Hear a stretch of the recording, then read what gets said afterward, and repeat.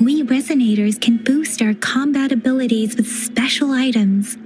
Our echoes can use them too. If you feel like it, head to Instructor Yan at the training camp for extra practice and to get these enhancement items.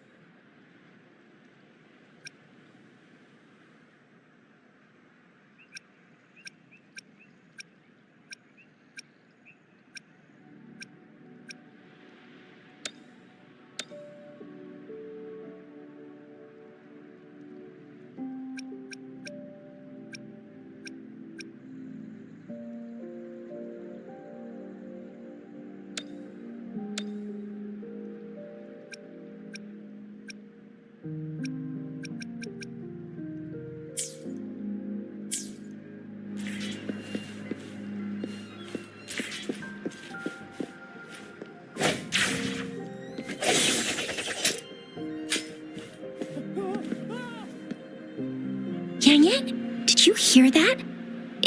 Is that someone crying and wailing? That should be the Midnight Range's training camp. Let's not worry about it, Shixia. Instructor Yan is in charge of training new recruits. I heard he's pretty tough, but I think Rover can handle anything he throws at her.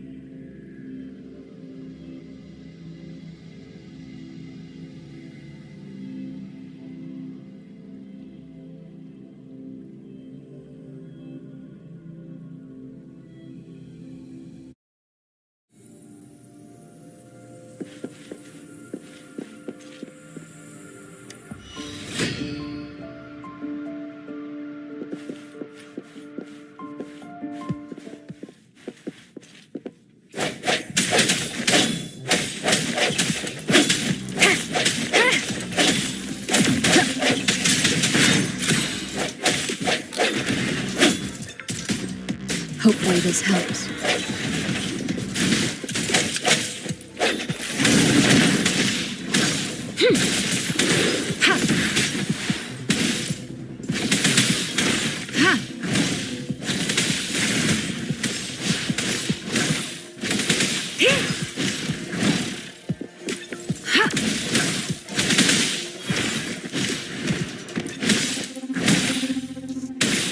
Swift and resolute.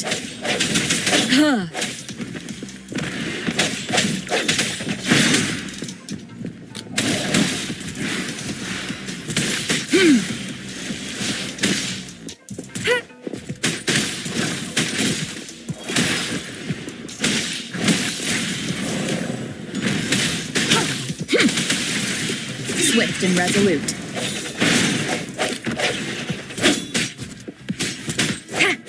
Strike from the shadows.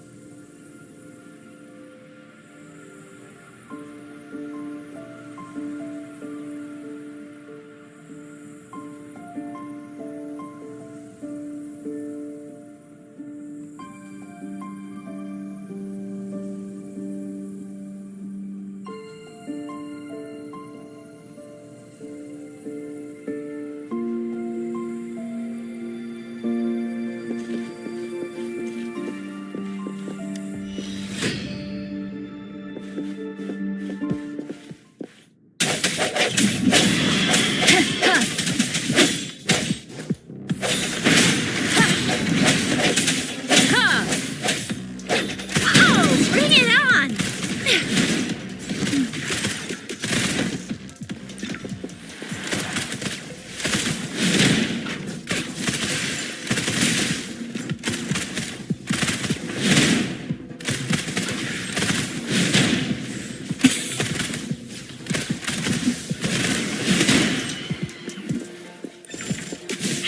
Really nice, will ya?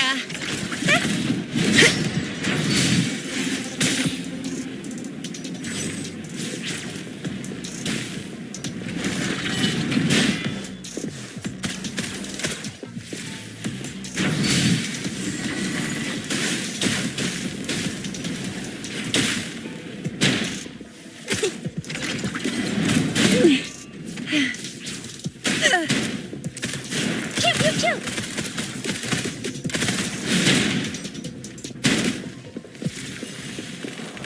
Swift and resolute. Ha! Ha!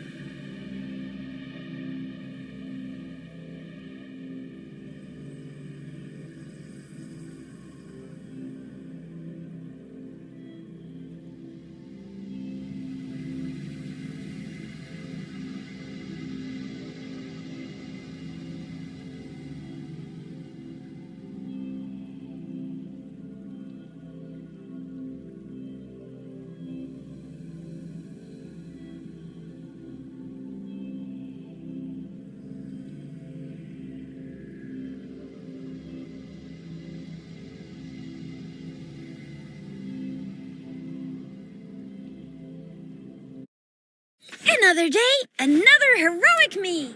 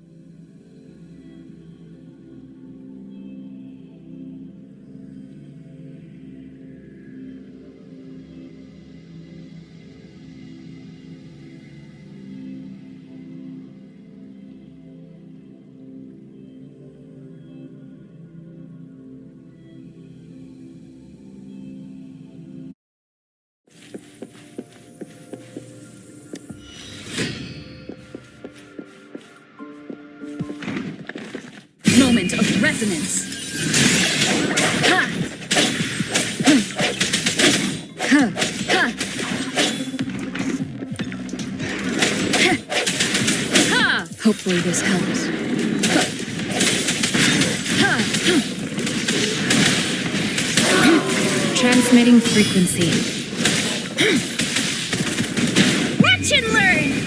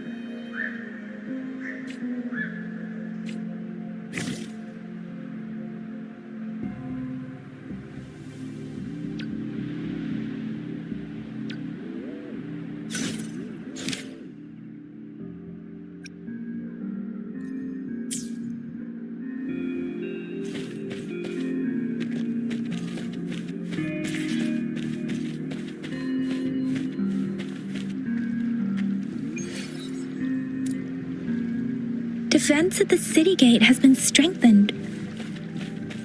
It wasn't like this when we came back.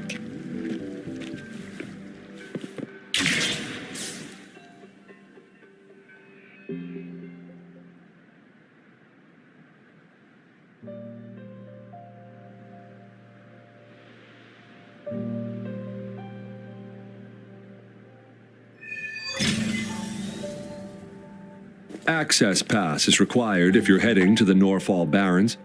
That place is now off limits. What is your business, young lady?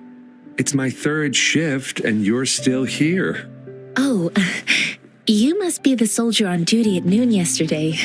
Nice to see you again. I'm a resonator and a trained martial artist. I can handle myself. Please, I need to go look for someone. I've promised the missing man's grandfather to bring him back. Would you let me through? Be that as it may, I cannot let you, given the current circumstances. My apologies. Well, everything seems fine in the city. Are things really that bad on the front lines? That's why we must stay vigilant, so people in the city can go on peacefully with their lives. Besides, General Gian is currently there at the Norfall Barrens base. Dangerous as it is, he will keep an eye on every soldier, including the one you're looking for. We have already sent a report on your case. You could just go home and wait for the good news. What's the point of staying here? Thank you, but I have already asked the patrol station for help and tried every method I could think of. Please let me through.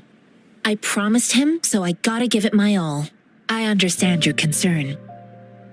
I don't want to be a bother. Would it help if I hid my presence and stayed somewhere further away? How about 5 miles? Or maybe 100? Well, 1,000 might be too far, though. I wouldn't be able to see you clearly. Listen, nobody knows when the soldiers will return, and even if they do, you might not find the one you seek. It's a dangerous road ahead if you want to reach the front lines, and you don't even have an access pass.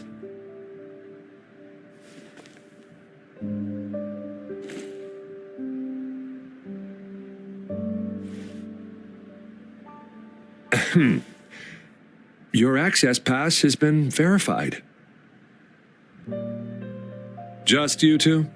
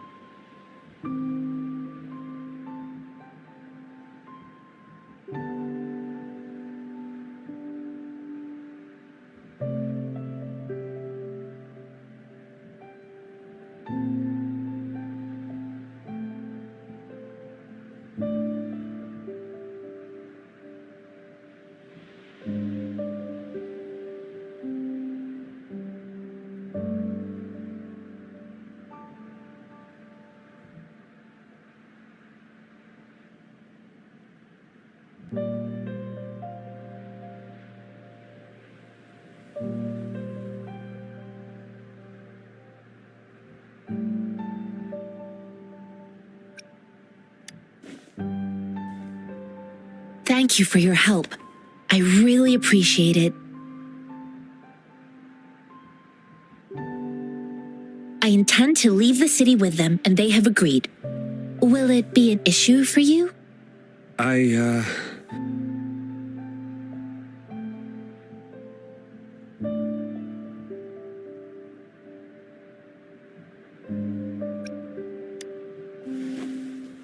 Well, it says you have the highest level of access, so no procedural issues here. Honestly, she could lead an entire troop out of the city with that access pass, and no one would question it.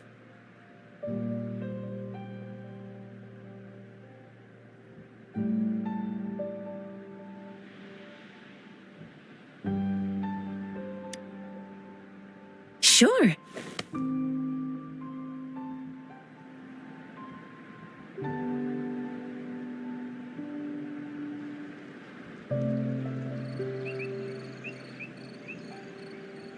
So you're looking for the relative of a veteran, and you believe he's in the Midnight Rangers camp in Deseret Highland?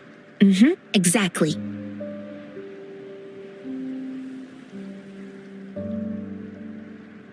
His name is Ji-yuan. I don't know him in person. On my way down the mountain, I ran into his grandfather who was looking for his grandson on his own but ended up lost. I couldn't just leave an elderly person like him out there.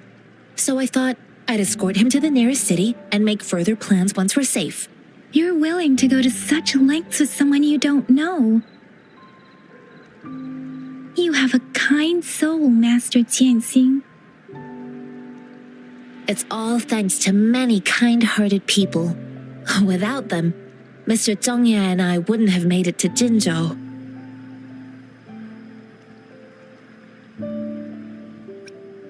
Mr. Zhongye seemed confused. He's gone through a lot searching for his enlisted grandson. Lending a helping hand was the least I could do. I reported his situation to the patrol station, but with the chaos on the front line, Mr. Zhongye has been extremely worried about his grandson's safety. He'd sneak out to look for his grandson the moment no one was watching. I'm really worried about him.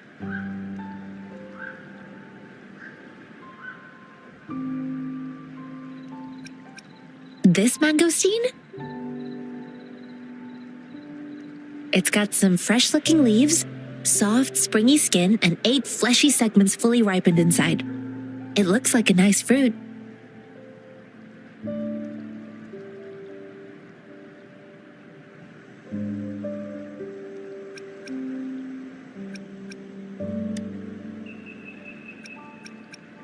I grew up in my sect on a mountain. Spent most of my time training with my masters. One day, I was told training in seclusion was not enough. I must engage with the world to further my skills. So I started my self-cultivating journey.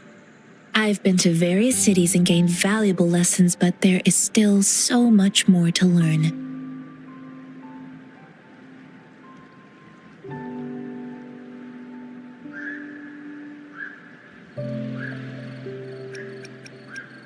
According to what I've gathered, Mr. Zhongye's grandson is very likely in the Deseret Highland.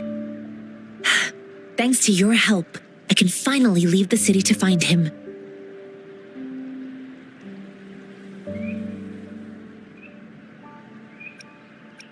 Of course.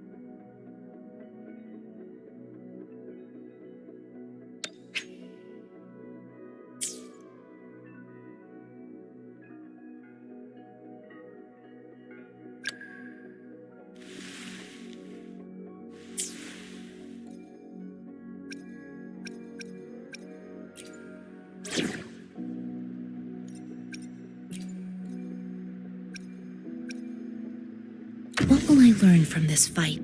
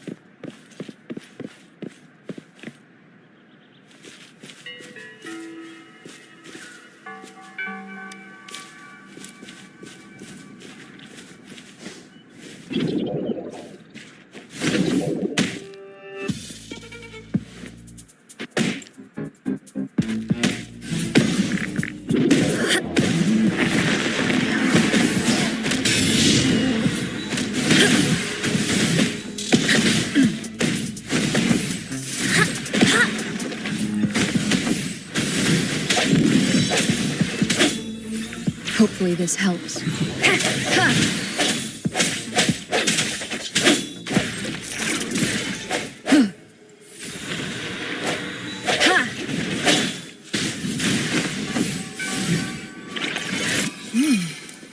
What's it gonna be this time?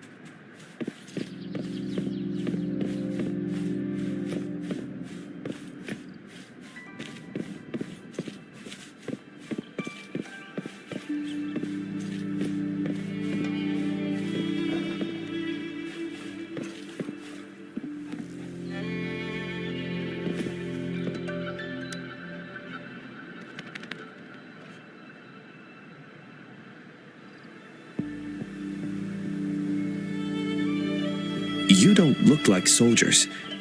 Why are you here? The frontliners are right up ahead. I am Yang Yang, an outrider of the Midnight Rangers.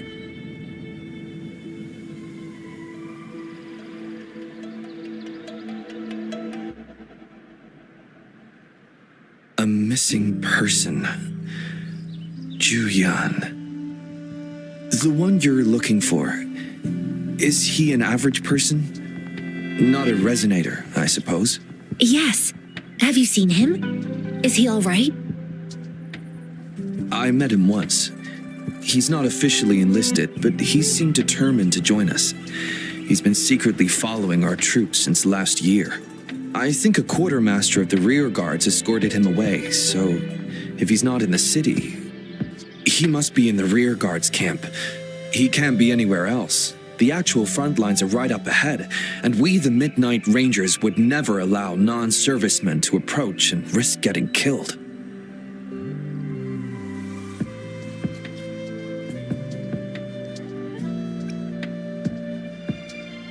Thank you. Now, if you're heading that way, I have a request for you, my outrider comrade. On your way there, you should run into 2 detection beacons. They just went offline. Could you go check on them? Sure, we will. Great. I'll send the coordinates to your terminal.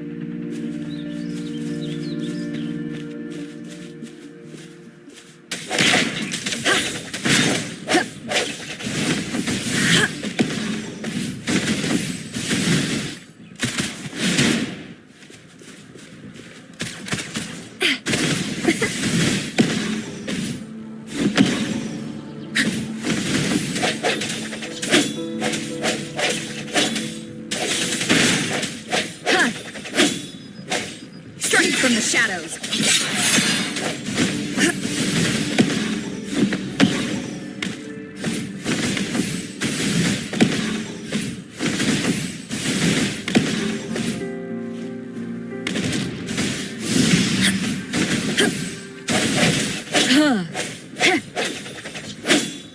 Hopefully this helps.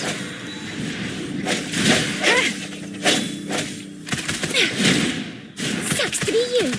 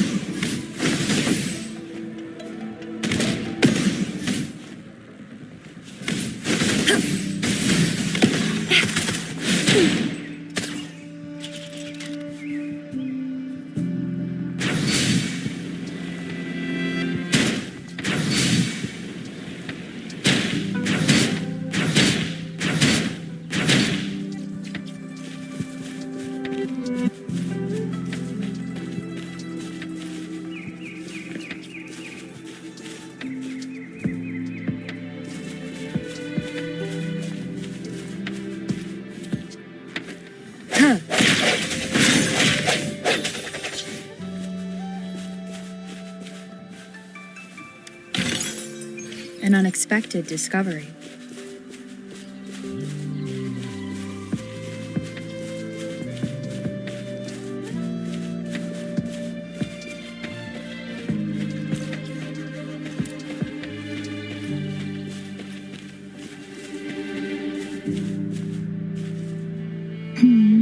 They don't look like soldiers.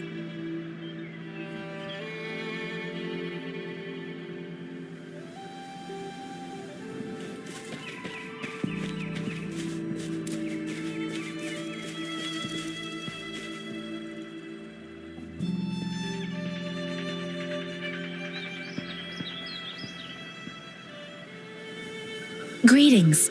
What might interest you here? It's dangerous. Nothing really. You see, we're just on our way south to the city. Excuse me, about this detection beacon. Run, everyone!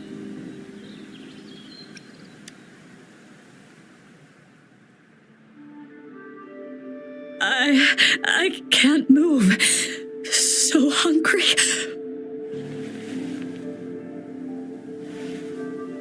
Oh, but please don't arrest us. We really had no choice.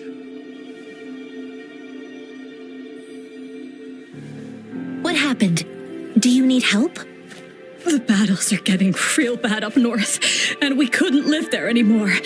Figured we have to go back to the city.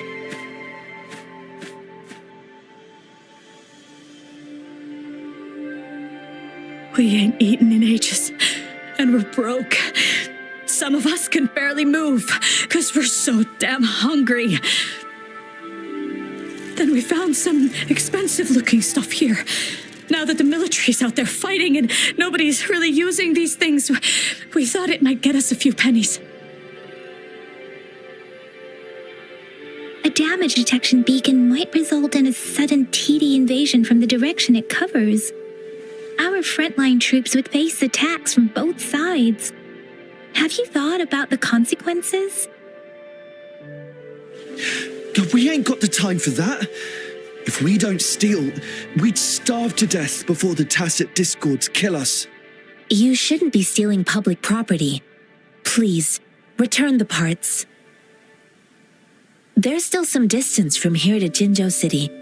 Here, you can have my flatbreads. Oh, and here's some money. This should be enough for you to reach the city.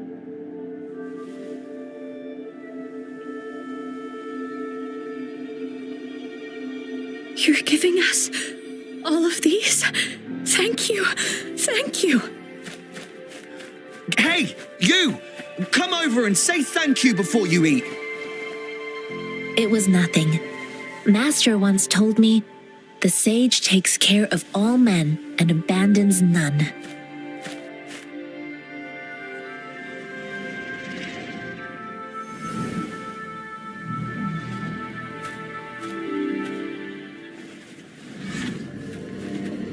Watch out!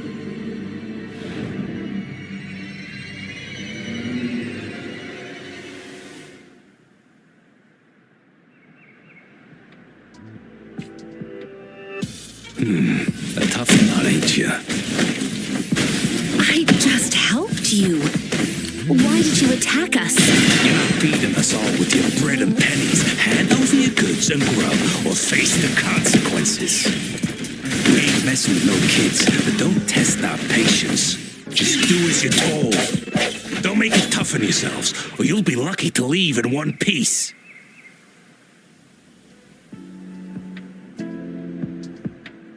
We're begging you, stop! We surrender! Take us in! Why did you attack us when I already gave you food and funds? Do you have other mouths to feed aside from what we see here? They seem trained. These are not ordinary people. Of course we're ordinary people. We just joined the exiles recently. We done some wrongs. I tried to run from the patrollers and left the city, but dang, didn't know the battles up north were so crazy. Our new boss ran out of food before we could even figure out the camp. Figured we'd be better off just to go back to the city and get locked up. Then we ran out of food and cash halfway, so we turned to thieving. We ain't got the balls to rob the army, but with stuff just sitting around, why not?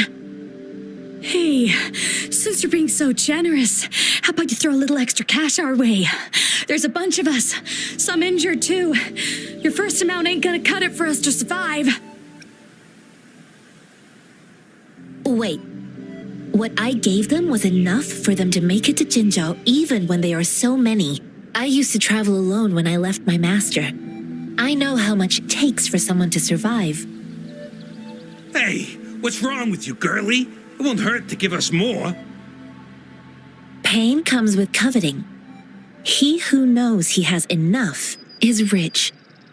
It was only meant to sustain you long enough for you to reach the city. You don't understand, girl. You don't make money very easily at a time like this. If we can't find jobs in the city, we're gonna starve again. I came from a seclusive place, learning the ways of the world from scratch.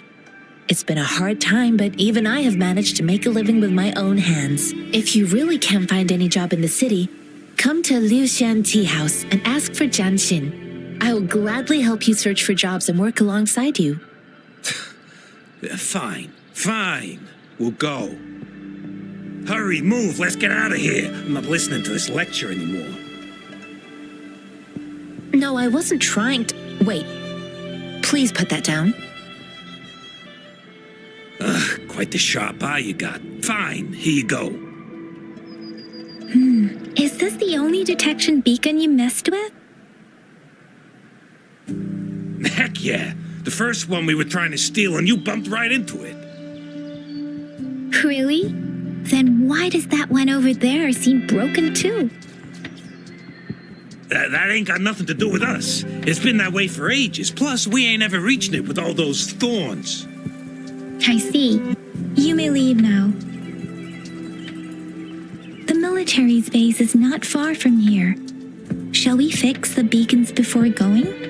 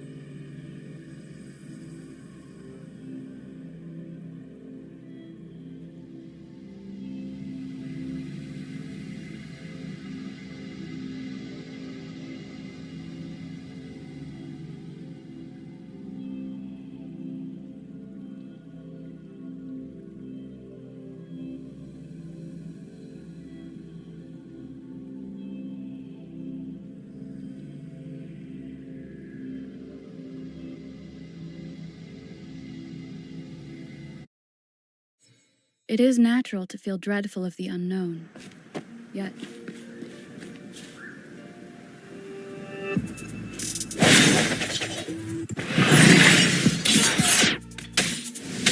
Banish all vice.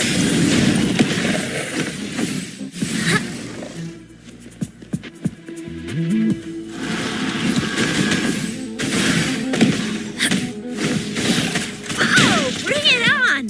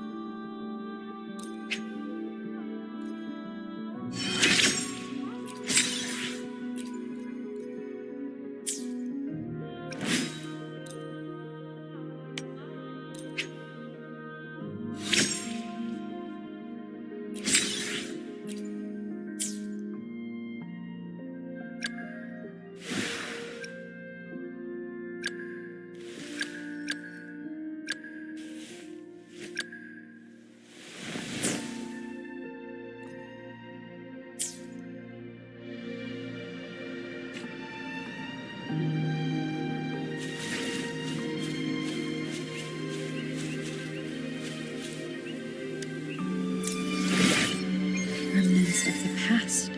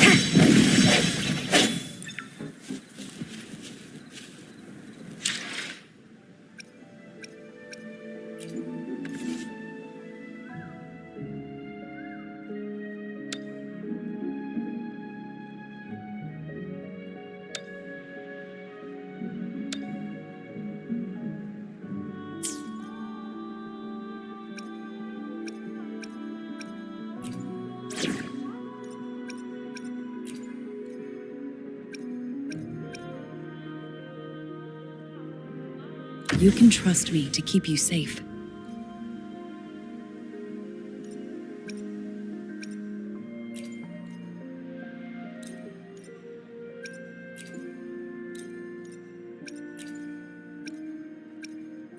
I will cut down any threat in your way. Enemies ahead? I'm ready.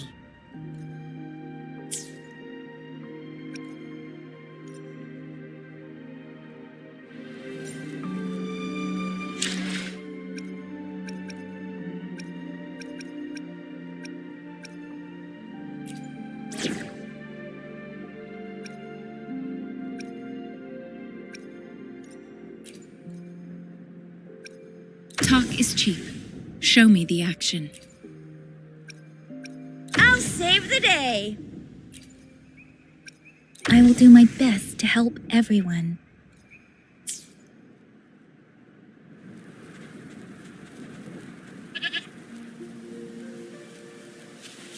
Disperse.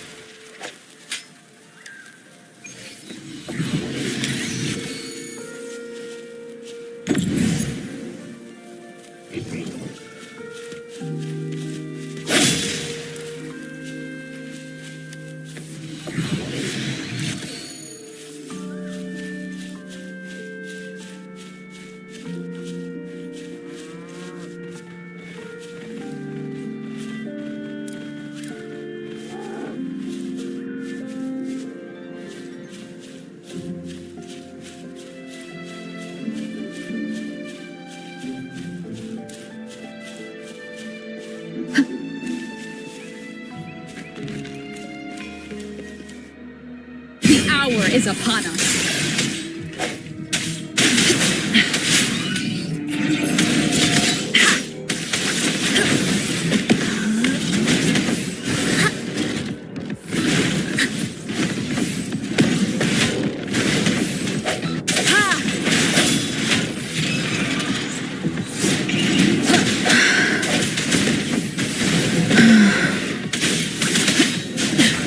I can keep going.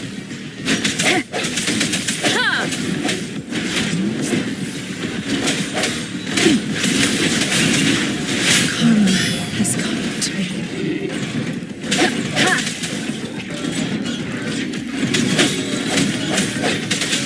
Banish all vice.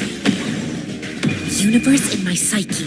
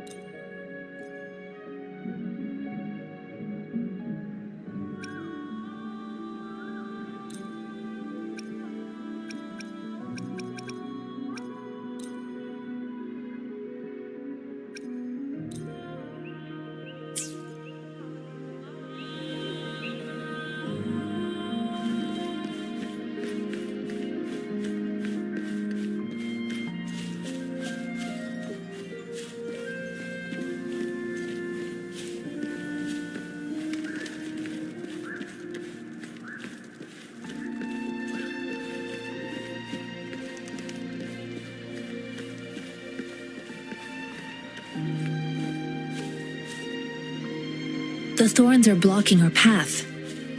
Weird. We'll have to clear them before we can reach the beacon. Oh, please be careful. They look sharp. Oh, please be careful.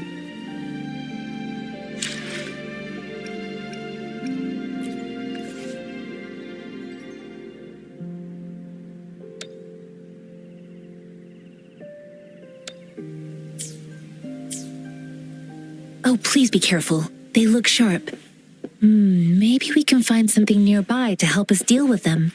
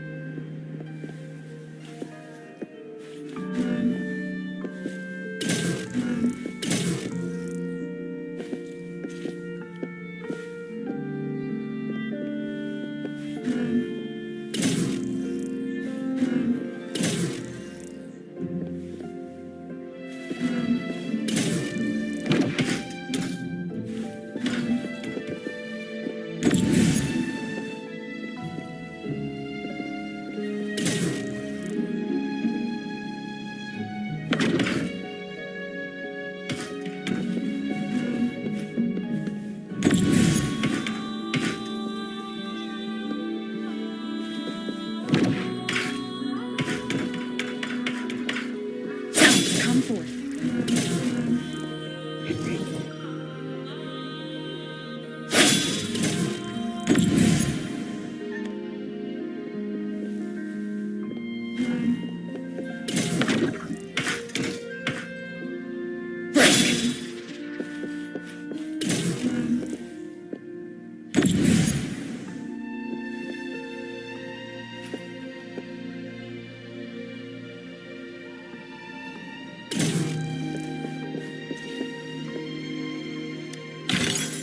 Remnants of the past.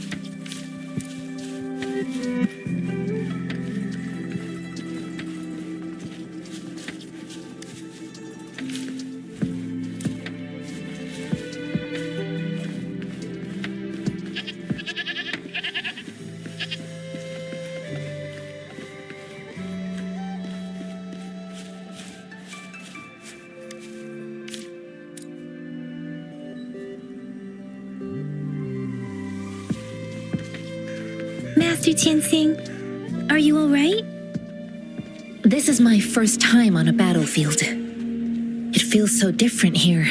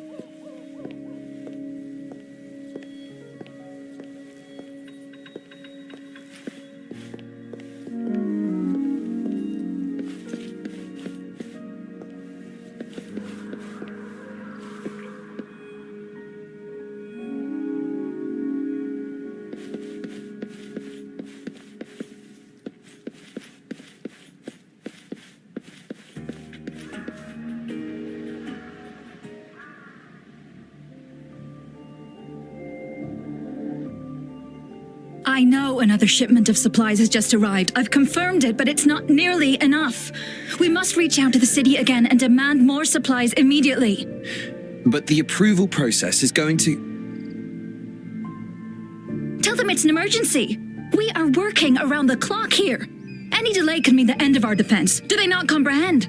Here's a list of what we need. I'll talk to them if you can't make them listen. Now go, go, go! Move, move! What is it? Why are we still not done distributing these?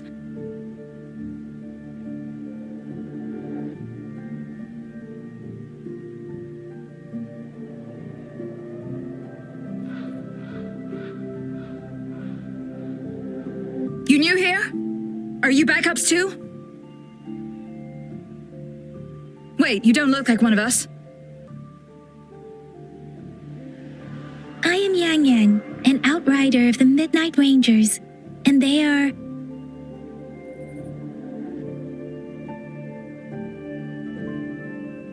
Excuse me, one moment, please. Careful! This chest holds vital medical supplies. If the wounded return and find no medicine, it's on you. Handle with care and precision. An outrider. So, you were part of the backup force, right? Now, I've got wounded soldiers coming soon, and you're just in time to help. Oh, sorry, have to answer this. Yes, what is it?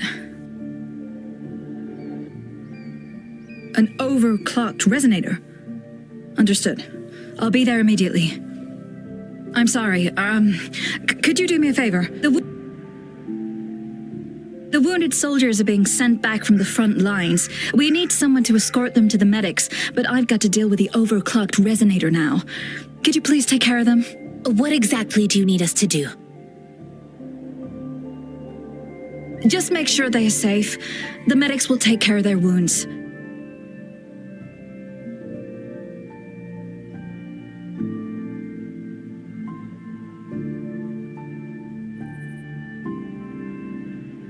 Thank you.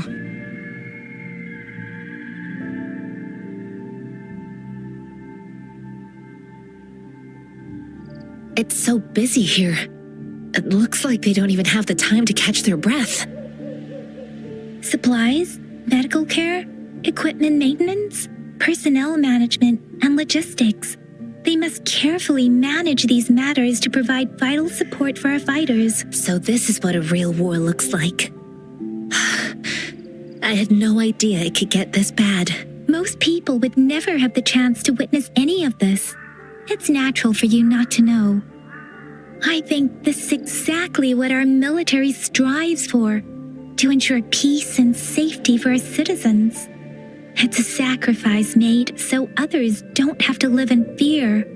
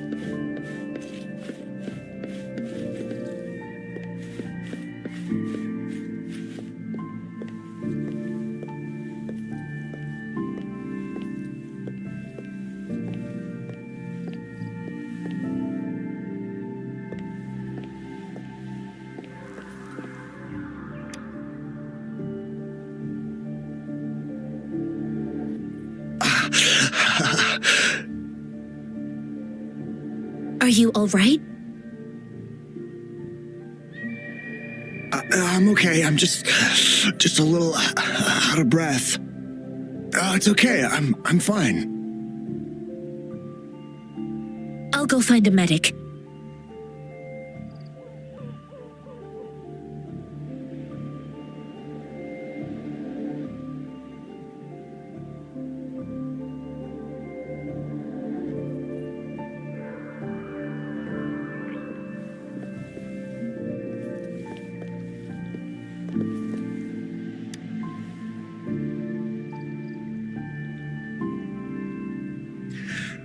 Like I said, it's not a big deal. No need to fix me up. Let me go. Please calm down. Your wound is still bleeding. That's barely a scratch. You can't stop me. That's not bravado. My wounds can close on their own. It's my resonance ability. The medics should go take care of other people in need. Stop squirming, will you? We're here because you need our help. Calm down and stay where you are. Please hold him still for me. Sure.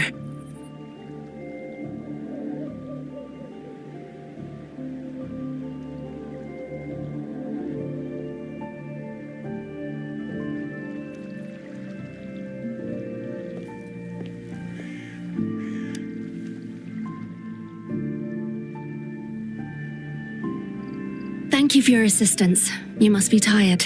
Please take some rest. They look badly injured. Don't worry, they've received proper treatment now. They'll recover in time. Thanks to General Jian, we've seen a significant drop in the number of casualties. I've heard from veterans that soldiers used to be ordinary people, not resonators. The battles were brutal even back then, with the stench of blood lingering through the rain. But things have improved. Each injury represents countless tacit discords eliminated by our brave soldiers. Resonators in the Midnight Rangers are incredible warriors. Those who have to retreat from injury must have already taken out hundreds of enemies. They are the ones keeping our people safe. What I've been doing is not worth mentioning compared to them. Please don't put it like that. Without your help, we couldn't have helped so many wounded soldiers in such a short time.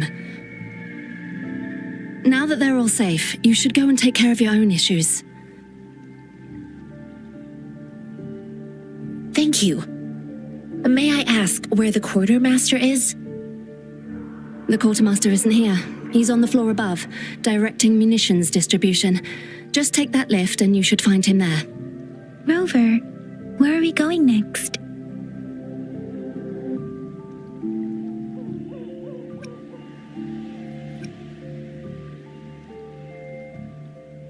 Here are some recipes for dietary supplements from my sect.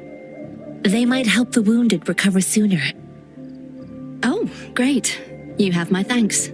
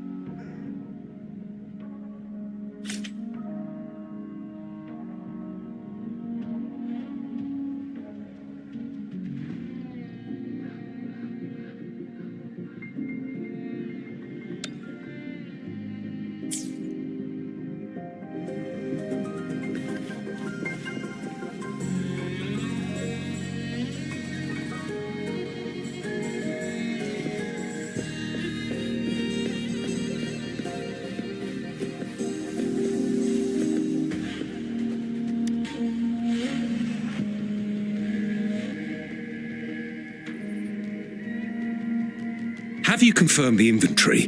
What about the spare list? Sort out the consumables as soon as possible and check our communication lines while you're at it.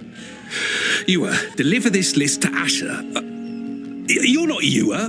Where is she? What do you need? Excuse me.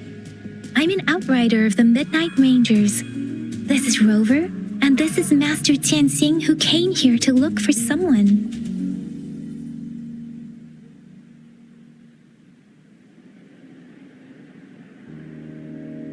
Jinzhou is the gateway to Huanlong, and the Desert Rock Highland is the gateway to Jinzhou. A single breach could have dire consequences. Our defense must hold at all costs. The tacit discords are not humans. They don't do truces or ceasefires. For as long as they exist, this war will rage on endlessly. Supply is the lifeblood of our army, and I am tasked with keeping it flowing. But now we are facing a shortage. I saw you help arrange the wounded there. Yisholam would need your help more than I do. Thank you, but I must remain to oversee vital military supplies.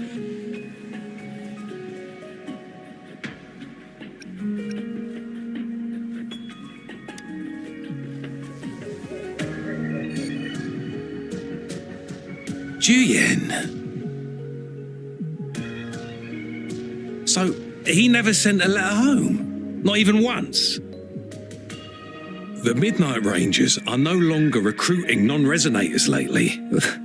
But Juyen was a stubborn boy. Last year, when the battles hadn't gotten so intense, he would trail us rearguards, eager to join the front line.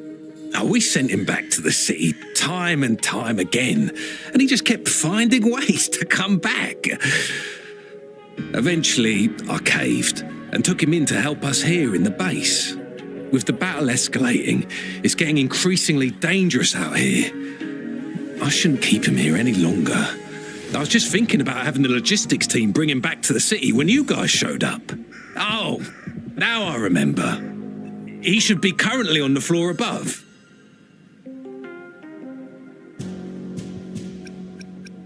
Sure. Please excuse me. I'll join you later.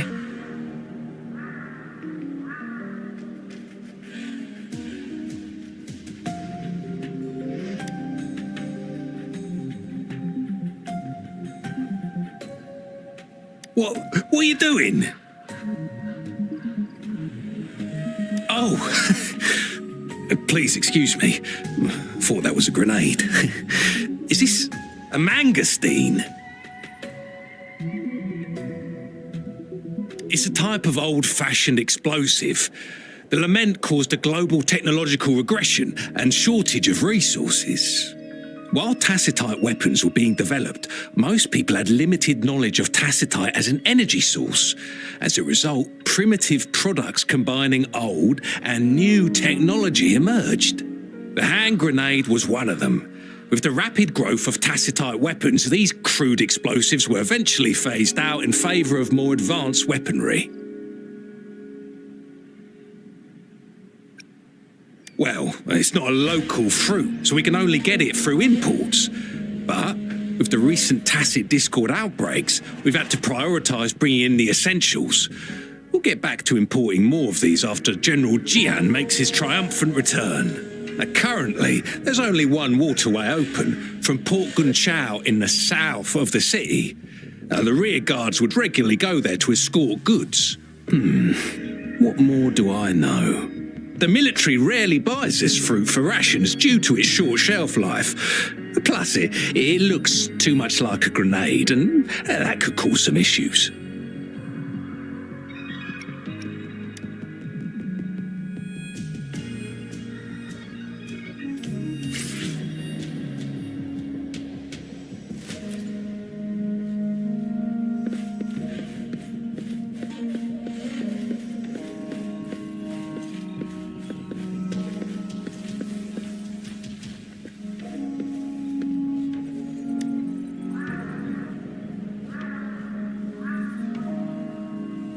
Master Tianxing, have you found the person you're looking for?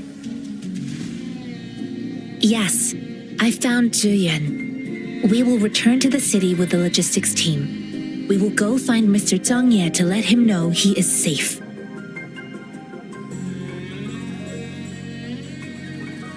Zhuyan is a man full of courage.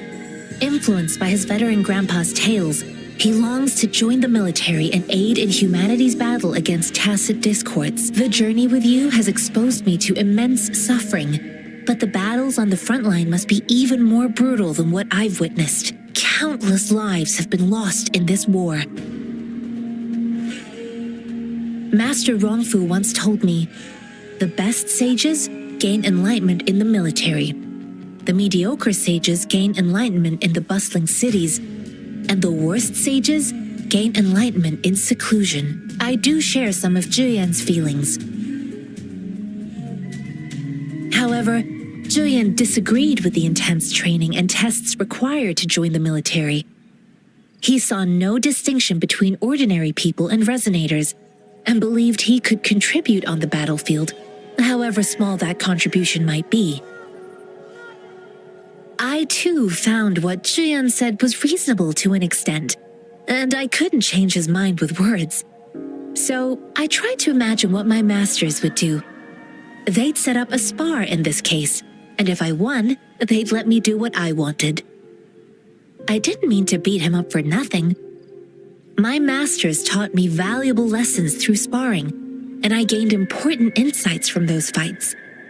Now, who do you think won that fight? The shape changes, but not the forms. The more it moves, the more it yields. Less thinking, more knowing. Simplify for clarity. Yes, I pretended to lose, but Zhuyan saw it through. After our fight, Zhuyan admitted he saw the gap between resonators and ordinary people. He seemed to realize how he was still far from being able to fight the tacit discords. He realized how he was just trying to convince himself that he could make a difference, not wanting to acknowledge his own limitations. Fighting on the battlefield requires physical and mental strength, and he was not yet prepared for that. I heard you two still have other matters to attend to. When you have the time, let's catch up at Liu Shan Tea House. It's my great pleasure to have met you.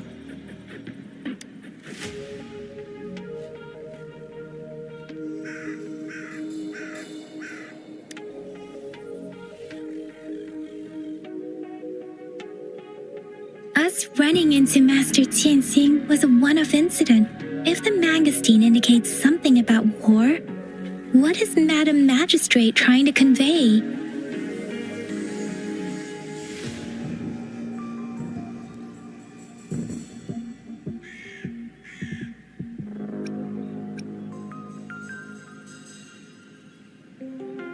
Have you thought of something, Rover? I think...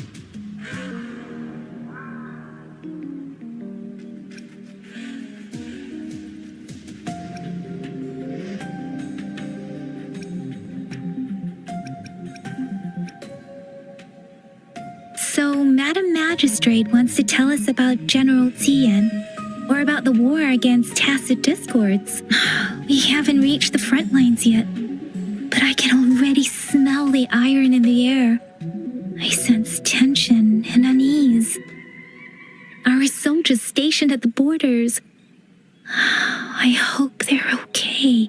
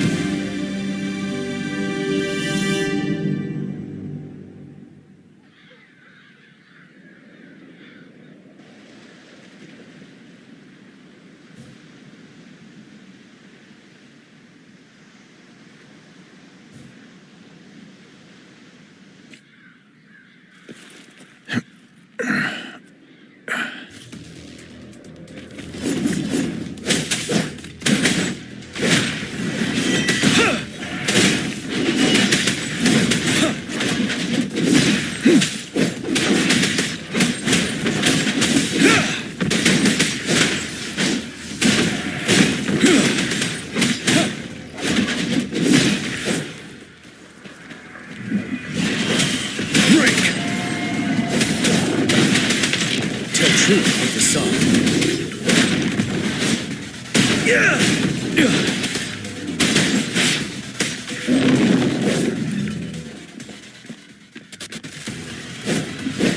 Unstoppable.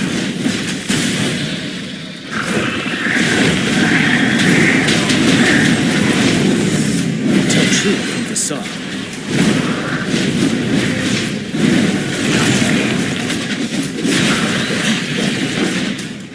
Settled. Wingrider. Time to fight back. Don't you worry.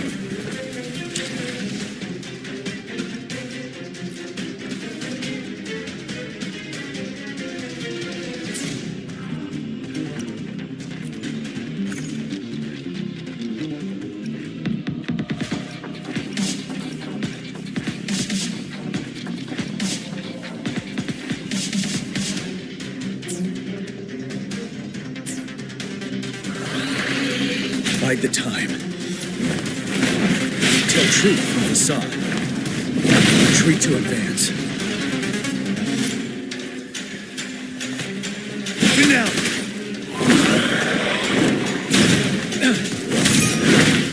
Windrider.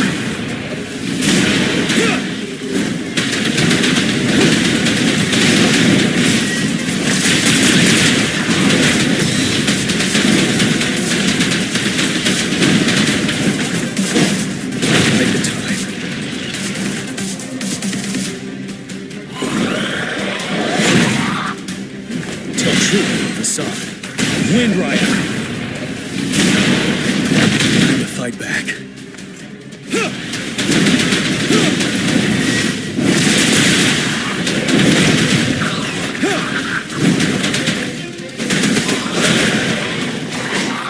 The truth from facade. Break. Windrider. Fight till my last breath.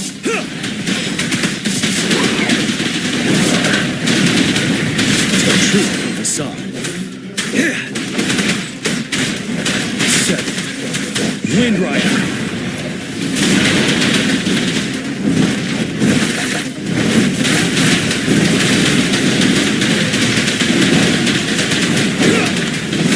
Truth from facade. Retreat to advance.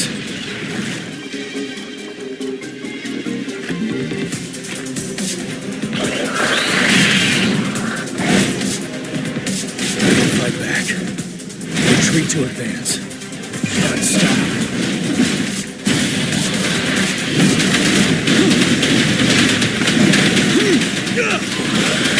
Tell truth from facade. Time to fight back. Windrider.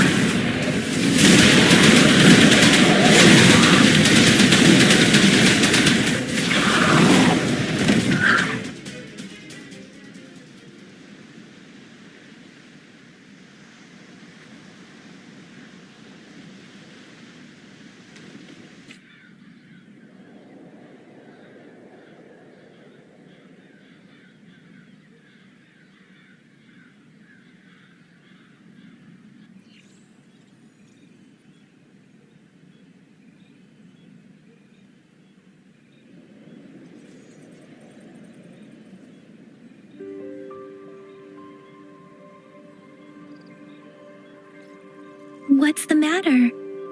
Are you all right? Oh, I was worried. You just stood there and gazed into the distance. You were unresponsive when I tried talking to you.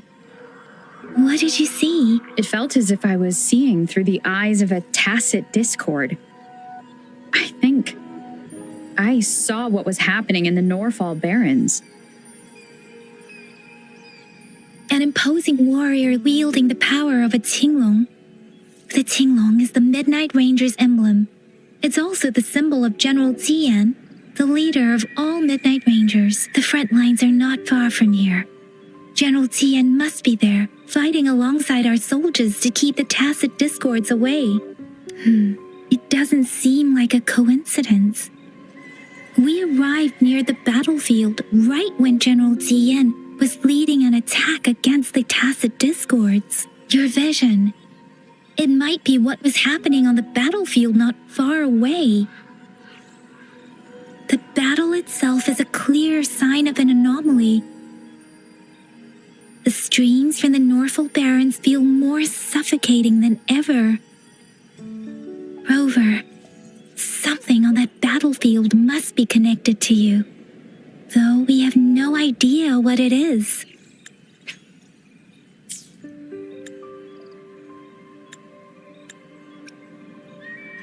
But I didn't hear anything or sense any frequencies.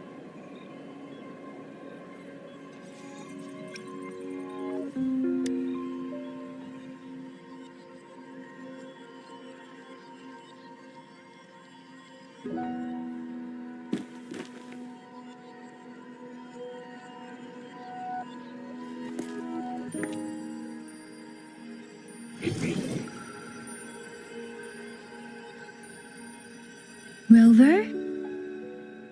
According to Baiji, the leaf showed residual fluctuations of tacit discords. Those fluctuations pointed to a certain set of coordinates. And that is Teacher Village in the Central Plains.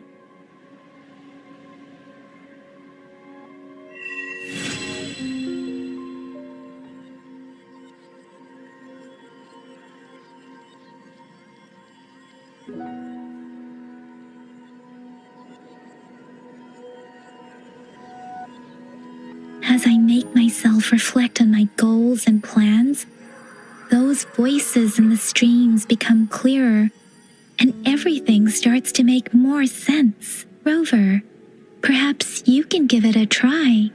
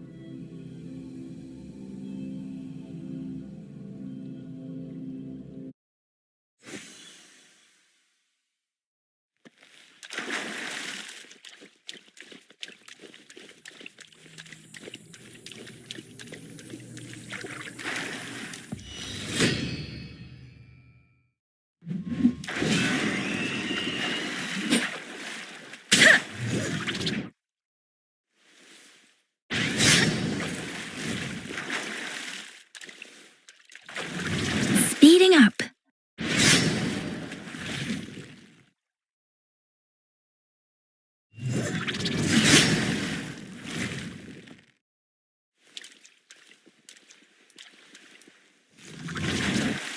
Speeding up.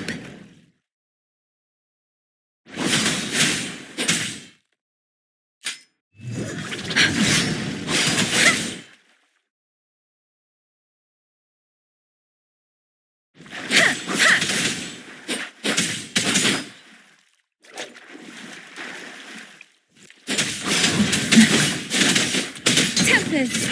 Ha! Hey! Ha! Hey! Ha! Hey! Ha! Ha!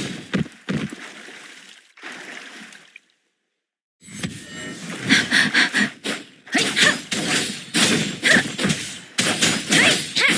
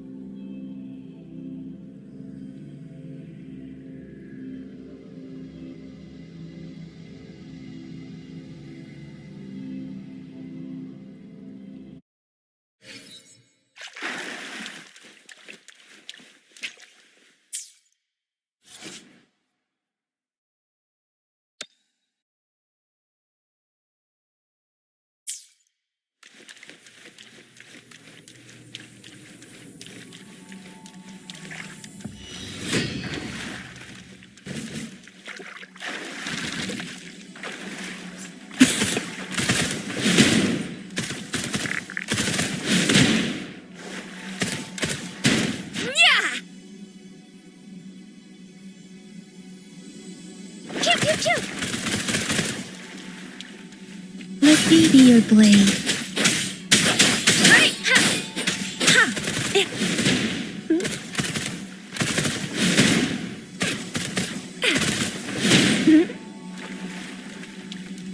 Coming in hot. Oh, bring it on. Let me be your blade. Tempest. Oh, bring it on. I'll fire it up. Let me be your blade. Hey.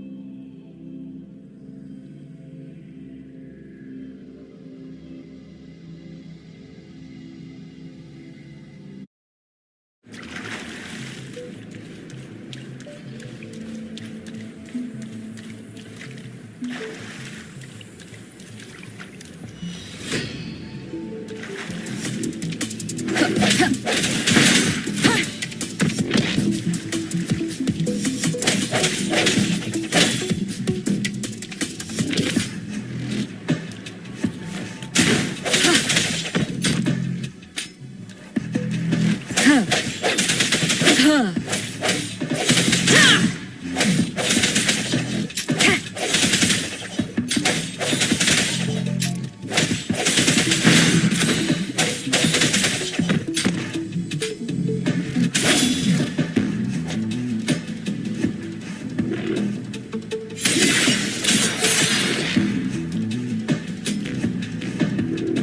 hour is upon us.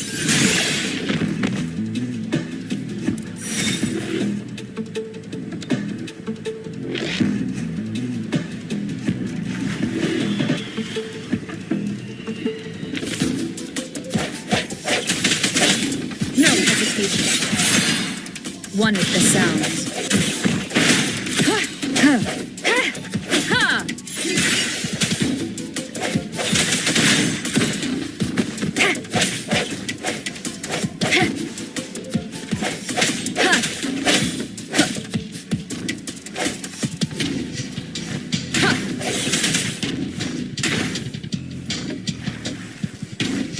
One with the sounds.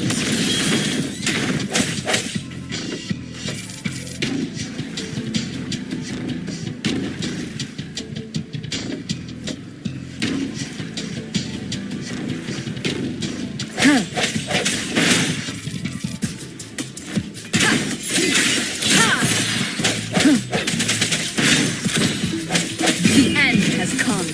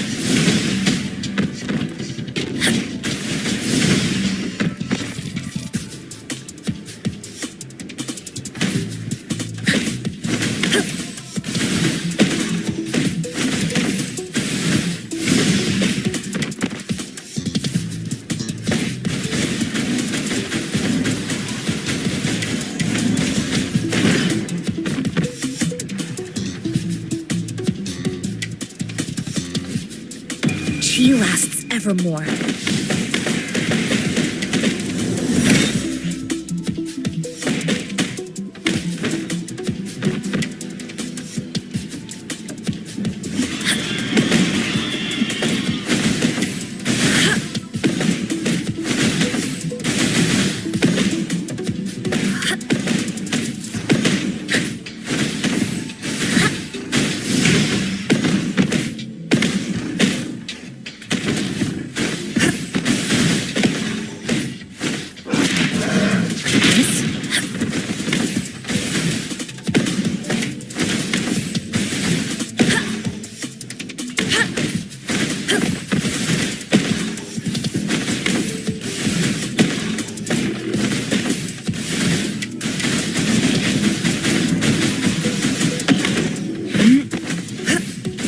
Universe in my psyche.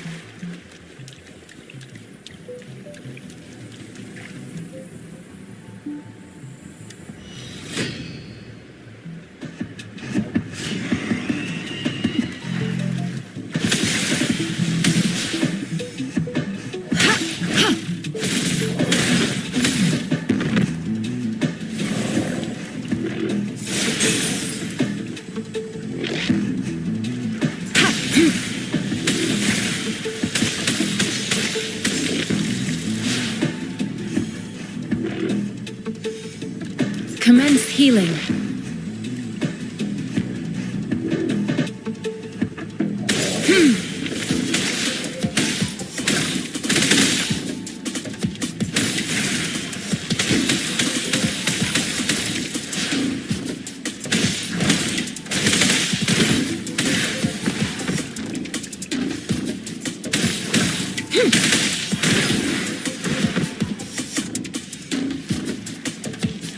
Verity shines.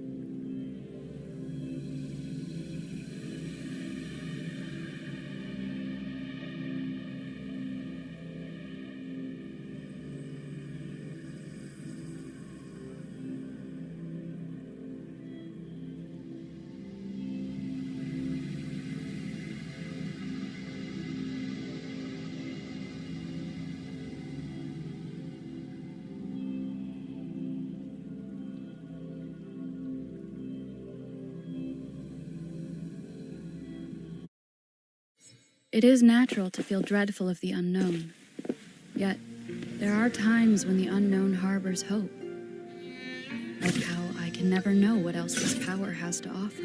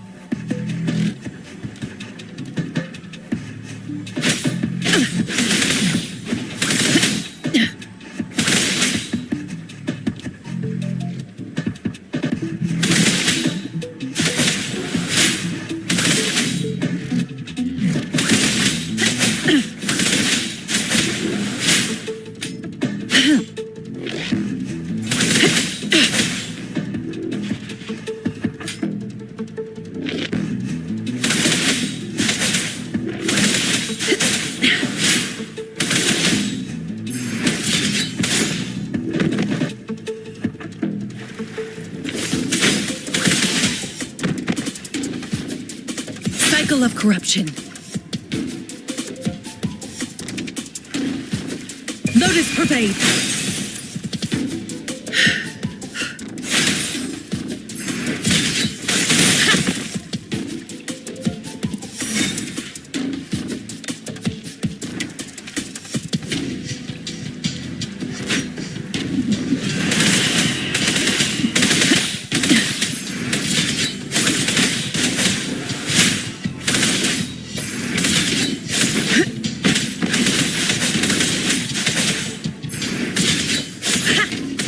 Frigid death.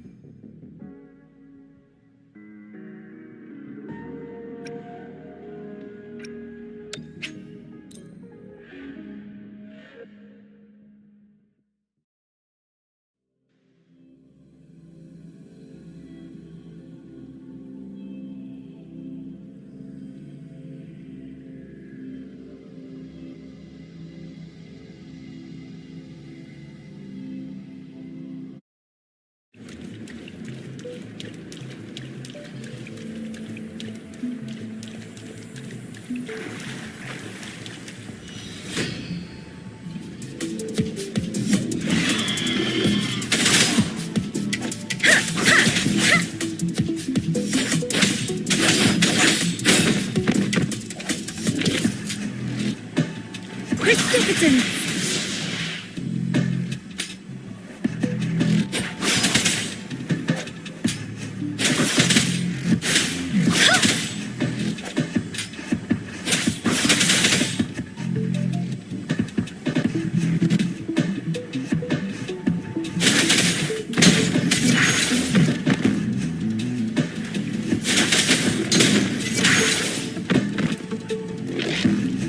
Let the winds roar!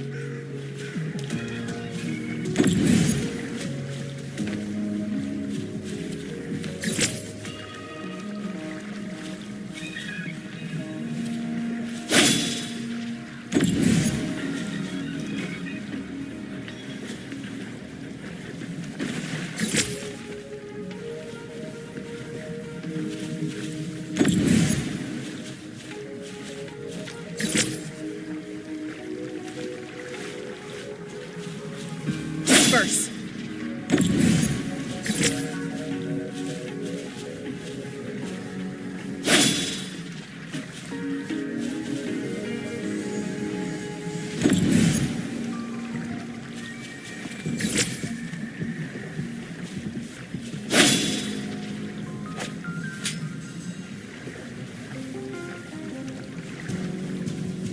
Sounds come forth.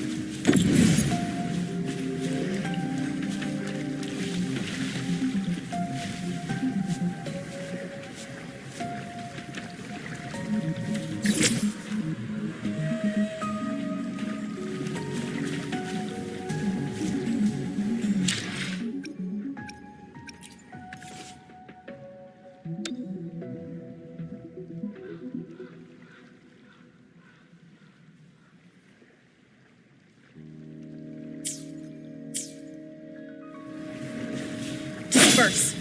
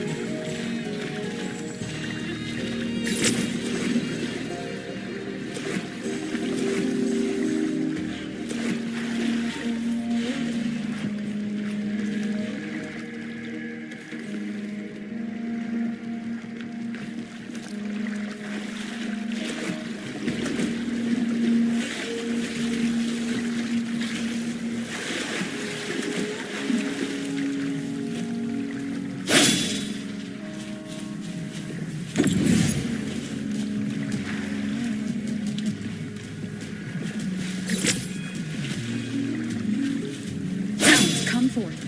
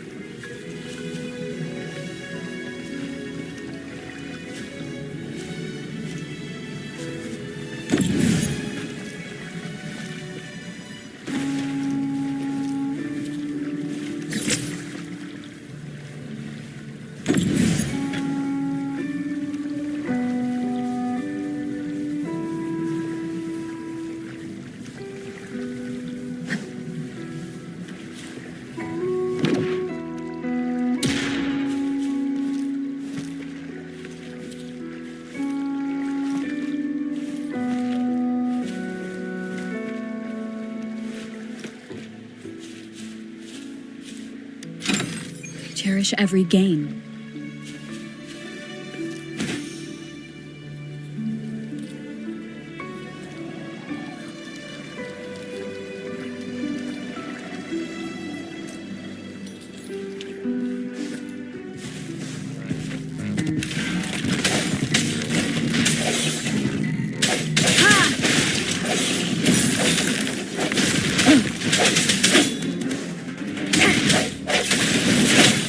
No hesitation.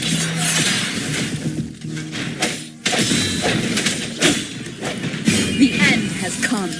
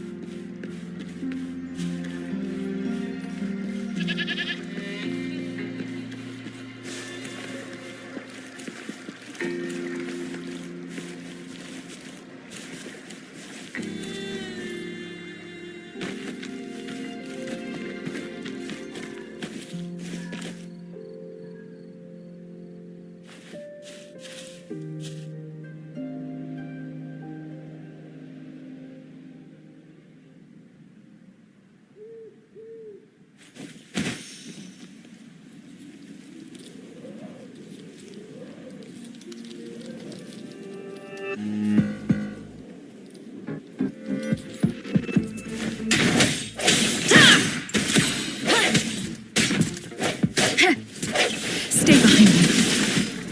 Cycle of corruption.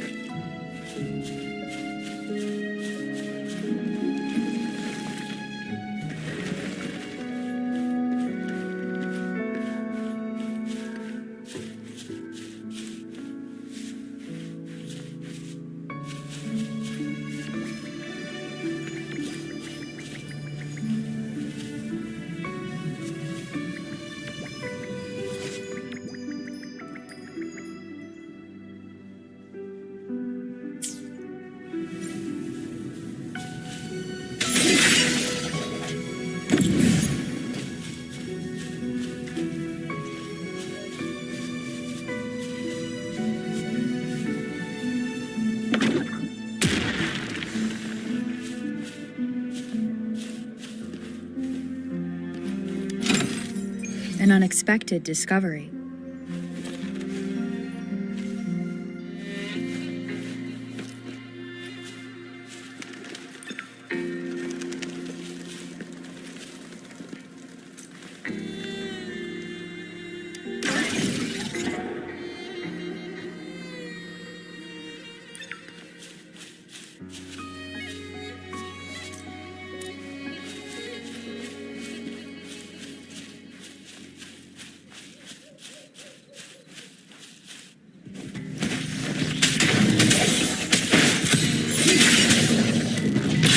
One more time.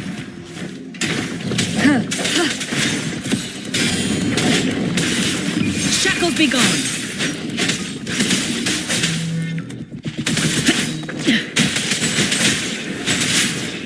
Evils be gone.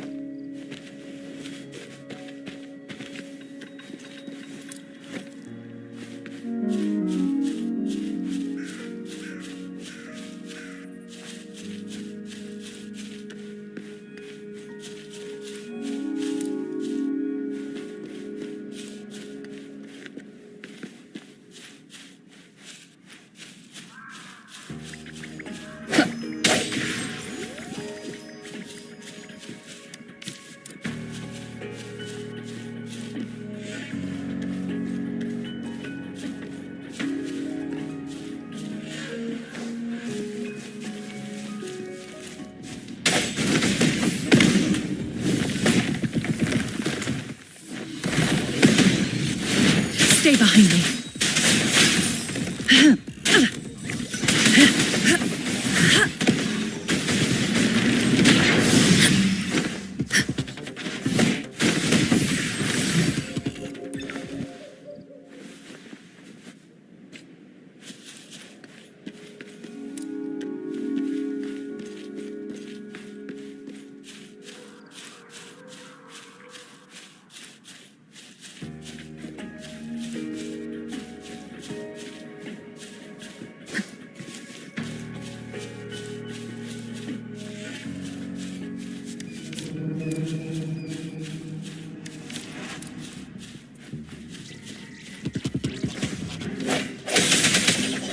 I sense your weakness.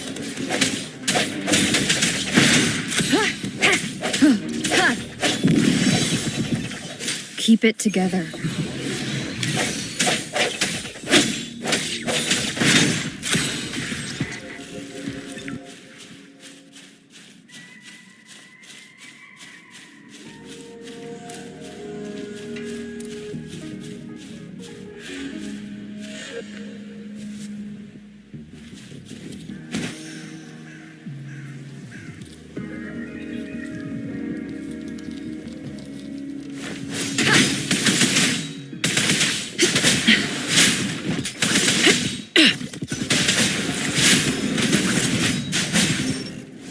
Banish all vice. Universe in my psyche.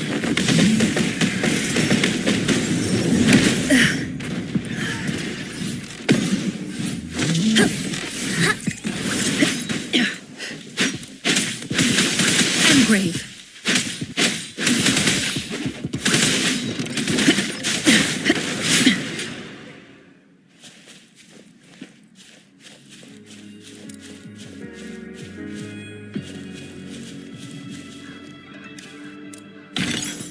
Found something you like.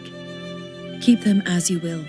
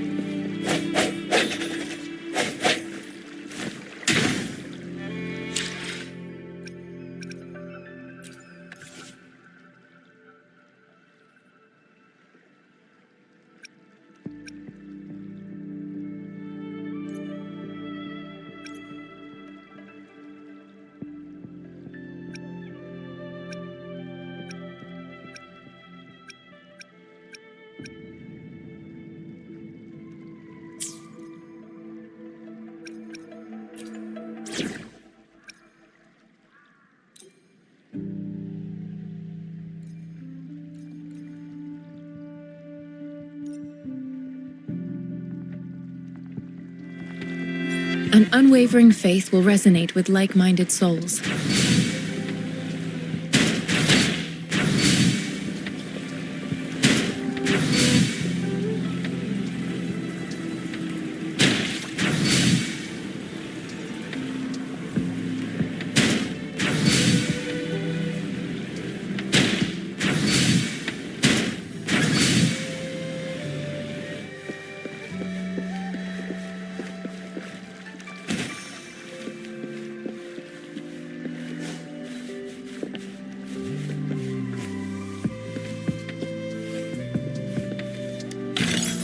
Oh, please have something good this time.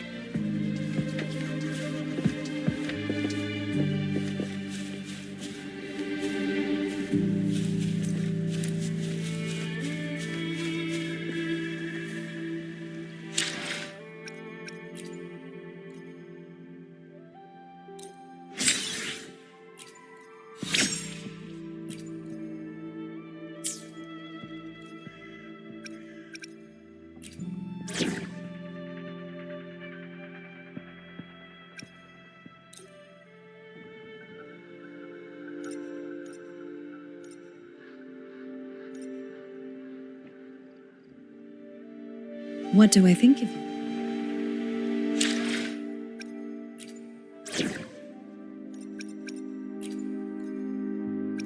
I'll save the day.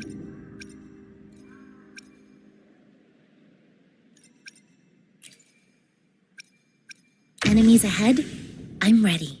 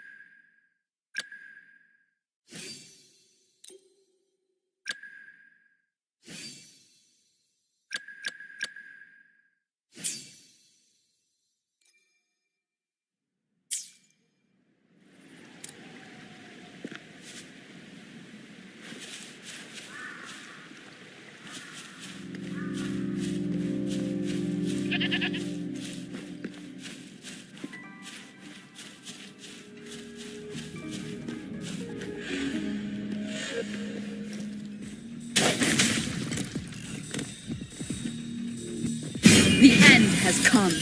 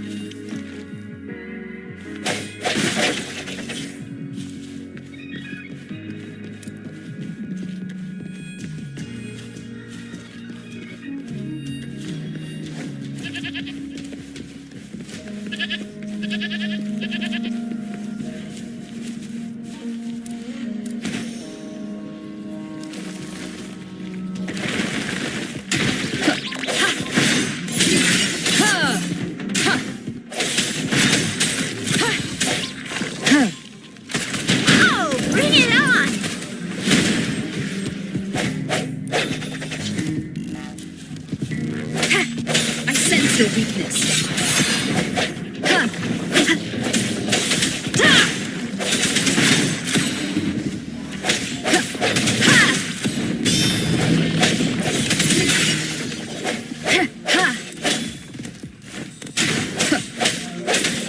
Stay behind me. Coming in hot.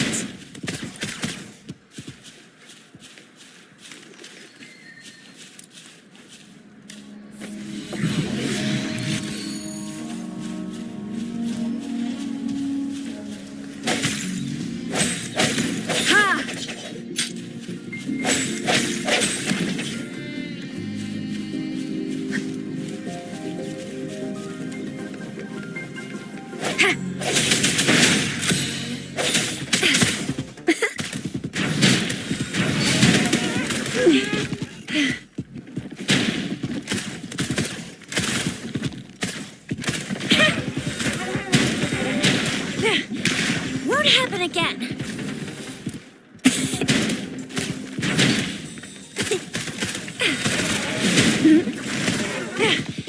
Won't happen again.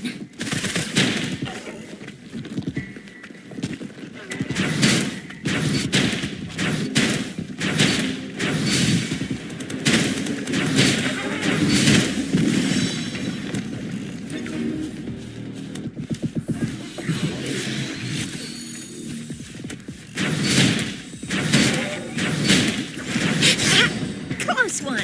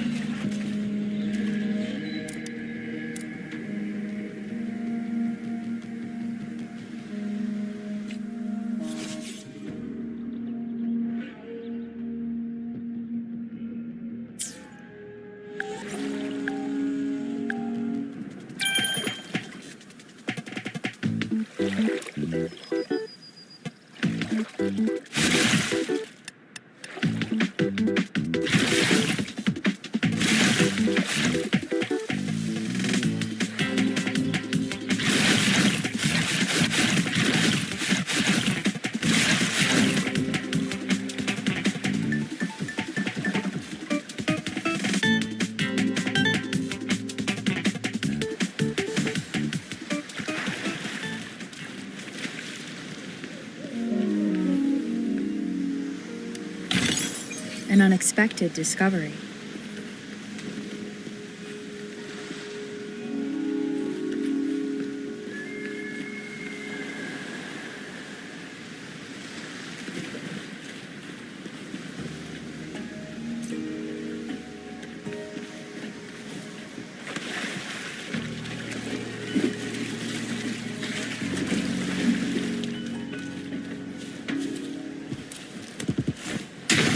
One with the sounds. Ha! Ha! Ha!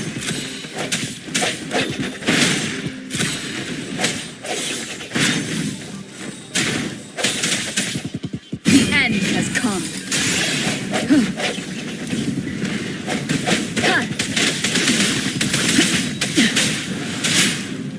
Lotus pervade.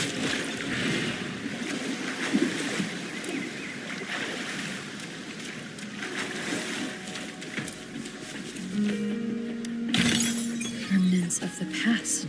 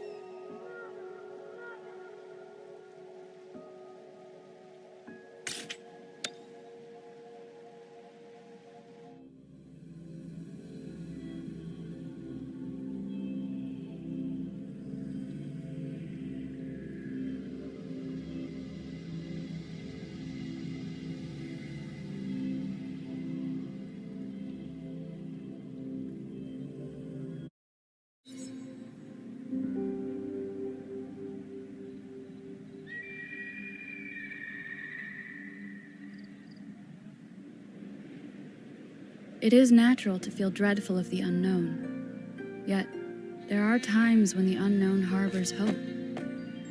Like how I can never know what else this power.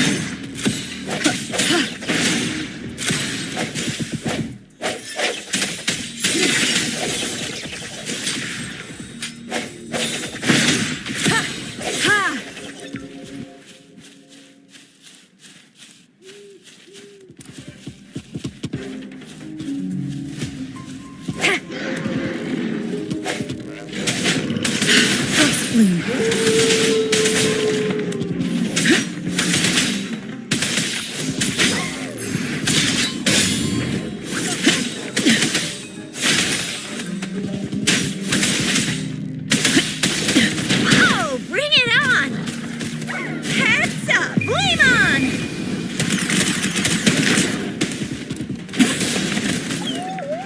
Stay behind me.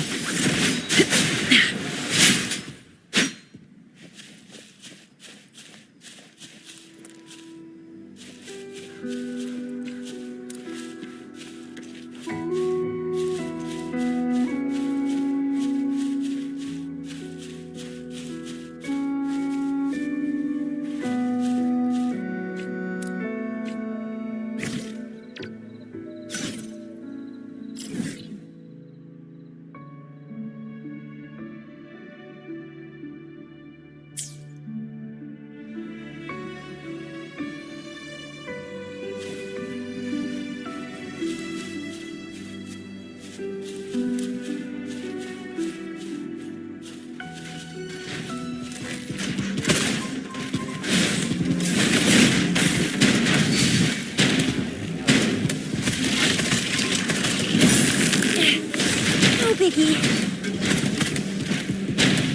Sucks to be you.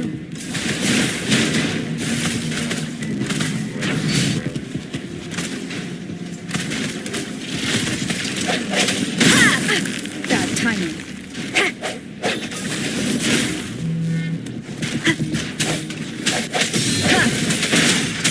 Oh, bring it on!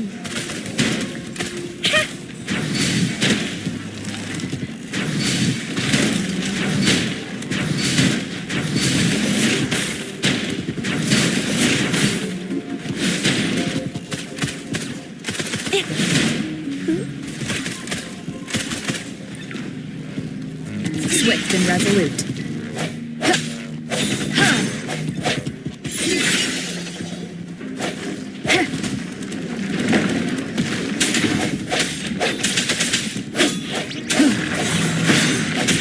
One more time. Ha! No, the end has come. Ha!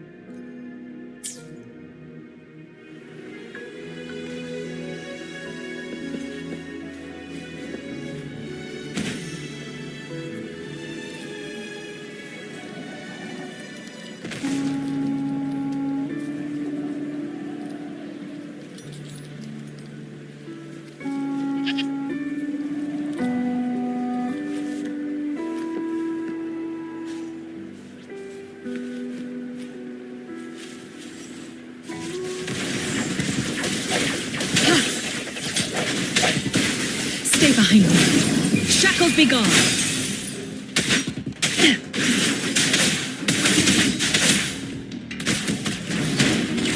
That sucks to be you. I sense your weakness.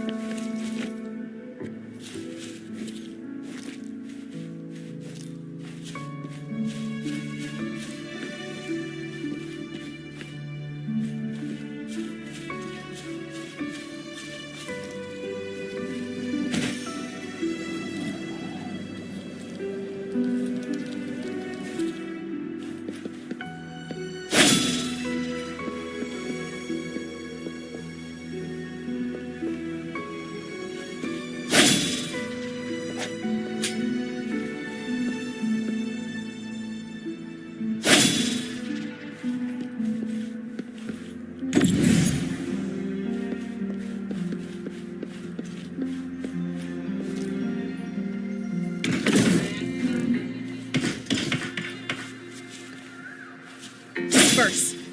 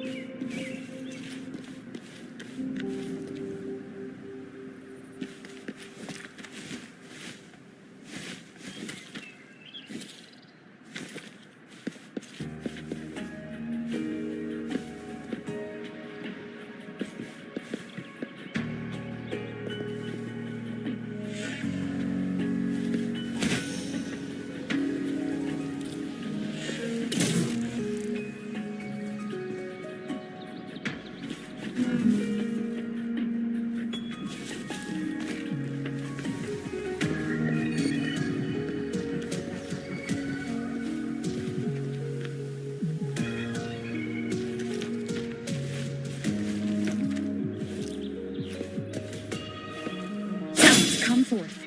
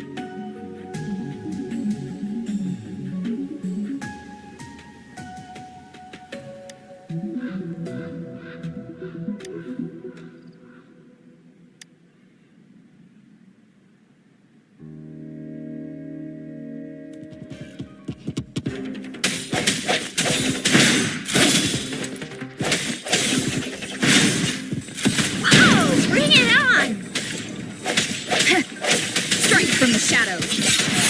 Ha! Ha! Ha! Ha!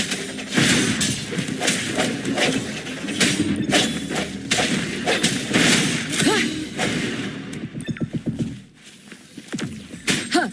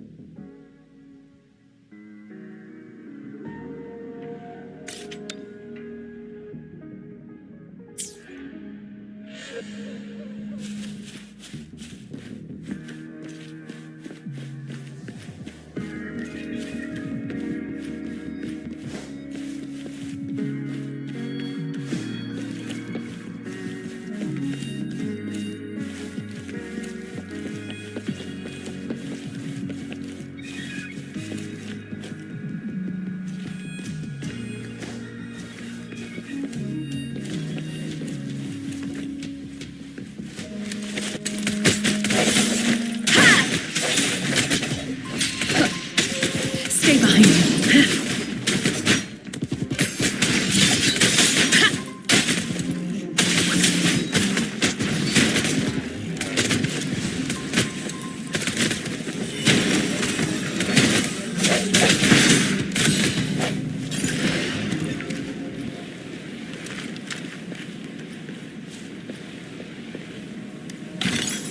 Remnants of the past.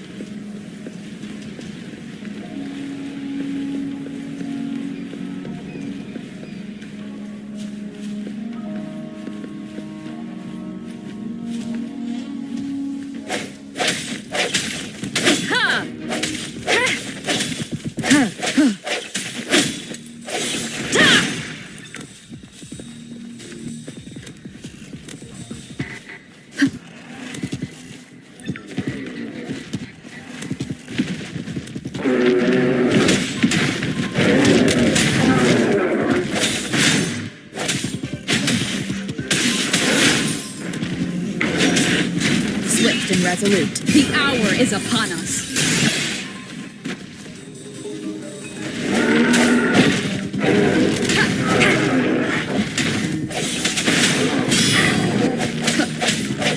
Oh, bring it on! Watch and learn!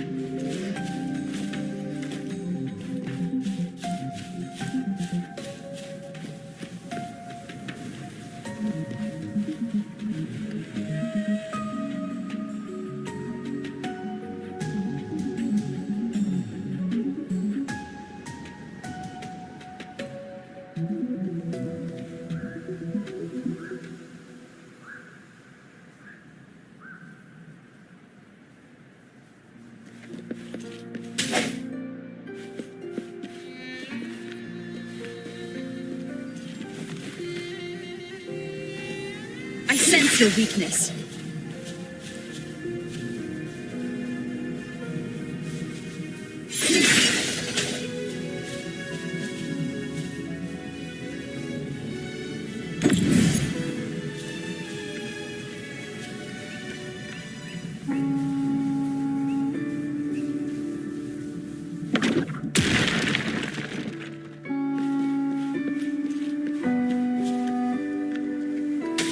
Come forth.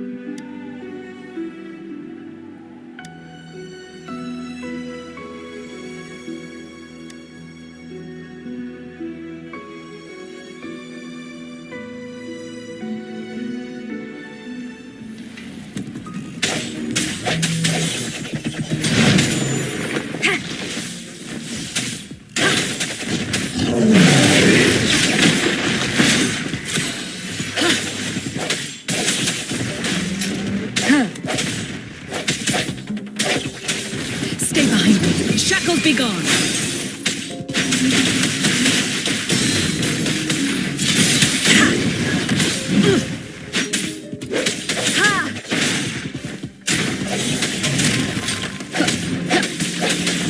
Strike from the shadows.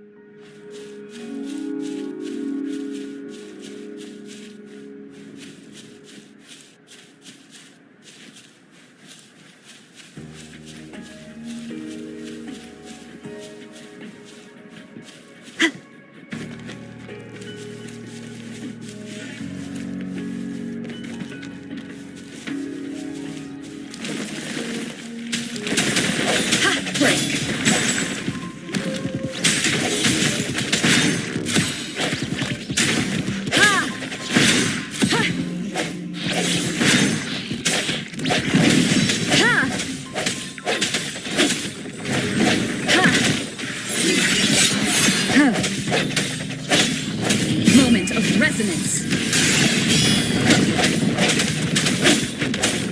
Oh, bring it on!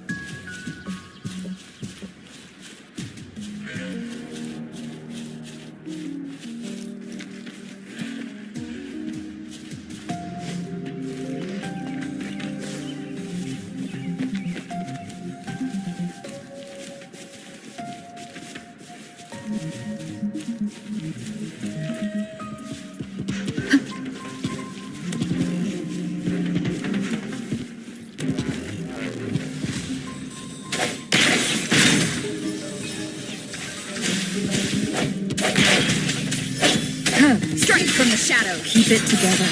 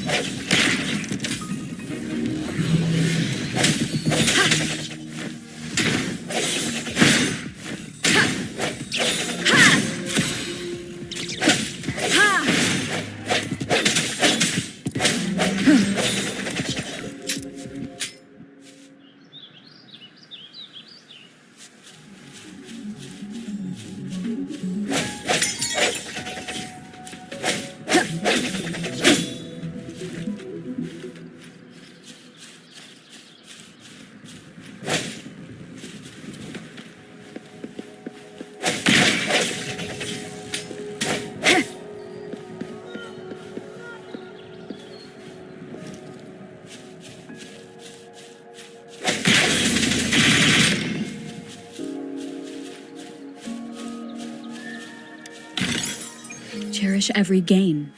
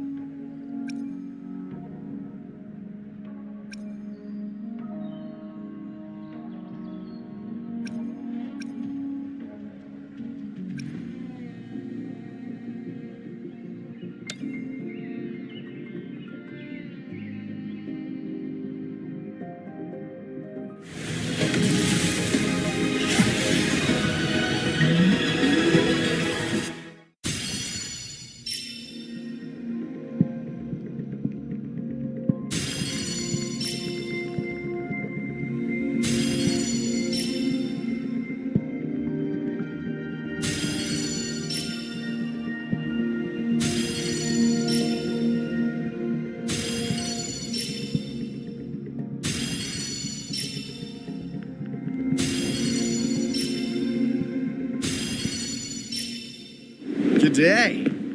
What does our loyal client wish to inquire about today?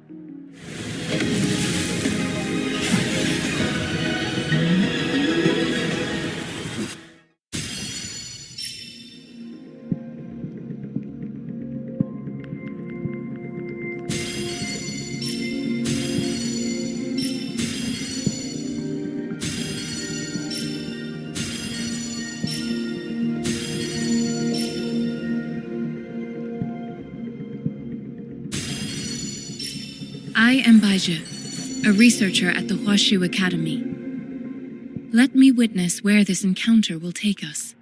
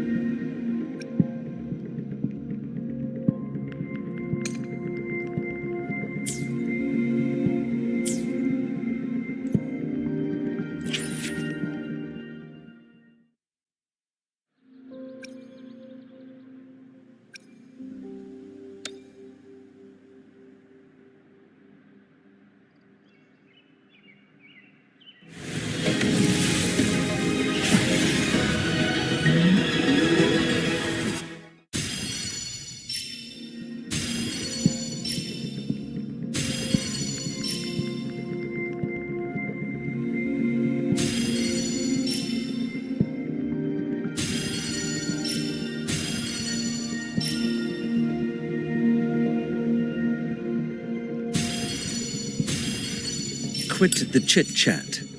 Tell me what you need and I'll make it for you, provided your descriptions are reasonable.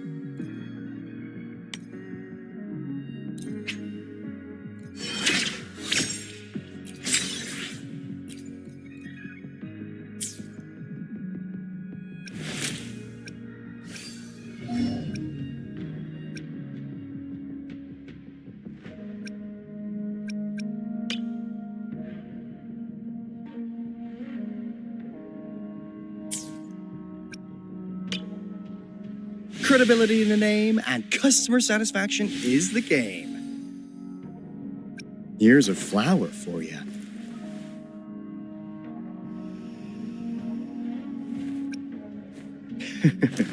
I never miss out on a good deal.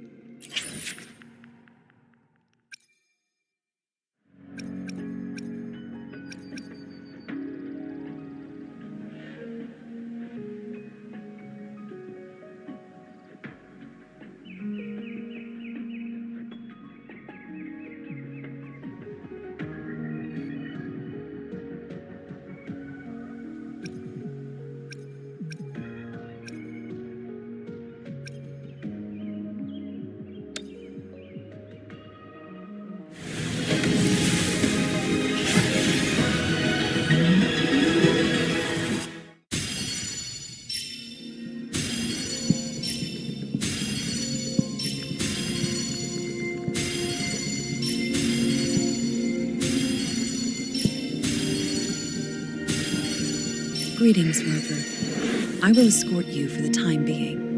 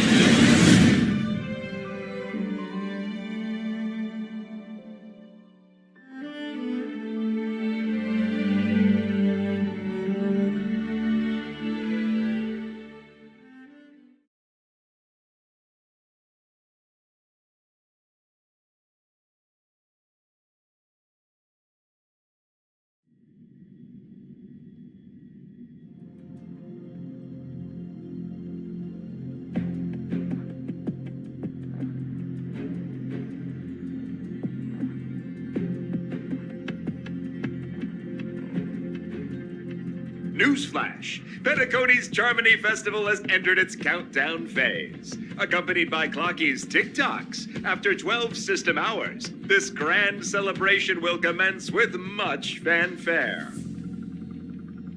I already told you! We can talk things out! I'm sorry, Fluffy.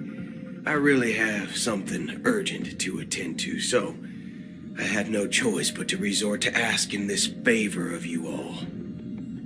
Since you already know what you're doing, I'll also have to remind you of its risks. Hey, partner, what's with the hostility? I thought pulling this thing out was just a way of saying hello. For the last time, state your identity and purpose. My name's Boot Hill, and I'm a Galaxy Ranger. A Galaxy Ranger? You look like you seen a ghost. Did you think we all went extinct? Well, that's the price you pay for being off-grid for too long. The righteous heroes of the hunt would never hijack the Astral Express. I ain't hijacked anything. What, chatting with someone while holding the gun is considered a hijacking? It probably is. Pardon my frankness, but there are plenty of rumors in the cosmos regarding the Galaxy Ranger's current status, and none of them are pretty stories. I have a hard time believing you. Oh, this is hilarious. The tale that this bunch of fools spin is getting out of hand. There's even a bit about the Galaxy Rangers being turned into gibbons by Dr. Primitive, and they're in some valley screwing around on swings.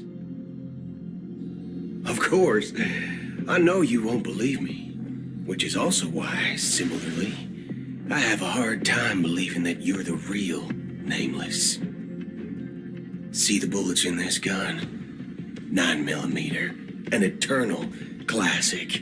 I may need the Astral Express's help right now, but if you're an imposter just like that one, then this bullet might just end up in my head. I can't allow myself to be exposed to danger. That's just the way it goes, so you all have to first prove yourselves. Huh? Where are you going?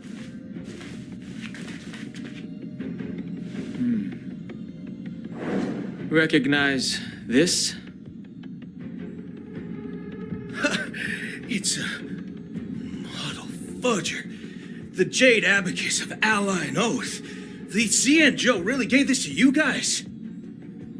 Model fudger? This is the Jade Abacus gifted to the Express by the Xianzhou Luofu's general, Jing Yuan. Its presence on board serves as the Xianzhou Alliance's official recognition of the Express. Is that enough? Not bad, kiddo. And across these sprawling stars, a gentle squeeze is all it takes to rustle up a whole legion of Cloud Knights. Now, I reckon that'd be one fudging sight to behold. Now it's your turn. Been ages since the Galaxy Rangers had the spotlight shone on them. We ain't equipped with such fancy gadgets, but I've been around the block enough to know the way to handle these types of situations is easy as pie. All right then, feel free to toss any questions my way. Let's see if my answers can't turn your trust. If your gut tells you otherwise, still ain't too late to show me the door. And why would I play along? If I truly am a real Galaxy Ranger, you stand to lose nothing. All right then. Tell me, what kind of organization are the Galaxy Rangers? Oh, my friend, this question is a hard one. I don't think I can even consider us an organization to begin with. Everyone's on their own fated path along the hunt, with their own resolute sense of righteousness and not so welcome among such so-called universal values. This reply does not instill trust. It only makes your predicament more precarious. I'm guessing you're gonna ask about some form of shared faith, right?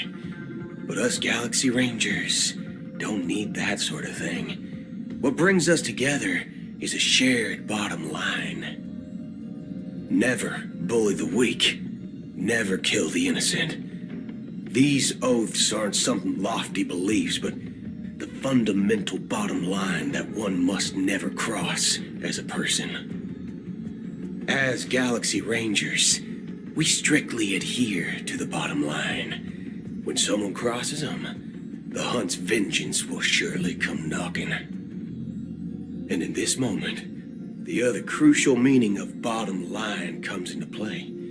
As long as you don't cross it, you're free to do whatever you please. You catch my drift? Second question.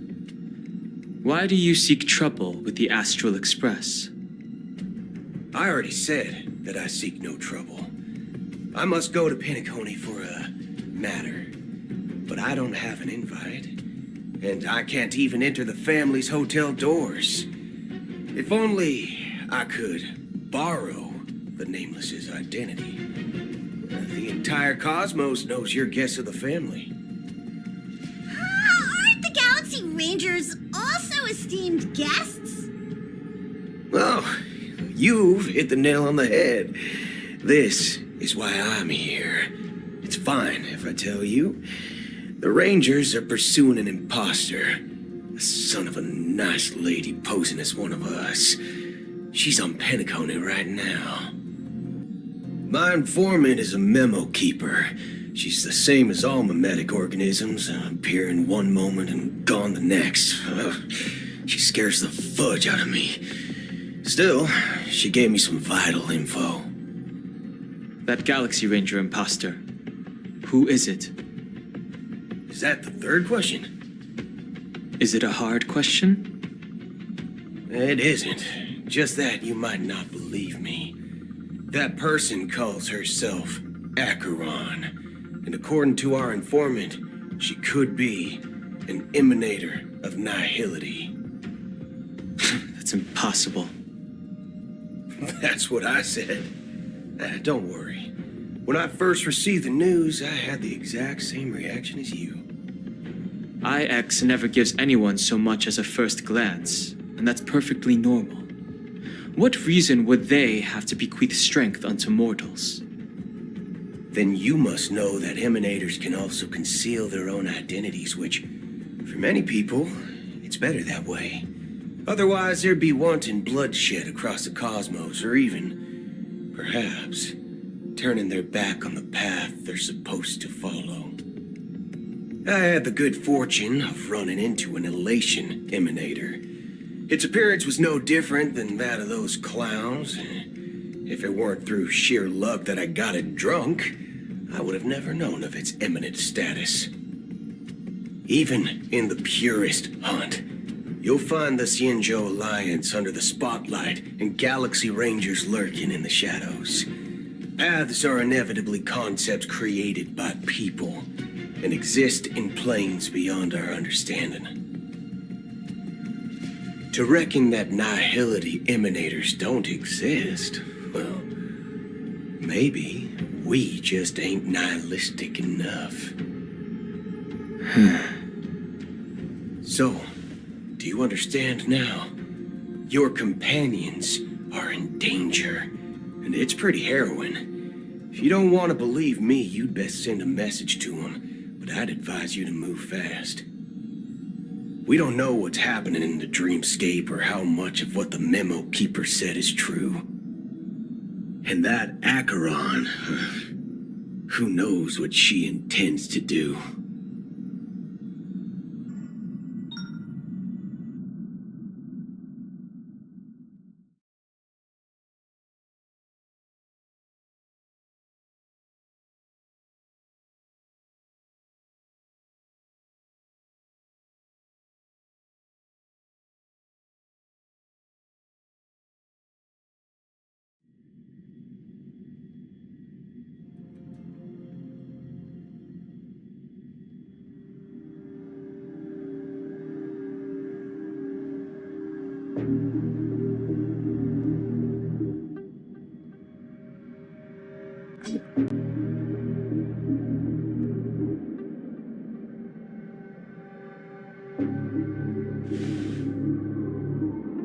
I don't intend to do anything.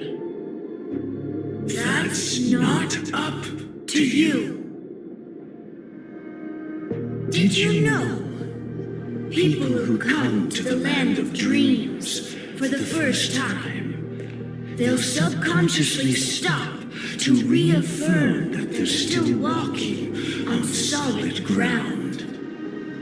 And then they will unanimously raise their heads to gaze at the sky.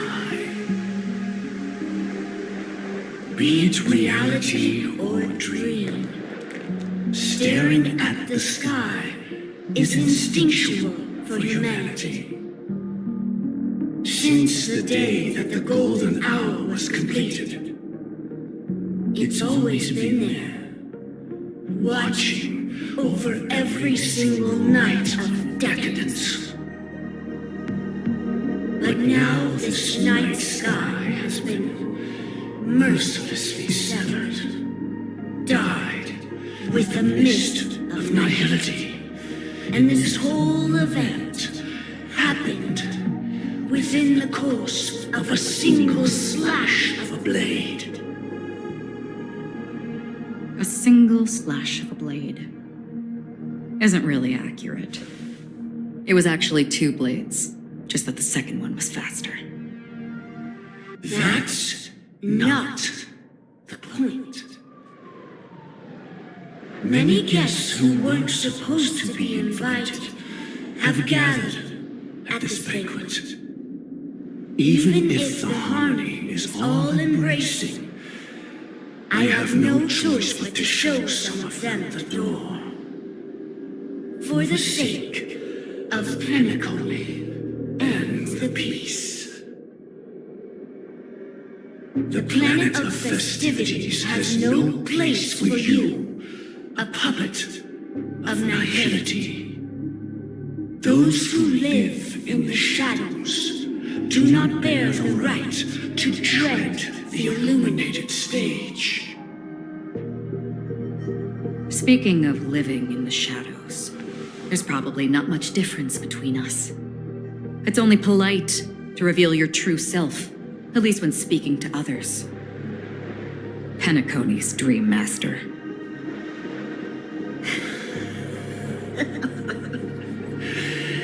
That's just another reason that you can't stay. Whether you believe it or not, this is the real me. We are one. Is this the unity that the family espouses? My mortal shell has long since dissipated. The Oak family's 107,336 offspring are now my eyes, ears, and mouths, spreading joy across dreams when required, and in times of essential need, exiling evil from this haven in my stead. From the sound of it, it seems like you're asking me to leave, Penacony. I am glad that you're an understanding one. Alas, I'm not asking. If you think you can. Are you threatening me? I ended it with a period. It was a statement, not a threat. Knowing who I am and still showing such malice. You're not the first, nor will you be the last. This scene played out many times before. And usually, when faced with my questions, most people retort, "Why can't I?" The result has invariably been that they can't. You are confident. But be reminded, the family is forgiving, but not weak. The chords of the harmony extend across worlds. If you do not comply, When the blade is unsheathed for even a hair's breadth, you will never be able to escape the eternal Centurion's wrath in all of your lifetime. 137 individuals. That is how many heathens I have exiled since I became Dream Master.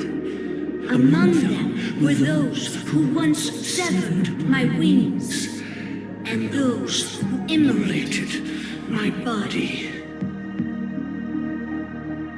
And here I stand again, about to add another mark to the tally.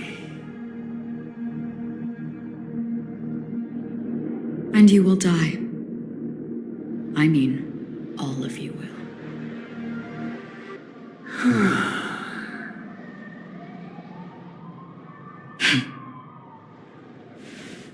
But that won't come to pass. I'll do as you ask. I'll leave. A wise choice. I wasn't aware there was a choice. To you, that surely is the only option. Please bear in mind, you and Penacony are of different worlds. Those born on the far bank cannot seek solace across the river. Leave and never return. The radiance of the planet of festivities is overwhelmingly bright, luring in tricksters, wrongdoers, and criminals. But even the harmony itself will never welcome the self-annihilator of nihility. And even more so, when this self-annihilator heralds the destruction of everything. Your strength is obviously a gift of the sleeping and shapeless, immeasurable and fathomless, like a tributary spawned from the abyss that brings death and sin to all. Acheron, a befitting name. Take it from someone on the other side of your so-called river. You know better than I do that Penacony has already deviated from the harmony. Whatever your intentions may be, I foresee only one outcome. Its future holds nothing but nihility, just like all the worlds that have drowned in their shadow.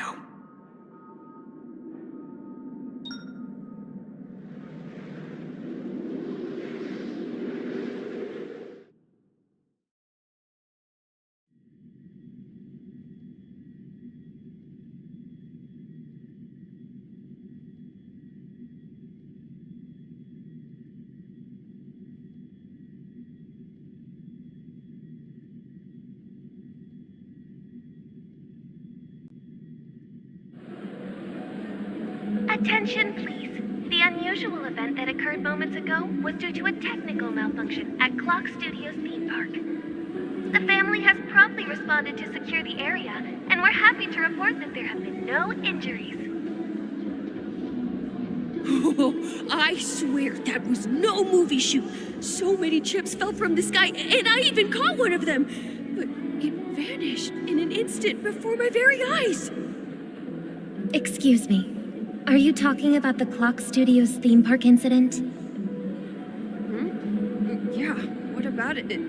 Oh, Miss Robin, am I seeing things right? No need to worry. I apologize for any inconvenience caused to your delightful dream journey. What you just mentioned about the chips really piqued my interest. Would you mind providing more details about the incident? Oh, it was just those chips you normally see everywhere. The green ones? They fell from the sky as if it were raining. And then those chips simply disappeared. It appears to be the dream sim tech the Iris family has been developing. Huh? Miss Robin, you mean those chips were all part of a performance? But I really...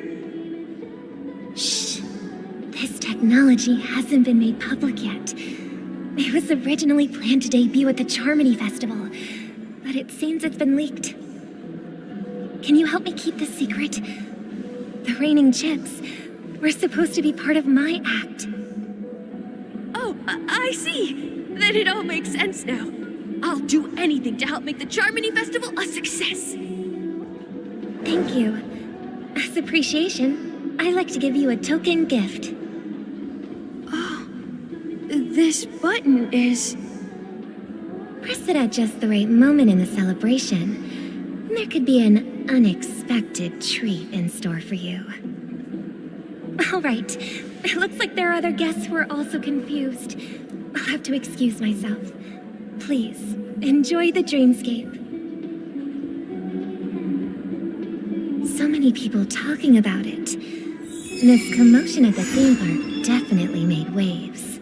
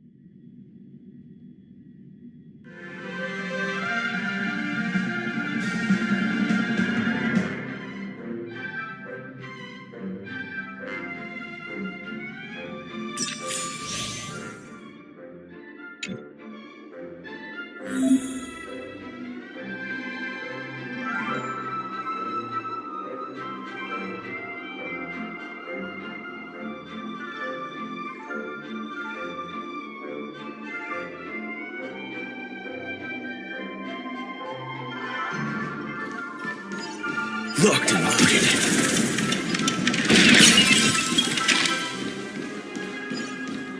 Locked and loaded.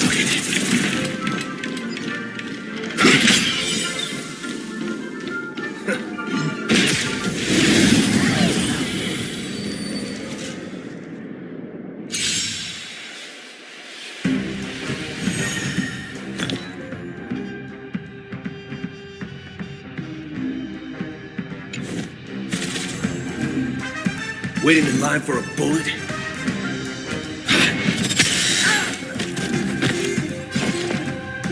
Enough. There's always a weakness.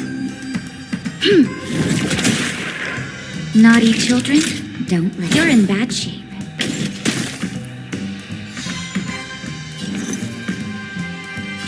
Bring it on, Booker. Fire!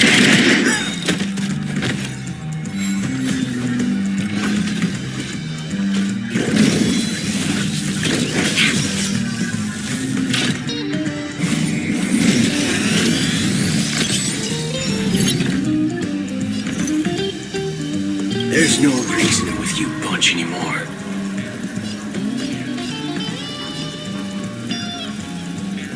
There are only two kinds of people in the world. Those with a loaded gun. Those who dig their own grave.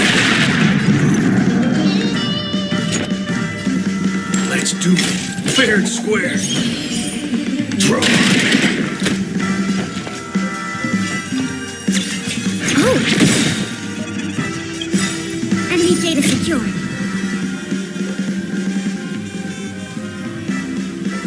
Net markers activated. Time for a good old counterattack.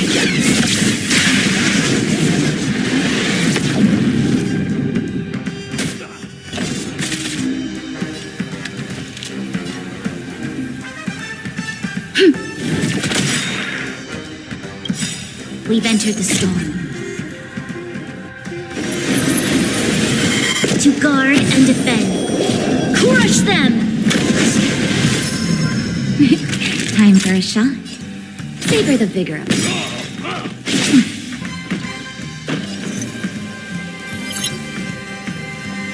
Fire! You'll pay for this.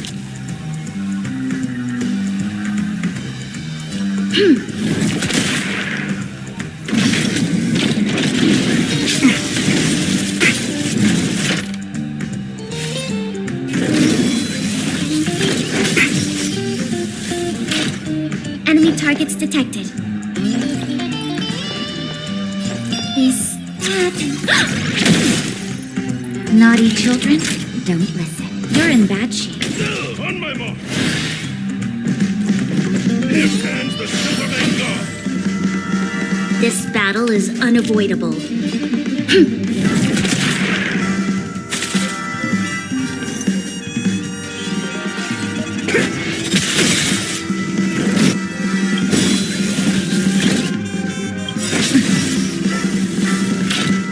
There's no reasoning with you bunch anymore.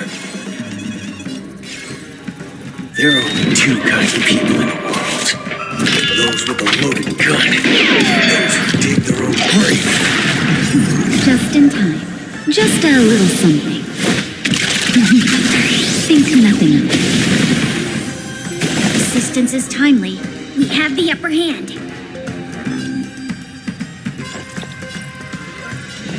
Enough.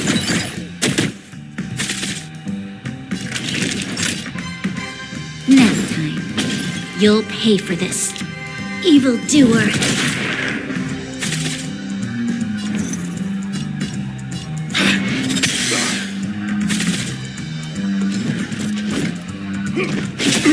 Haven't eaten yet.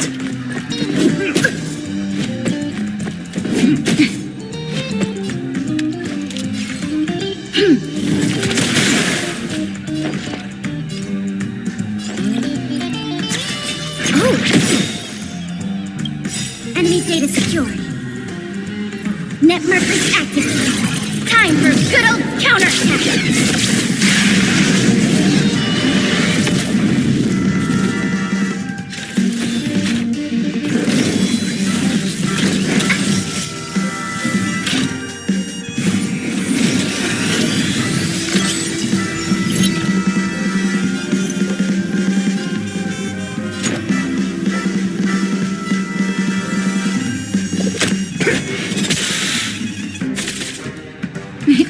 Time for a shot.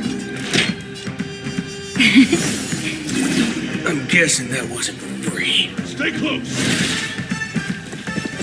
Not a step back.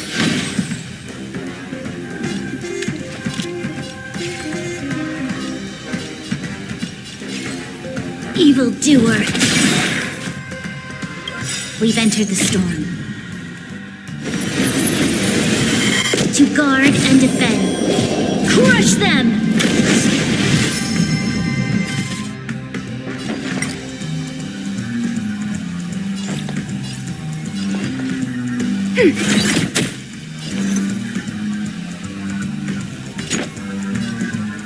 Let's do it. Fair and square. Throw. I didn't see it. Break.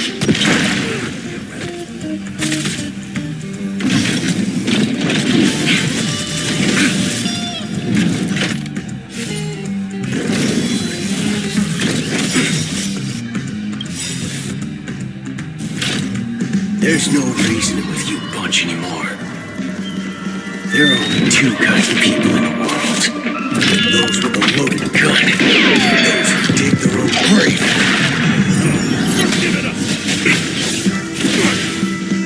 Naughty children, don't listen. Savor the vigor of it. Just in time.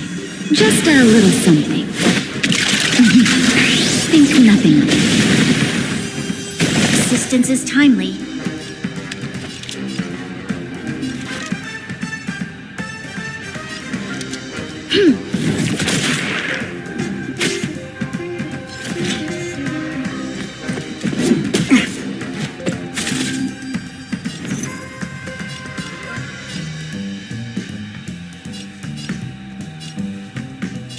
Bring it on, Blunder. Fire! Here's your final reward.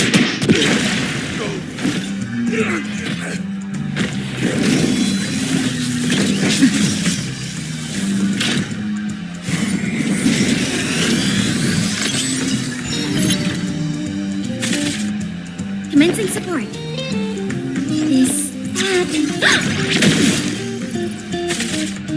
This battle is unavoidable.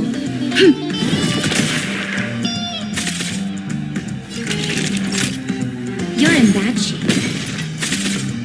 All of you stand still. Let's do it. Fair and square. Throw.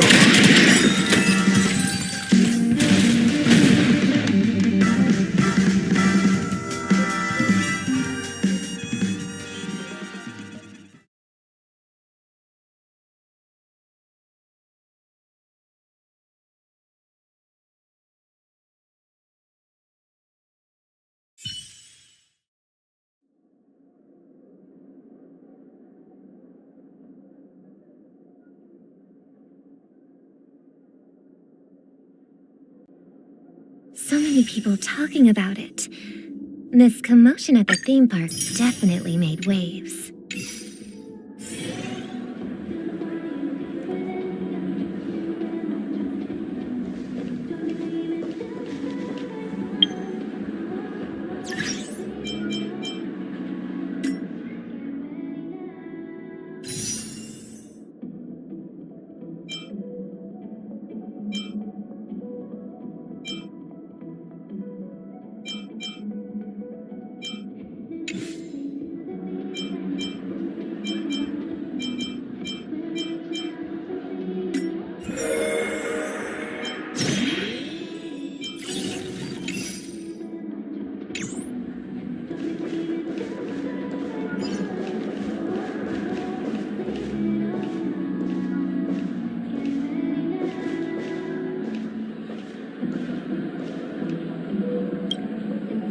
The family promised they would protect the guests within the dreamscape, but I witnessed a group of organic life forms making their way to the theme park. And soon after, a rip tore through the sky, and black rain started leaking out of the void. The family needs to provide a reasonable explanation, or I'll take my loved ones and return to reality. I thought the dreamscape was supposed to be a paradise, If it's not, then there's no point staying here. It appears the good sir has seen many great events. And it's true that an uninvited guest has unexpectedly entered the dreamscape. However, their target is not the ordinary guests, but the ambassadors of the IPC. The family will certainly ensure that the safety of the guests is of the highest importance. Miss Robin, I know the Bloodhound family has already sealed off the theme park and has control over the situation, but it won't resolve the problem. The family can try their best to protect their reputation, but as a guest, I don't wish to gamble with my life. But as you can see, sir, no innocent bystanders were affected in this incident. Perhaps the dreamscape is not as perfect as promised, but there's no place safer than dreams under the family's rule. I believe you know this better than I do. If this incident happened in real life, how many people would be able to walk away from it? I could stay here, but keep in mind, guests come to Penacony to enjoy the dreamscapes. They do not wish to be entangled in a conflict between the family and the IPC, so let's not have any more unnecessary incidents. Of course. With the Charmony Festival about to commence, we will spare no effort in our preparations. Rest assured. To express our apologies, the family has arranged this gift for the guests. Thank you for understanding.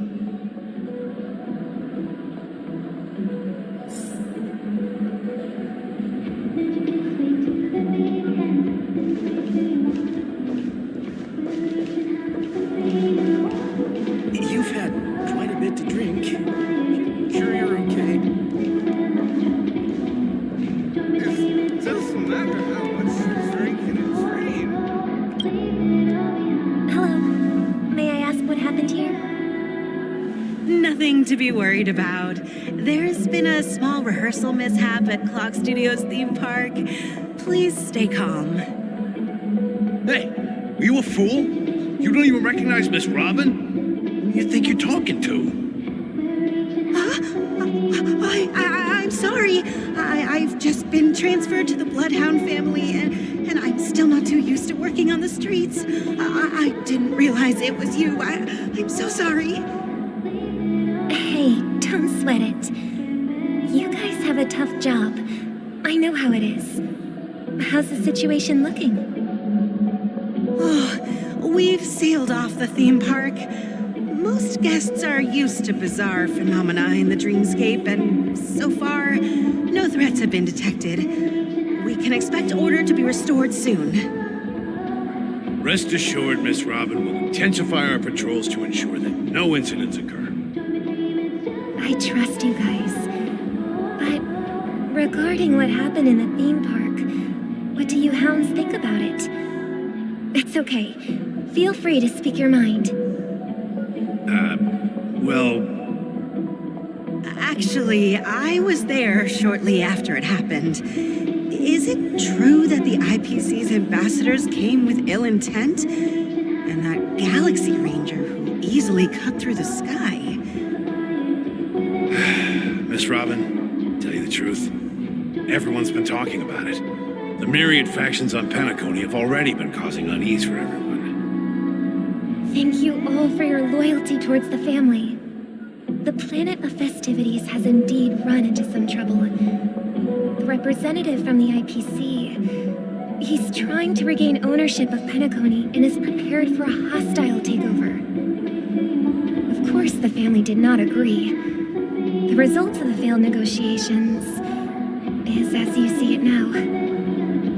I wonder. So this is the main reason why the IPC staff are banned from entering the dreamscape. Did they apprehend the troublemaker in the end? Don't worry.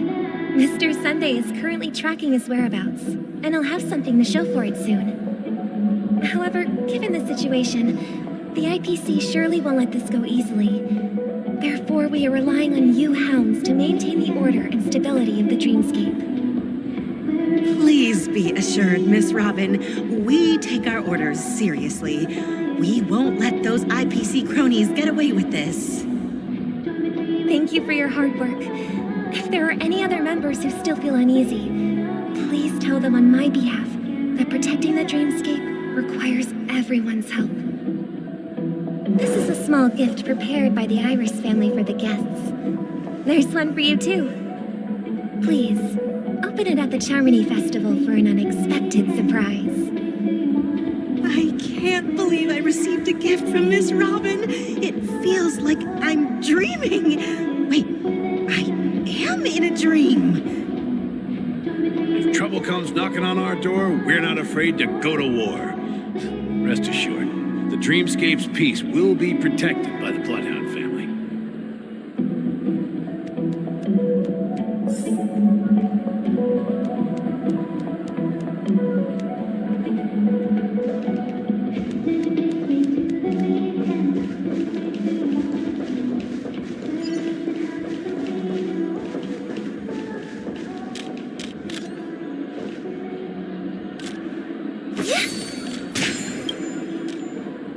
Miss Robin? That's the renowned cosmic superstar, Miss Robin! I didn't expect to meet a fan here. I'm honored. Welcome to Penacony, a world filled with wonderful dreams. I can't believe I'm actually meeting the real Robin! Shouldn't you be preparing for the Charmony Festival? Preparation is important, but the ceremony is fundamentally about sharing the Great One's harmony with everyone.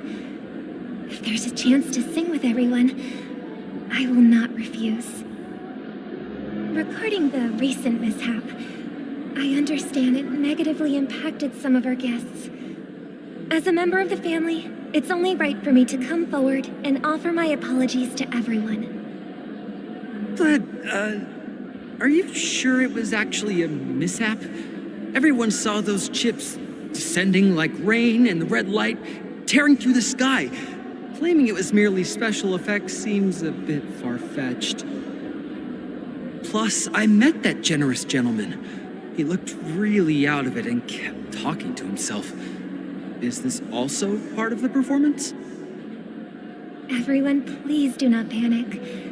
I believe that the family will give everyone a satisfactory answer in due time. Even if you say so, Miss Robin, it's hard to believe. Some people just never listen, do they? It's never ending. It just goes on and on. I'm getting really tired of this. Miss Robin? Still, I suppose I should keep on helping everyone. I am the epitome of joy, kindness, and goodness, after all. Huh? What was I just doing? And, who might you be, miss? Here, take this, little guest. This gift has been specially prepared for you by the family. Make sure to take good care of it until the opening of the Charmony Festival. Then, when the show reaches its climax, press the button together with the others around you. You never know. Something very exciting might happen.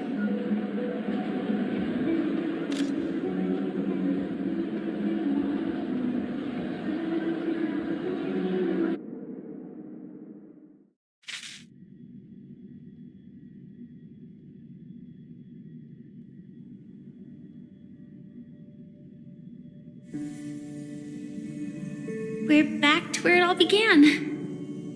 You entered the golden hour from this place. And it is also from here where you will enter the true Penacony. It is a pleasure to journey alongside you once more. But it's time I laid bare the entire truth before you. As you might have heard, I also go by another name. Stellaron Hunter Sam.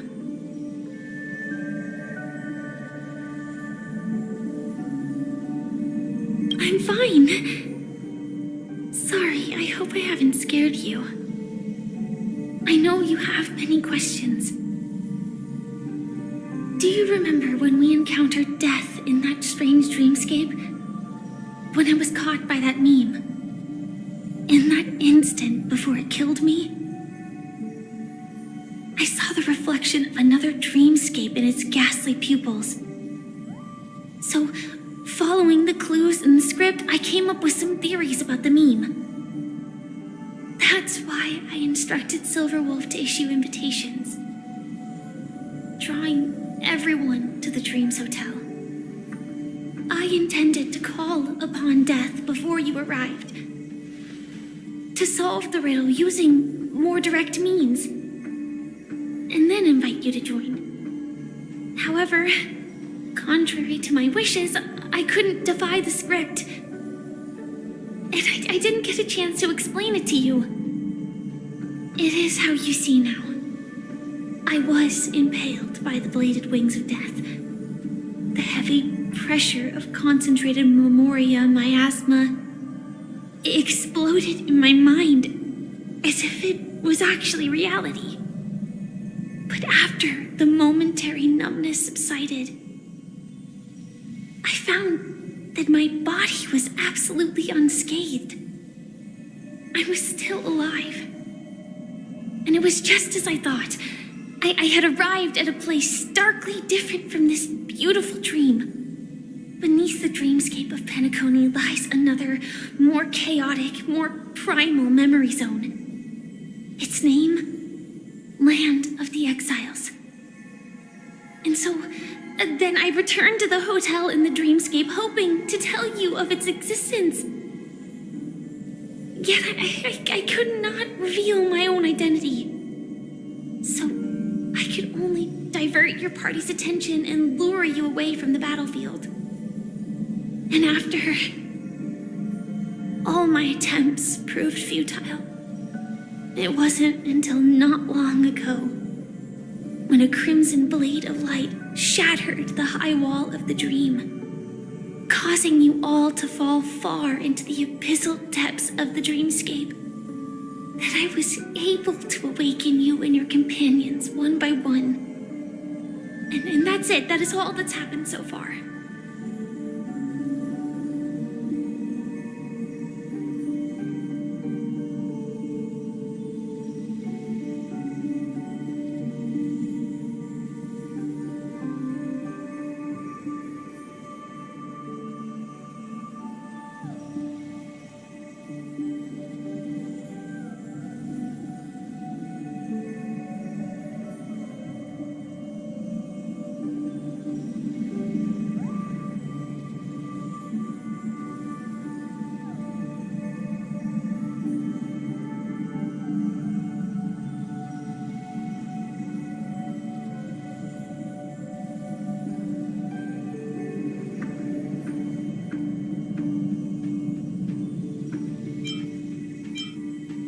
I know it's tough to believe all this without reservations. I just want to say, you are very close to the final answer. Just one more thing needs to be done. And then I can prove it to you. Now, let's leave this place. Please close your eyes. Take a deep breath and visualize the dreamscape's outline in your heart. And remember, you must not open your eyes at all times.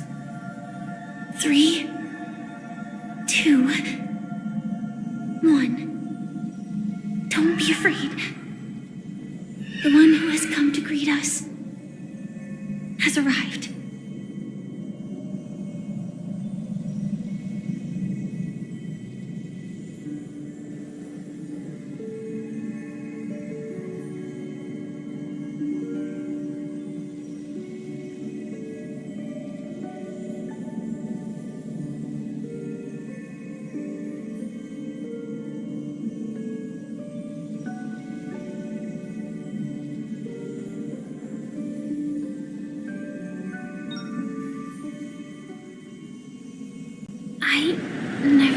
could do this.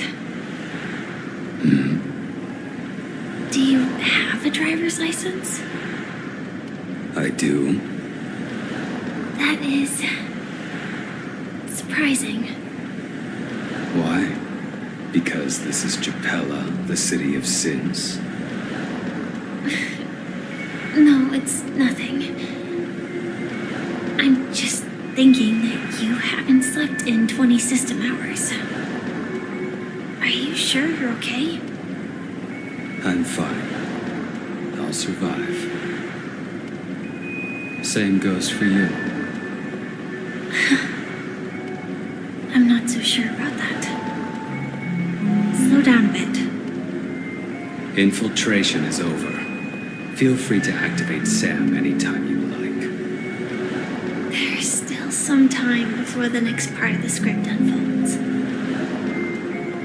Let me stay a little longer in this body.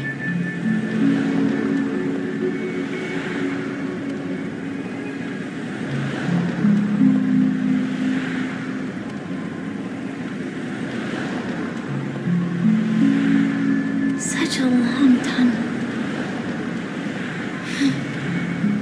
Didn't feel this long when I set off. In half a system hour, it will lead us to Kafka. And then comes the downfall of the Japella Brotherhood. Is that also part of the script? It's in your script too. Sorry. I didn't notice. Their destiny won't change just because of your selective ignorance.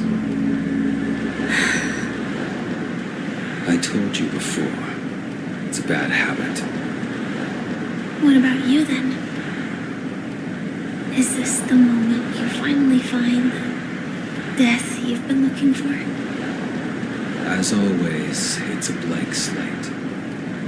It's not on this planet. Why the sudden inquiry?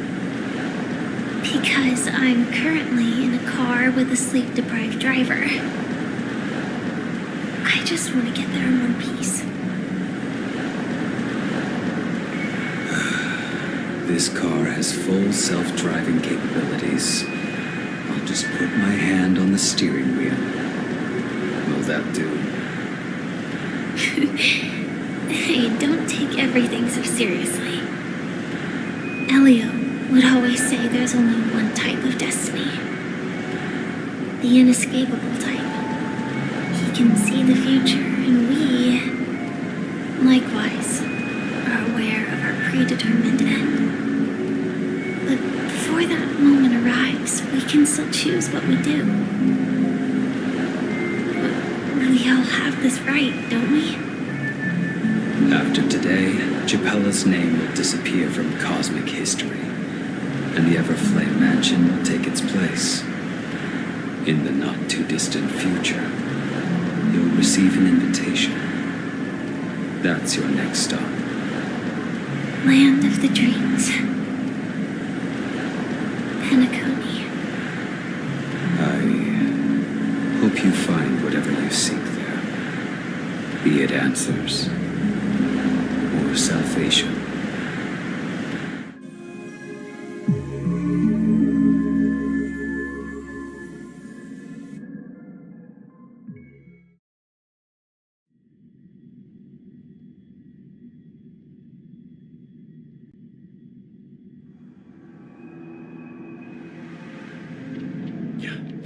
Glad to see you're safe and sound.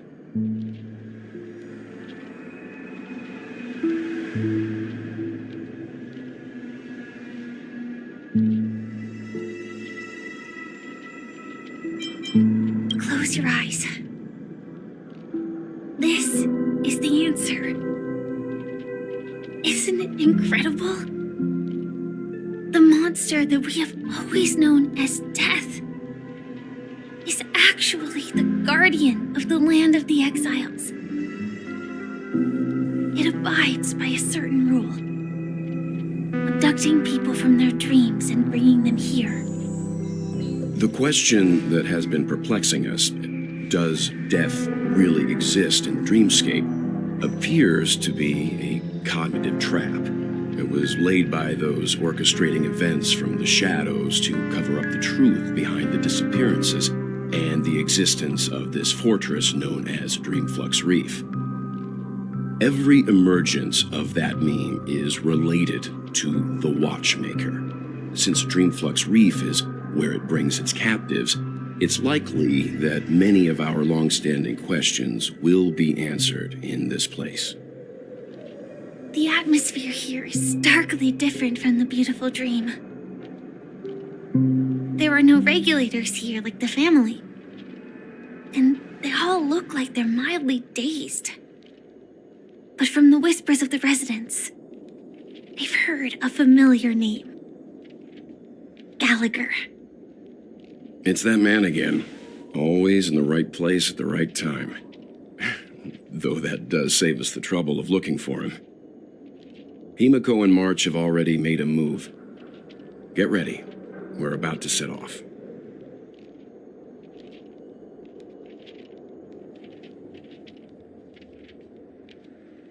The real dreamscape. The land of the exiles. Before we go, should we speak to everyone first?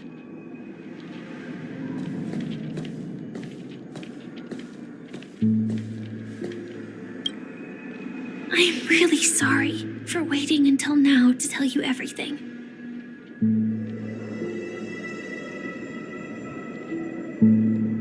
Two reasons. Firstly, the script. In the future that Elio saw, Sam and the Astral Express's confrontation was inevitable. I tried to break the shackles of the prophecy, but this is as far as I could go. That aside, there were also my personal motives. I wished to travel with you as Firefly, and not Sam.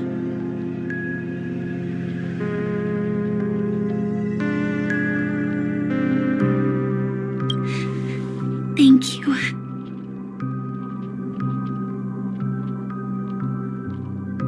Elio only gave me one instruction. Allow the Astral Express to pursue the Grand Legacy. It means that the Watchmaker's legacy holds great significance to trailblazing. And to you. Elio's scripts used to revolve and expand around certain specific Stellarons. But with your appearance, this condition has apparently ceased to be appropriate. Perhaps he also saw the impossible in the future. Do you still remember that medical cabin I told you about? Well, that's Sam. It belongs to the Iron Cavalry of Glamoth's Firmament Frontline.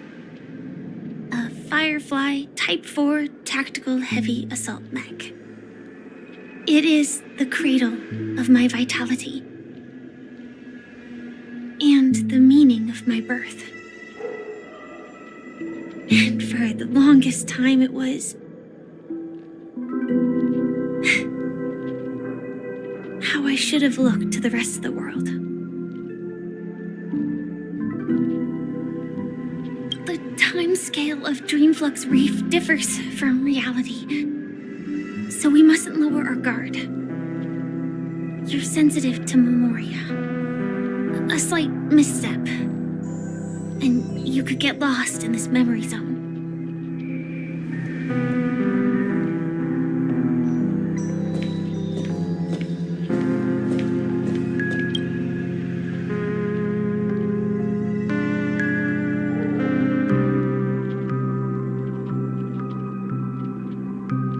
Something on your mind? Let's talk about it. No wonder Miss Acheron is so averse to drawing her blade. It's hard to imagine such terrifying power could reside in an ordinary sheath. If it weren't for the fact that Aventurine's power originated from the preservation, the entire dreamscape would have been affected. Don't feel burdened by this. Even without that Stellaron inside you, Aventurine would still have found other methods to accomplish his goal. Let's just believe in Miss Acheron. And given her prowess, I don't think we've got anything to worry about. During your investigation, he shared a vital piece of information. Mikhail, the former watchmaker who collaborated with the family to construct the Penacony we're familiar with today, had a falling out with the family for specific reasons. But this is precisely where the problem lies. You were clearly investigating a murder, so then why, as a security officer, is he changing the subject to talk about his past with the watchmaker? And now, with Firefly mentioning his name again, it's hard not to be suspicious. Before we found you, she'd already revealed her Stellaron Hunter identity and shared a lot of information. Who would have thought that the Molten Knight's true identity was actually a young girl? For her, this is a secret that she cannot allow others to know. That being the case, I think we can believe she's willing to cooperate. But she didn't reveal all her secrets. I just can't shake the feeling that her situation is different from that of the typical dreamer. And I hope that doesn't lead to any dangerous predicaments. I hope you've regained a little composure. We'll move out when you're ready.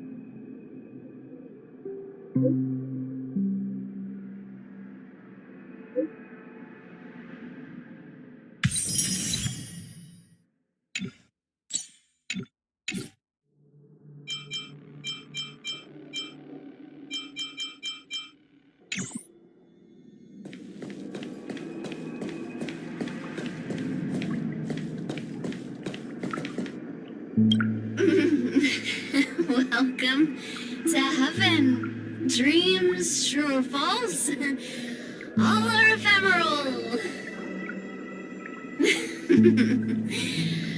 Might as well drink more Soul Glad instead.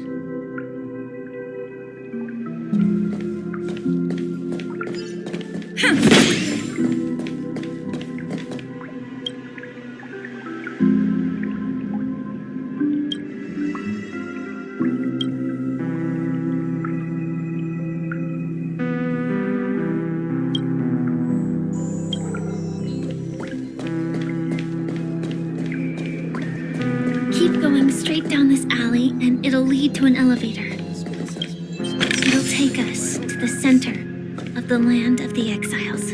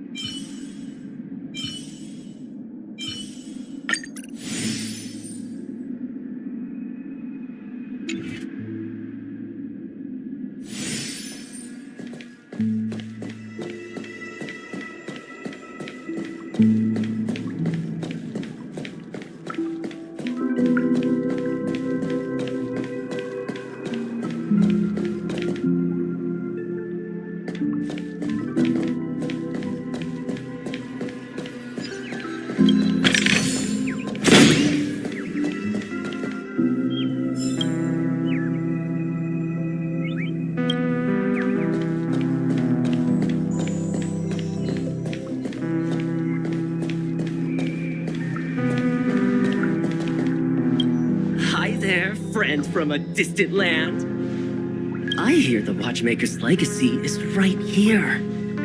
Let's say we go treasure hunting.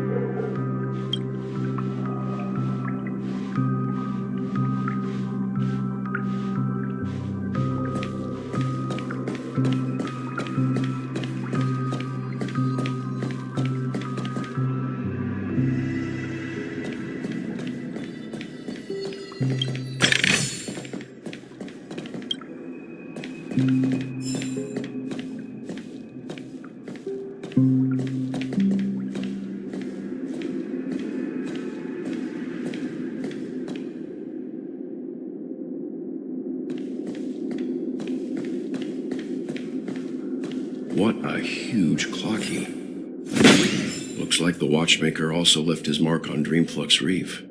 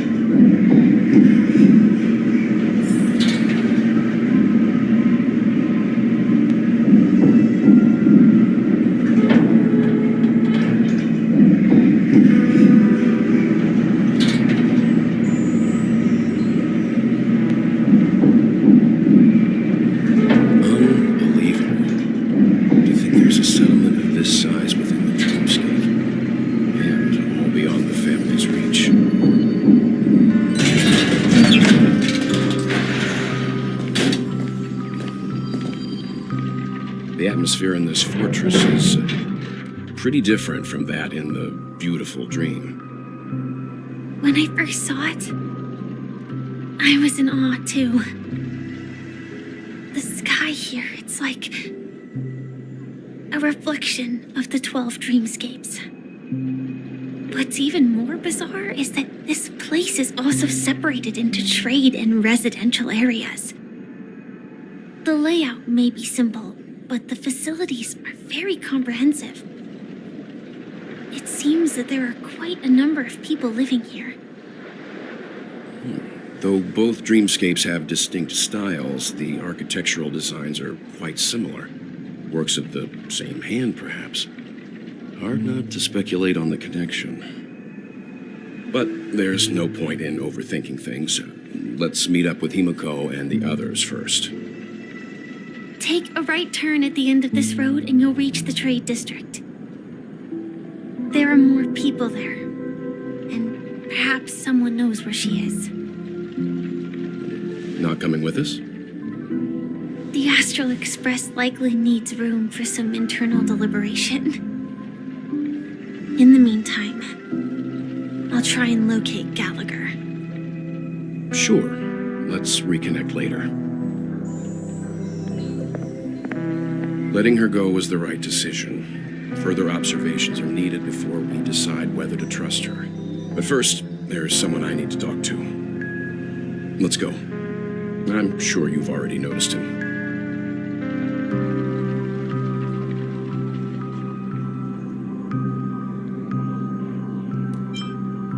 Look, over there. The Reverie Hotel's bellboy. How did he end up here? And right after Miss Acheron severed the beautiful dream. We'd better check, just to be sure.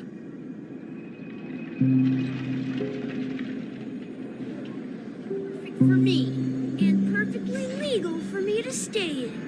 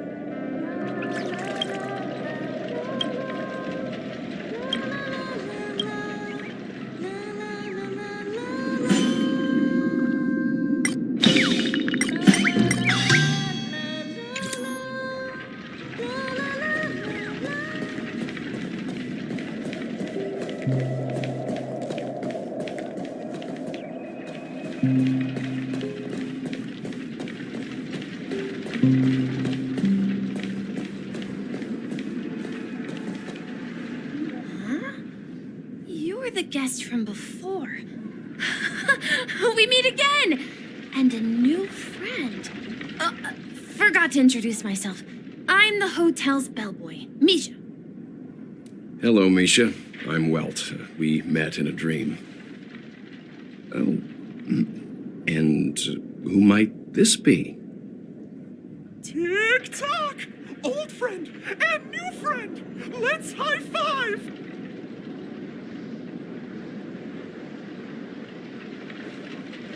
Your, memory zone mean? Nope. Clocky is a good friend of mine. We all live here. How did you two get here? This dreamscape isn't supposed to be open to the public. I wonder if it has something to do with Sleepy. So, this is your home? Yep. After my work in the beautiful dream ends, I'll go back home. Commuting used to be more convenient, but ever since travel became cumbersome, Sleepy started ferrying people back and forth between the two dreamscapes. This Sleepy. Can you describe what it looks like? Sleepy is a memory zone meme. Looks fierce and has many eyes. But it's actually really well behaved. Gallagher's been taking care of it.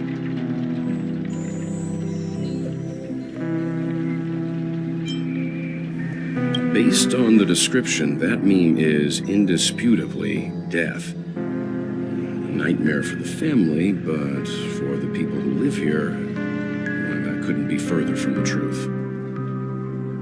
Death? Not in a dream, surely. Sleepy's just a little aggressive, and sometimes messes up by fetching the wrong guess. But it would never hurt anyone. I see. Has it brought back any guests recently, say, in the last day or two? We're currently investigating a missing person case that occurred within the beautiful dream. I see. Then you'll have to speak with Gallagher. But he's currently busy hosting a visitor from the Oak family and specifically asked not to be disturbed. Mr. Yang, the person you're looking for, is it Miss Robin? Just as I thought. Considering what happened with Miss Firefly, this doesn't come as a surprise. If you're looking for Miss Robin, I can lead the way. She told me that she'd be willing to meet with outside guests. If it's not too much trouble. Also, we're looking for our missing companions. A woman with red hair accompanied by a girl with pink hair. Have you seen them? Oh, I haven't. But please, rest assured. Dreamflux Reef is a small place, and it's not as bustling as the beautiful dream, but its safety is unmatched. How about this? Since it's your first time here in Dreamflux Reef, I'll be your guide and help you find your companions. And then we can all go visit Miss Robin together. She's gone to Mrs. Grace's to visit the children. She won't be leaving anytime soon, so there should be enough time. All right, then. We'll follow your plan. Well, we now know the answer to both murder cases that have caused such commotion in Penacony. As for the intentions of the mastermind behind it all, we're still none the wiser.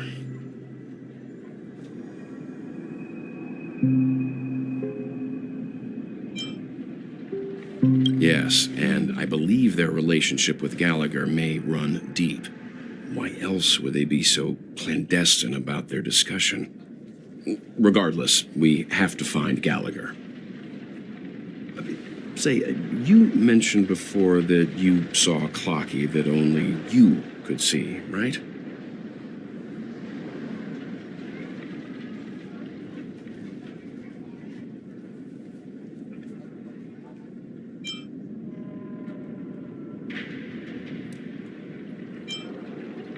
I can't shake off this strange feeling.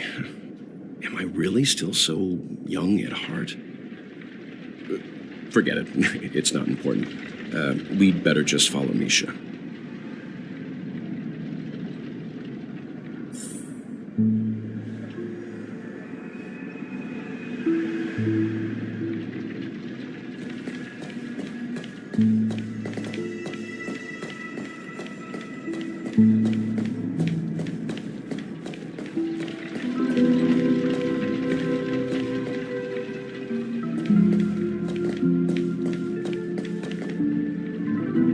Everyone, look! From here, you can see the most spectacular view of Dreamflux Reef. A black hole? No. An accretion disk formed from consolidated memoria? Was Dreamflux Reef built on such unstable memoria? Oh, so Mr. Yang is also versed in memoria dynamics. I was just trying to figure out how to explain this huge hole to everyone. I bet you guys have a lot in common with Miss Kami.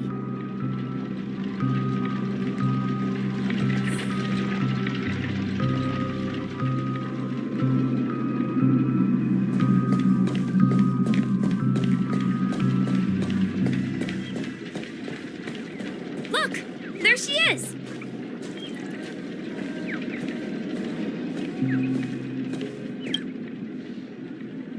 My calculations are finally done. In another 10 system hours, the above dream will swallow the dream below. My hypothesis was correct. This place will cease to exist as the dream devours everything. Who are you all, and why haven't you left yet? This place is about to disappear.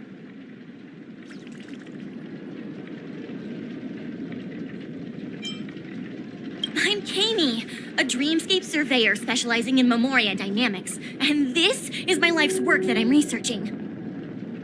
See that huge gaping hole? It was just a narrow rift many years ago, but now it's grown into a giant hole.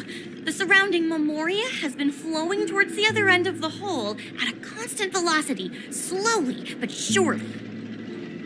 But the scary part is, according to my calculations, the flow rate of memoria has recently changed, and it's faster than ever before. It's almost as if something is sucking it in from the other side.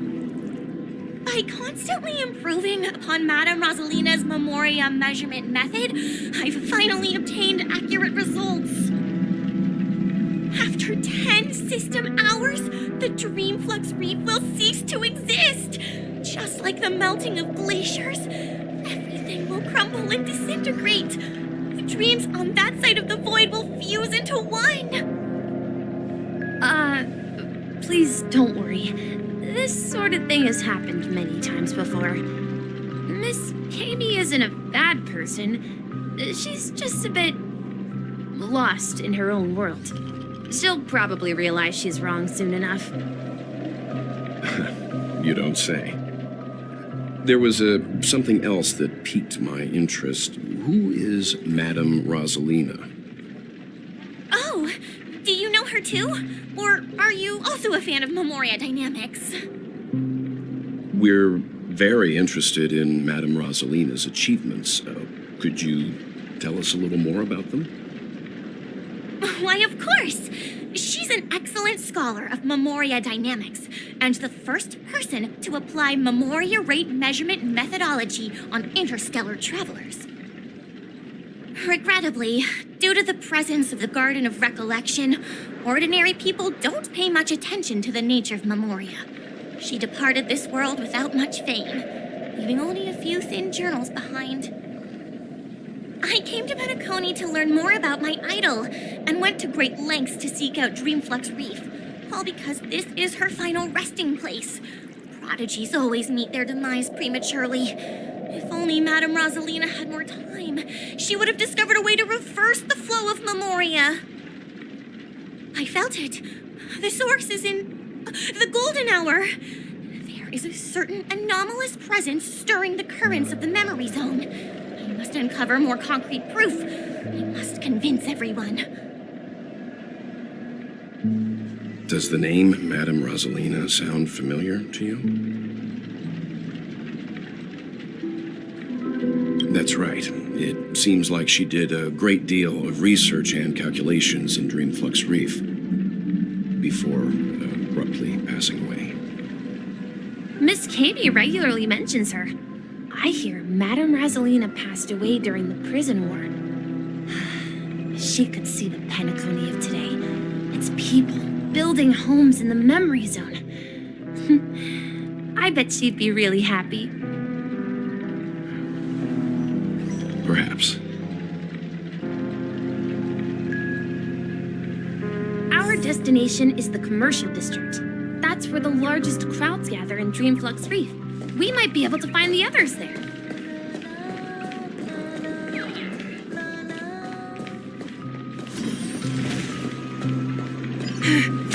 Let me go! Please, come to your senses. I'm begging you. Ghost! There's a ghost! Don't come near me! Oh my. I'm human and so are you. Can you get a grip? Mr. Yang and Miss Trailblazer, I've been waiting for you. Quickly, come help. I bumped into a member of the family on the way here. He was so scared and I just wanted to calm him down. But... Let me go! Let me go! I've only done good in my life. Why can't I rest in peace after death? Well, this is how it turned out.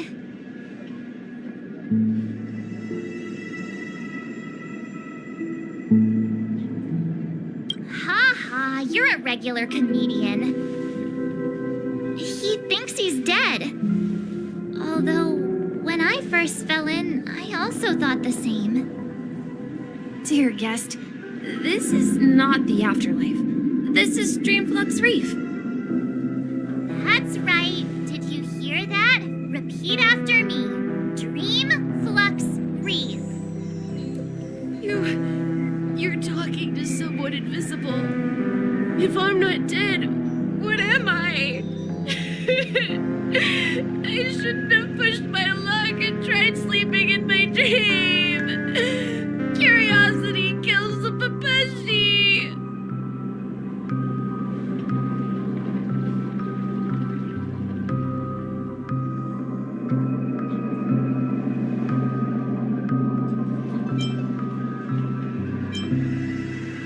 Stop asking! You'll alert the monsters! All the dead are right here. All of them! You're not talking about the memory zone meme, are you? Don't say that name! It's all your fault. They're coming!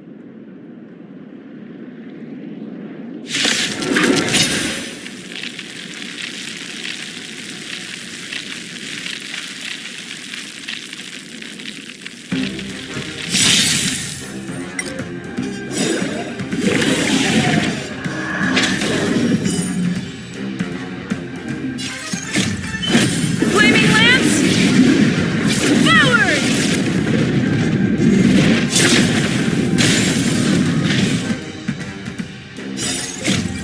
Knowledge is the measure of all things.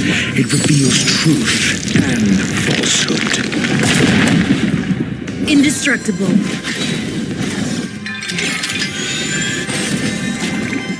Let's test your knowledge. 0 points. Next. In the still waters of oblivion, I guide the wandering soul. Fail. Get out.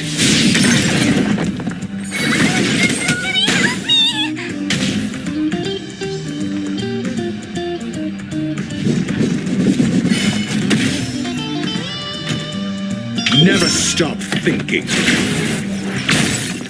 0 points. Next.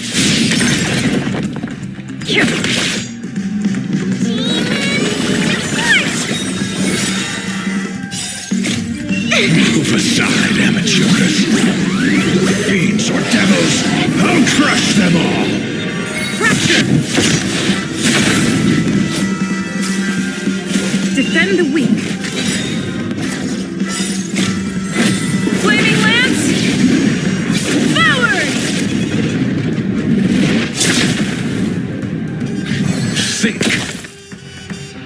Systems as fleeting as the dawn's dim, destined for oblivion.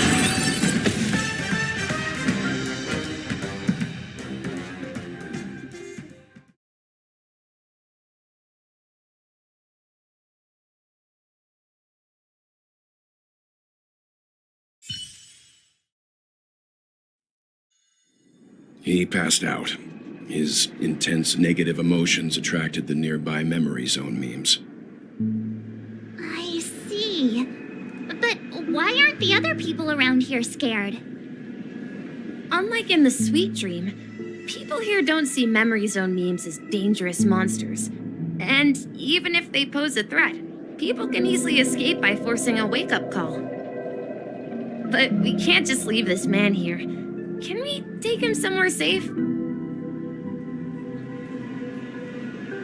We can ask Jessie for help. I've gotten to know many locals while waiting for you guys. Everyone here is living a self-sufficient life. I don't know how to describe it, but this place feels like the real dreamscape.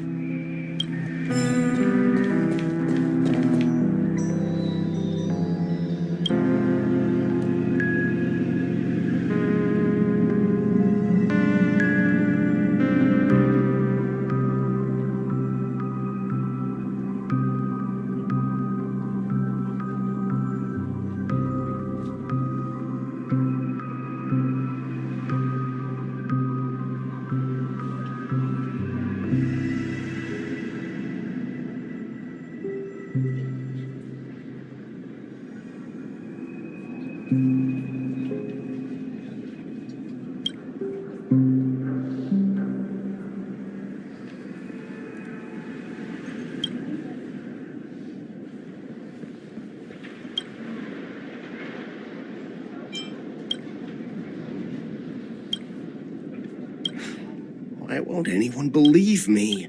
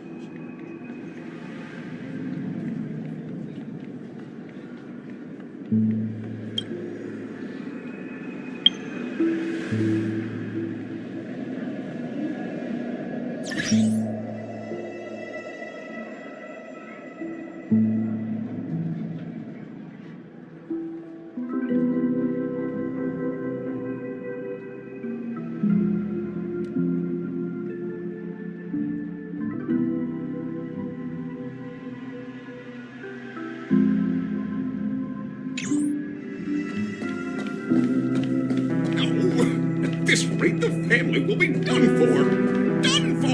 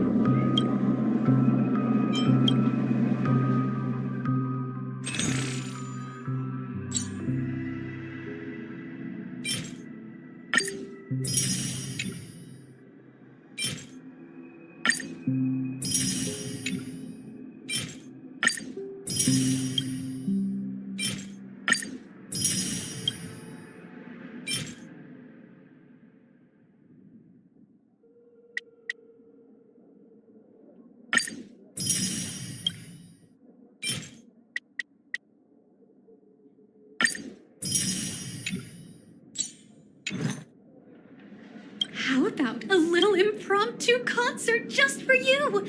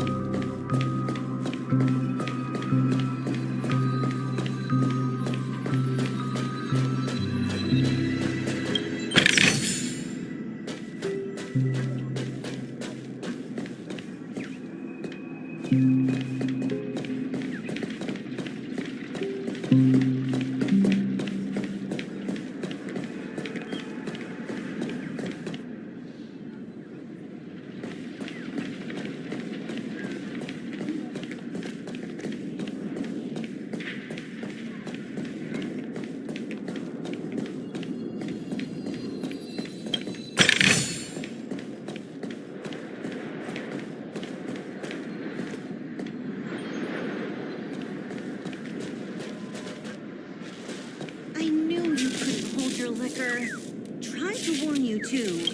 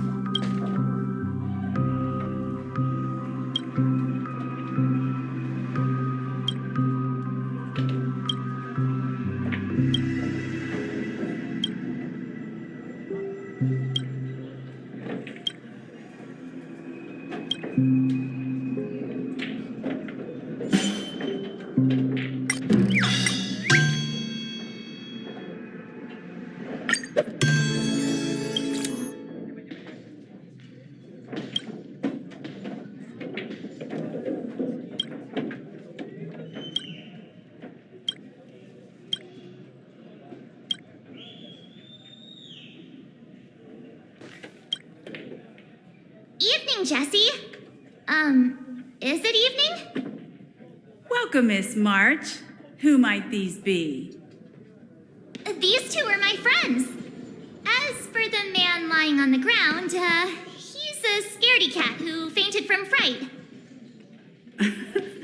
I see. Another poor guy who accidentally ended up here. I'll take care of him. There have been a lot of new faces lately. Things must be tough in the beautiful dream. The few remaining havens of freedom in Asdana will soon face trouble. Do such things often happen here? Not really, but they're becoming more frequent now. Guess it's one of the signs of the Sweet Dreams collapse. This man has had quite the shock. Could you help me find a Halovian lady, March? Her songs can heal mental wounds. A Halovian lady? That must be Robin. She's also here in Dreamflux Reef. Huh? Robin? But I thought she... Oh, right. If Firefly is here safe and sound, then it means Robin must be okay too. Misha is about to take us to her to find out what happened. But before that, let's meet up with Himiko. You were with her earlier, right? We met some stowaways in the residential area. Most of them came from neighboring star systems. I heard that places like Dreamflux Reef are scattered throughout the memory zone of Asdana, like islands in the ocean. They existed before the family arrived. I also heard that when Dreamflux Reef took shape, it was the center of all dreamscapes in Penacony. If that's true, it's no wonder there are so many similarities between this place and the Sweet Dream. Himeko must be gathering information. Let's hurry up and get going.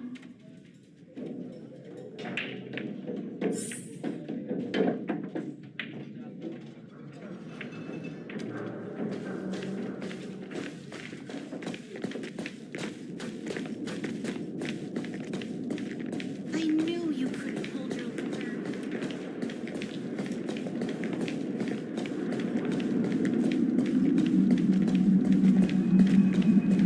This is where we split up.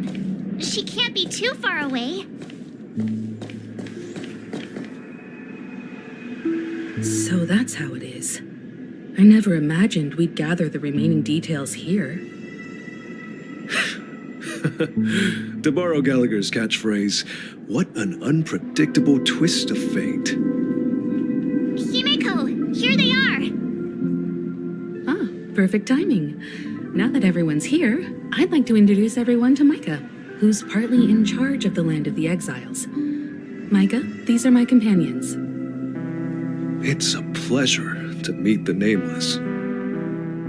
You know us? I've been keeping an eye on you since the day you arrived in Penacony. We would have met under more appropriate circumstances if Dreamflux Reef hadn't been isolated from the 12 dreamscapes. Please, allow me to formally introduce myself.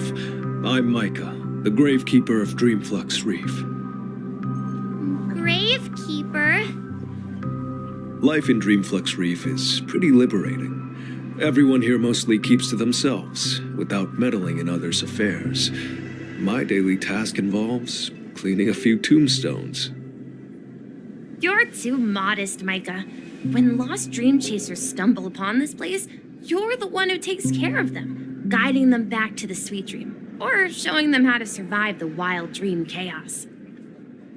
So, a guardian of sorts. Were you talking to me, Mr. Yang?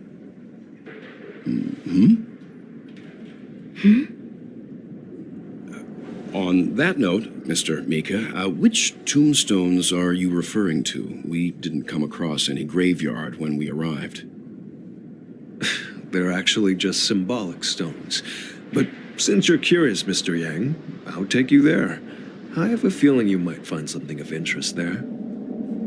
But before that, you have an important guest joining you.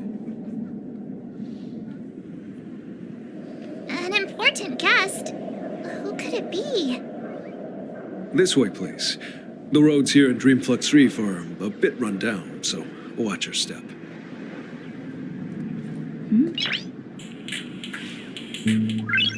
Noise.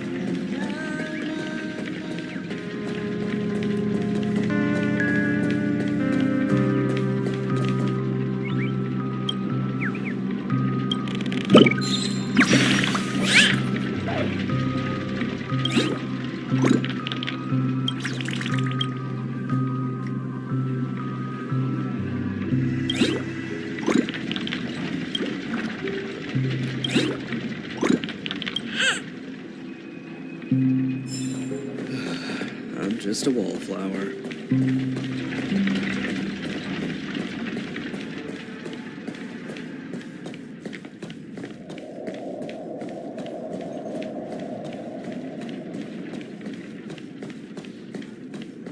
There she is. It really is her!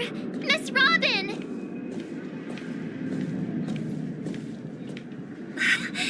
Everyone sang so wonderfully. It's not often that I tried this music style, but I've gained some valuable insights from it. Oh, I can't thank you enough, Robin. Well, these kids have made incredible progress in only a few days. It was nothing, Grace. I merely taught them how to sing. It was you who brought hope into their lives. Life must be quite difficult for them in reality, I imagine. That's right. Whenever it's time to say goodbye to these kids, they're reluctant to leave. But I've explored every corner of Dreamflux Reef, talked to everyone I met, and they all told me the same thing. This shattered dream is not worth clinging to. It seems you truly are a child of the Harmony. Emma and Andy are orphans I took under my wing. Carol there, with her blind eyes, used to work at a nutrition center in the outer ring of Penacony. And as for Gary, he's been living with autism since he was a child. They're not old enough to enter the sweet dream managed by the family. If we compare people to birds, these kids are like fledglings with impaired wings. But in this dream, well, they can fly freely. Even if they stumble along the way, well, they're still relying on their own strength. And me, an old lady with no legs. Well, without this dream, I couldn't even walk toward them. I'm glad that you found a new life here in Penacony. It's just... Don't worry, Robin. Dreams have their significance, but they aren't everything. Both the children and I understand this. No matter how long we fly through this dream, we will one day return to reality. But you know what? Emma and Gary aren't plagued by their insecurities anymore. No, and Carol is learning how to cope with her blindness. And Andy is livelier than ever. Well, even I've become more optimistic. You see, in dreams, we learn how to live. Once we return to reality, we learn how to survive. And should our feathers be damaged, then we share our wings with one another. There's no need to covet an illusory sky in dreams, because we have the right and the ability to fly towards a broader horizon.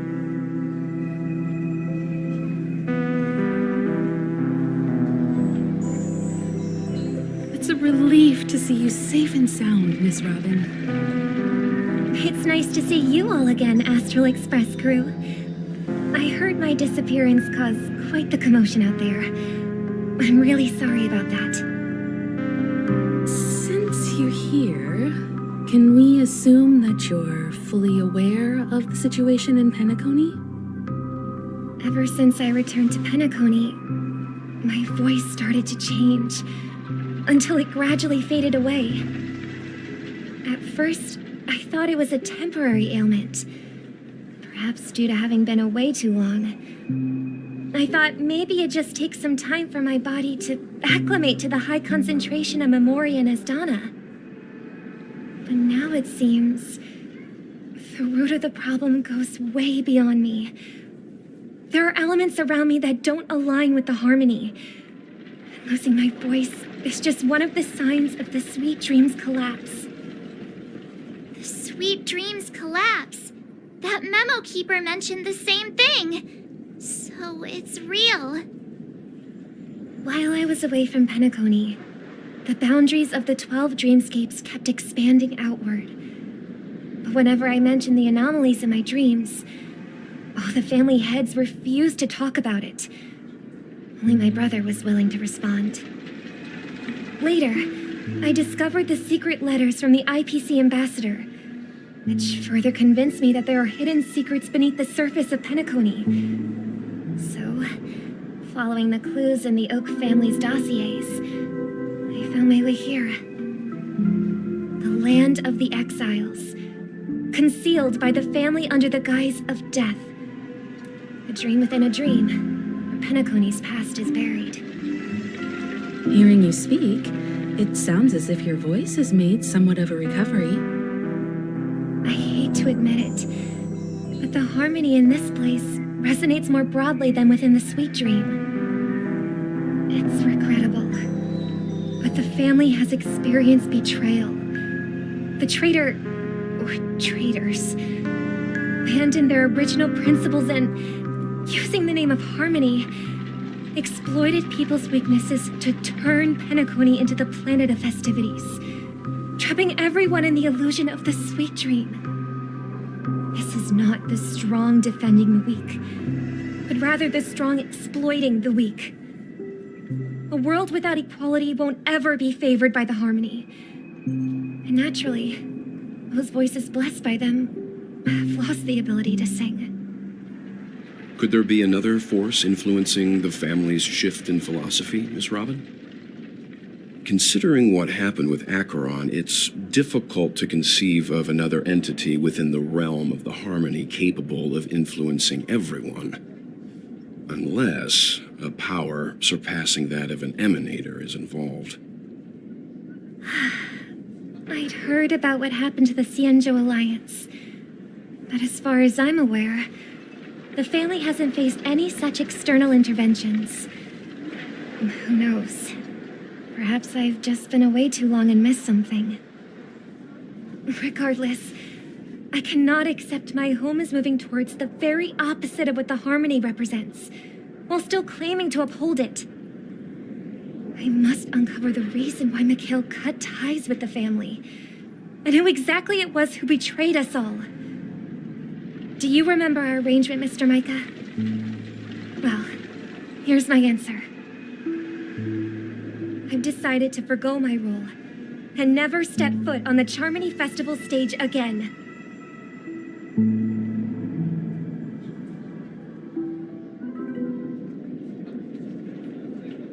Look here, brother.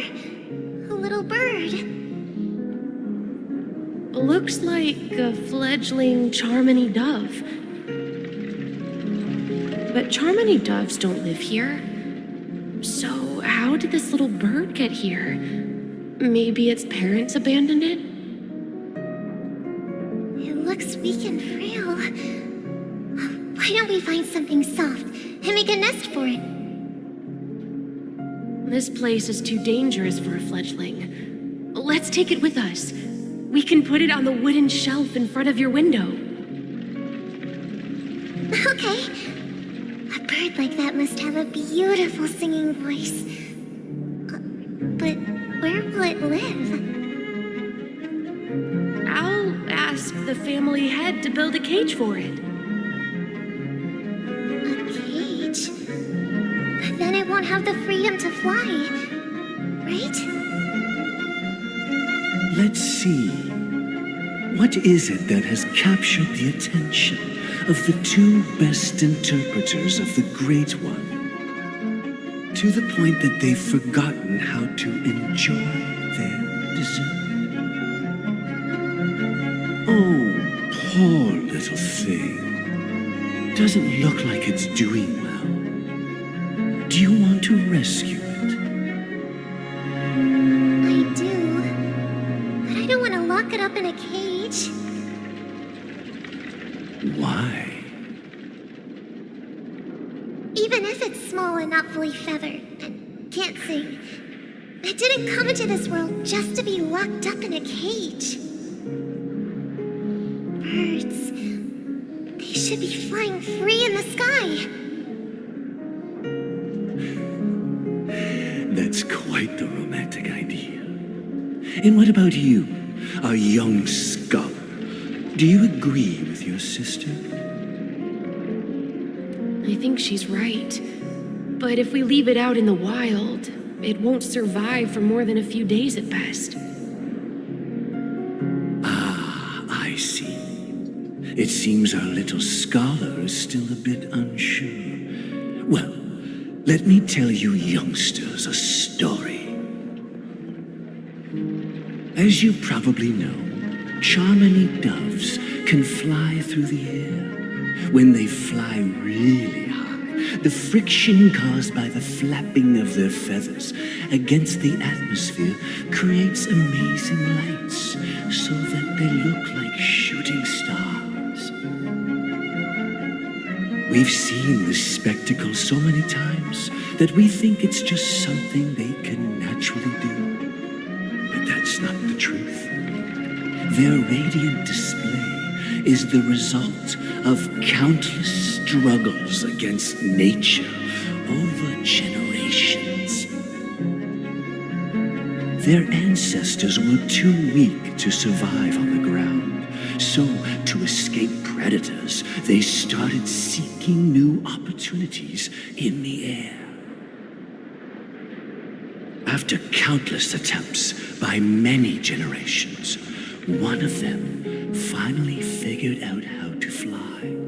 It soared into the sky and never looked back at the ground again. So, you mean birds aren't born to fly, but they find a way to do it through their determination, right? Well, that's an idealistic way of putting it. So, what are your thoughts, Sunday?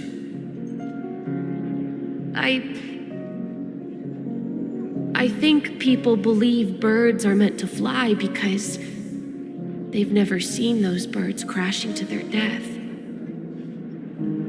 That's an interesting perspective. So, have you decided what to do with the bird now? For now, I'll keep it in a cage until it can take care of itself because I want it to live, no matter what. Well said, kids. It seems each of you has found your own answer. Your insights are truly remarkable, and I hope they come true in their own way. We will take good care of it, won't we, brother? Yeah, but Mr. Gopherwood, there's one thing I don't quite understand. And what might that be, my son? What if this little Charmony dove never learns to fly in the end? I mean, if there are fledglings in this world that can never fly throughout their lives, should we let them go back to the sky, only to see them crash to the ground and die? Talking in your sleep, Birdie? Time to wake up.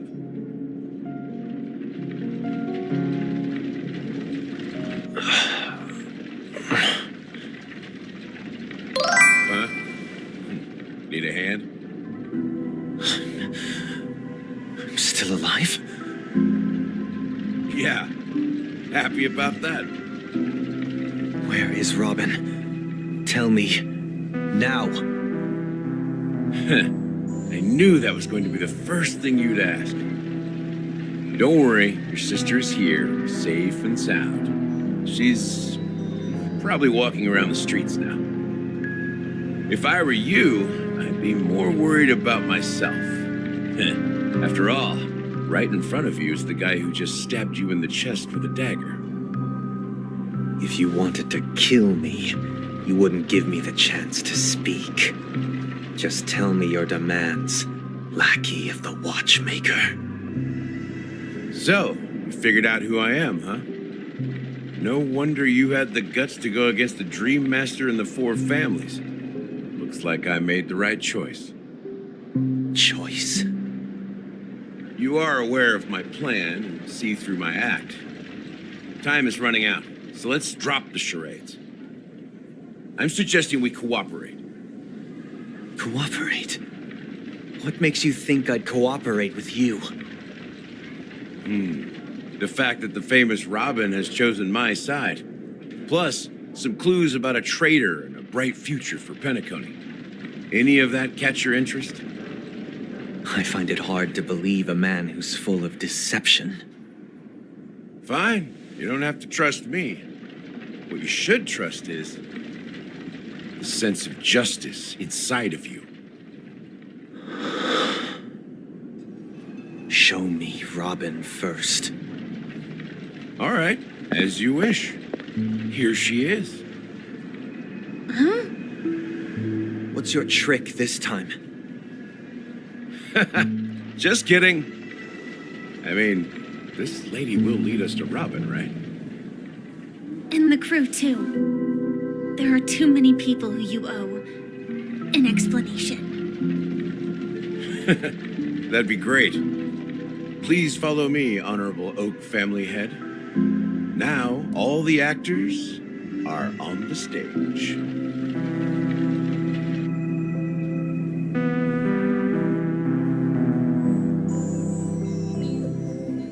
This is the monument I mentioned earlier. The names inscribed on it should be familiar to all of you. Rosalina and Tiernan. When Penacony was known as a frontier prison, it was the Trailblazers who connected it with the stars. They were the heroes who saved Astana, and their names deserve to be immortalized, not just on this small stone tablet, but in the annals of history for all of time. However, today, the planet of festivities is nothing but sweet dreams. That heavy piece of history is all distant memory, just like that prison. Their names are inscribed here. Then that means... According to Micah, they died long ago. Rosalina was killed during the War of Independence. She ventured alone into the heart of the star system to investigate the flow of Memoria, but she never returned. Tiernan was a skilled gunslinger, strong and reliable. He led the people through countless battles, but he didn't live long enough to witness the arrival of true peace. In the decade following the war, Penacony faced challenges internal and external. To protect Astana, Tiernan took up the way of the Trailblaze and led the Lampmoth family to explore beyond the system, only to be surrounded and wiped out by the swarm. Though I had expected as much, the tales of these heroes truly are sorrowful.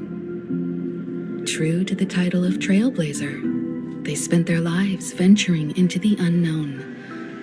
But what about this tablet? There are no names carved on it.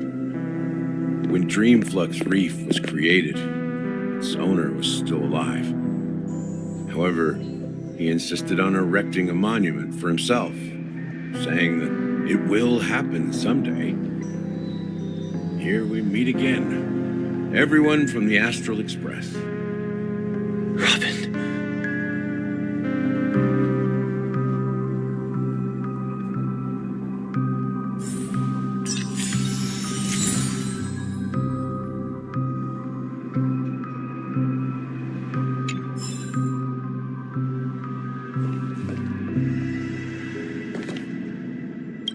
Huh. The atmosphere sure is livened up with all these people in here. I brought Gallagher here. It's time to face the truth.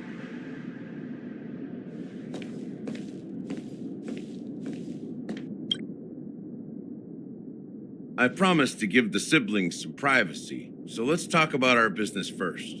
What do you say? That sounds sensible enough. Since you went through the trouble of gathering the family heads, the crew, and the Stellaron hunters, I'm guessing you have something important to say, Mr. Gallagher?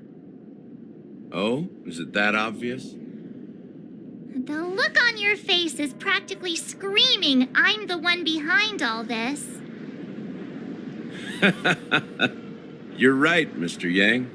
It is indeed time to come clean on everything. The siblings already know what they need to, and they've made their choice. But you, Nameless, arrived a bit late. So it's only fair that I answer your questions. Before we begin, let me reintroduce myself. I'm the founder of Dreamflux Reef, the deputy of the Watchmaker, and the one who sent out that invitation. As Gallagher, the history fictionologist, I humbly extend my greetings to you all. History fictionologist? So what, everything you told us was made up? Well, don't worry. Almost everything I shared was true. Well, except for the part about the family accepting me back. I double-checked with Micah, and everything he said about the family, the Watchmaker, and Mikhail is true. Thank you for your understanding. Now let's get down to business. I'm sure you're all wondering why I went through the trouble of setting up this battle for the legacy, inviting different factions, and stirring up a ruckus all over Penacony. Well, it all boils down to something very familiar to all of you. The Stellaron. The Stellaron? But how is that possible? Penacony is a free-flowing interstellar hub. There are no signs of contamination whatsoever. You're totally correct. So, care to take a guess at what that means?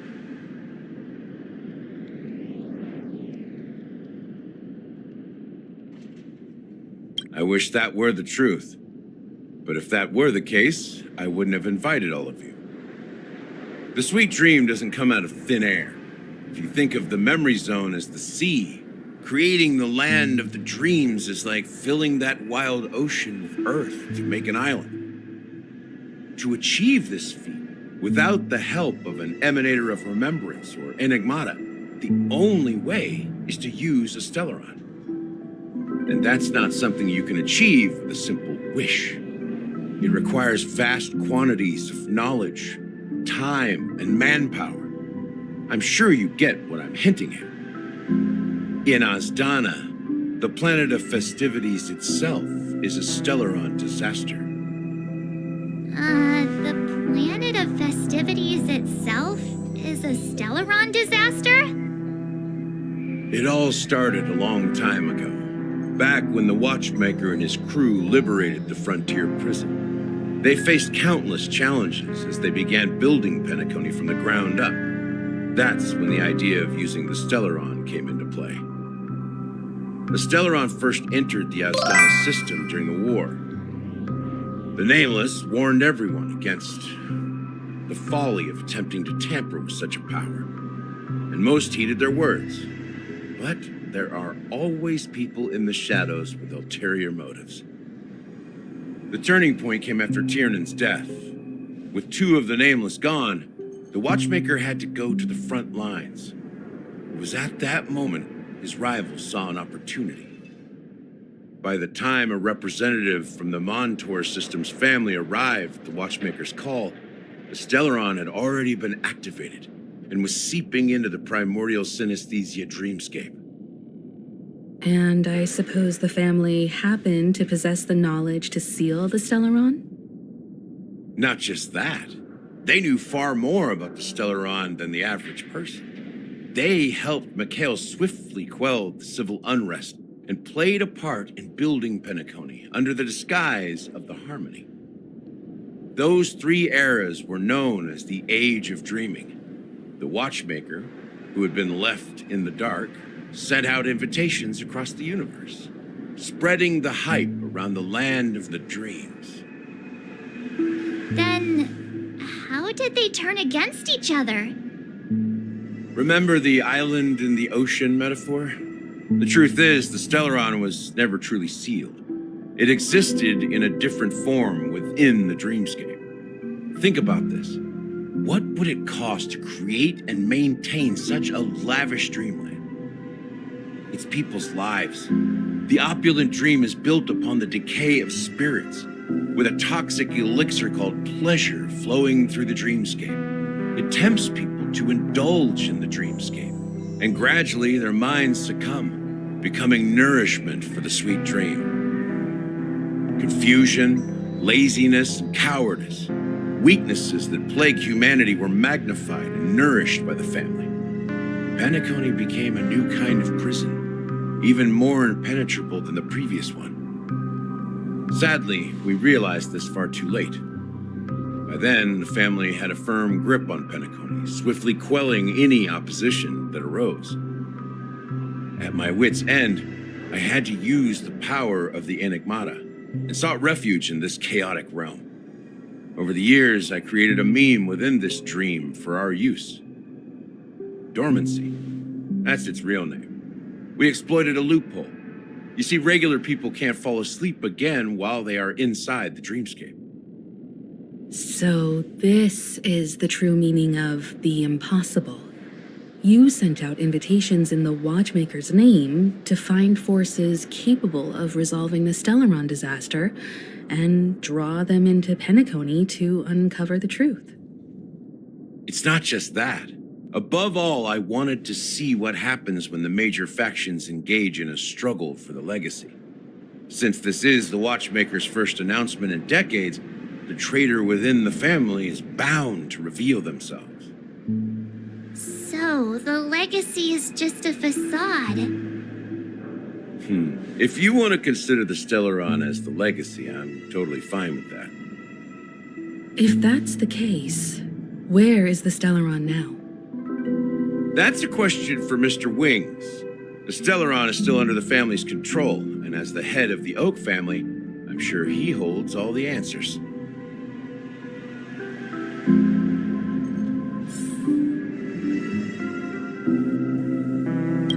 Go ahead. I'm sure Mr. Wings holds the answers.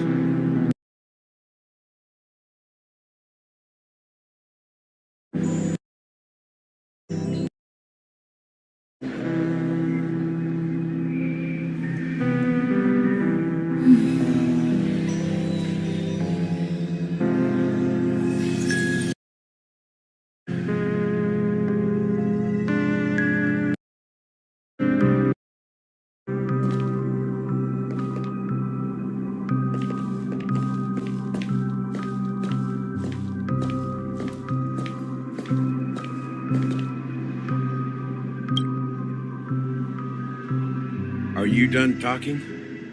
So, will you tell us where the Stellaron is? It is the Penacony Grand Theater itself. As I suspected, it's the embodiment of the family. The edifice that first materialized within the sweet dream. That's what turned Penacony into its current state. As for the person who employed its power, it is in fact Mr. Gopherwood, the current Dream Master. Well, that was easier than I thought. Did you conduct your own investigation already? Correct. When I was trying to track down the person who murdered my sister, apart from you, Gopherwood was my second suspect. Confronting me first turned out to be a smart move on your part. I didn't have other options. The Dream Master has been elusive, and even the heads of the families can hardly get an audience with him. Moreover, Mr. Gopherwood has been kind to my sister and me, and I didn't want it all to end like this. What do you mean by that? To be honest, my brother and I are also victims of the cancer of all worlds. We grew up as orphans and were adopted by the family when they came to help. Mr. Gopherwood recognized our potential and brought us to Penacony. But I can't just stand by and watch Mr. Gopherwood become an enemy of the Harmony. I will use my voice to support an evil cause. I won't step on that stage and sing, no matter who the traitor is or what orders they give me. I won't let the Charmony Festival become an event that destroys Harmony itself, or the paradise in our dreams. Indeed, for the paradise in our dreams. As the head of the Oak family, I'm responsible for ensuring Penacony's promising future. Robin and I will head into the Sweet Dream and confront the Dream Master. And if it turns out that the family has truly strayed from the Harmony, I'll fight alongside you. We'll put the Charmony Festival on hold and make sure Mr. Gopherwood pays for his blood debt. The enemies you are about to face aren't like this old dog here, who can barely even bark. Since our interests are aligned, why don't we team up? Maybe, just maybe, we'll have a shot at success.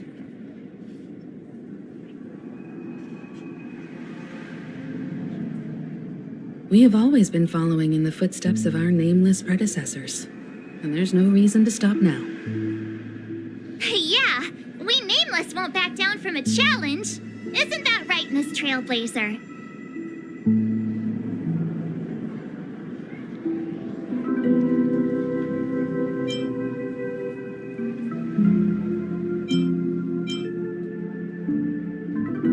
Exactly! It's time for the crew to save the world once more! Rest assured, sitting on the sidelines isn't in our nature. Mr. Sunday, Miss Robin, I'm willing to accompany you on behalf of the Astral Express. Having a third party present should help with negotiations, and could make all the difference if things get ugly. Thank you, Mr. Yang. Thank you all very much. The Charmony Festival is about to start, and time is against us. We must hasten.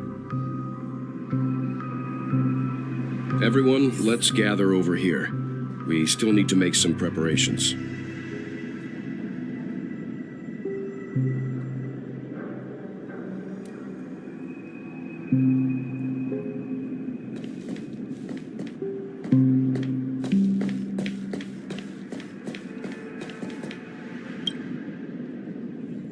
I may have been quick to step up to the plate, but confronting the Dream Master could be a very dangerous affair. Huh? Even you're saying that, Mr. Yang? How powerful is that Dream Master? He's the leader of the families of Penacony, and he has the entire power of the Harmony behind him, not to mention the Stellaron in his possession. We must proceed with great caution. Maybe you can just stay behind this time, Mr. Yang? No, that won't do. Even if we count Robin as an ally, something felt off about Mr. Sunday just now. Although, I can't quite put my finger on it. I have to make sure he won't turn against us when things start to get dicey. You're still carrying the keepsake the IPC envoy gave you, right? May I borrow it for a moment?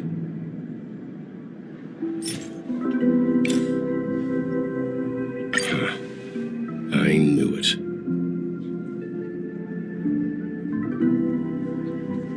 As I suspected, this chip Aventurine gave to you is actually a miniature transmitter. If I'm right, he intends to use it to track your location or contact you when needed. As it so happens, this may actually be of some use in the current situation. Aventurine? Is he still alive? And what does he have to do with our mission to confront the Dream Master? Remember what I said earlier? Working with the IPC is a way to keep the family in check. If negotiations go south and the family show their true colors by going after the Stellaron, I'll use this transmitter to send a message to the IPC. It'll be just the opportunity the IPC ambassador was hoping for. The only question mark in all of this is Venturine's current status. But the IPC is always listening, especially senior strategic investment department heads like him. Getting the message across shouldn't be a problem. Good luck to you, Welt. Well, you take care too. If anything goes wrong, don't worry about me. Just make sure to seal the Stellaron. Spoken like a true hero. Even if the Dream Master is innocent, the family's corruption runs deep. I won't make the same mistake Mikhail did. Let's wish him the best of luck. Don't you have something else to tell us, Gallagher? Why would you say so? Before we departed, the conductor asked us to inquire about the 3 nameless in Penacony. We've already collected intel about Rosalina and Tiernan, so the only one left is legwork. If I'm not mistaken, we've already met him somewhere, haven't we? It's not enough to say meet, but the answer is pretty obvious. After all, I've hinted at it in quite an evident way. I've been watching over you ever since I received the reply from the Astral Express. And I've seen the great effort you all put into linking different realms together across the cosmos. And now, after getting this far all in one piece, you have truly proven yourselves. Miss Himiko, were you the one who repaired the Express and got it sailing through the cosmos again? Yes. And you two, young Nameless, you have very interesting life stories and extraordinary skills.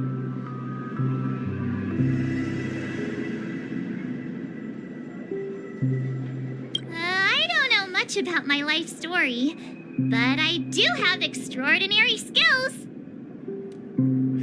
You're full of energy. Please send my regards to the conductor, Pom Pom.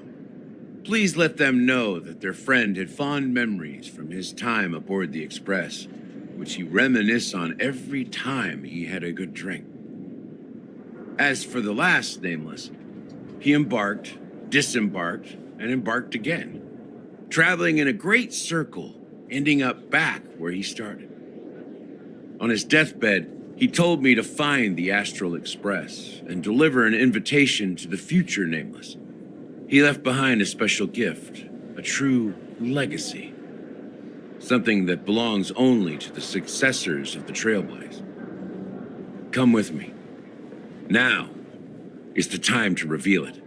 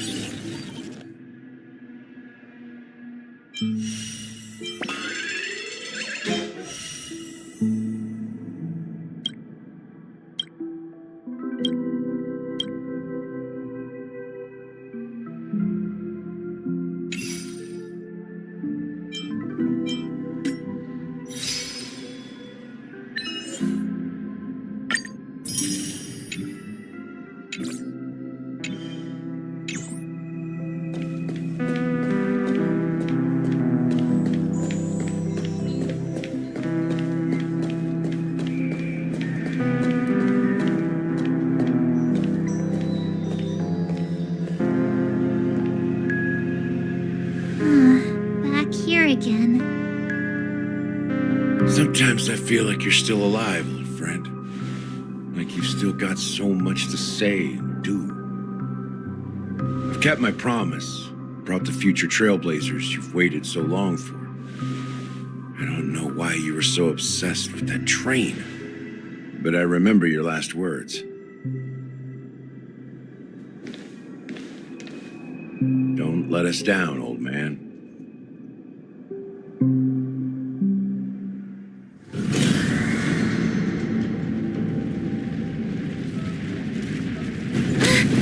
What's happening?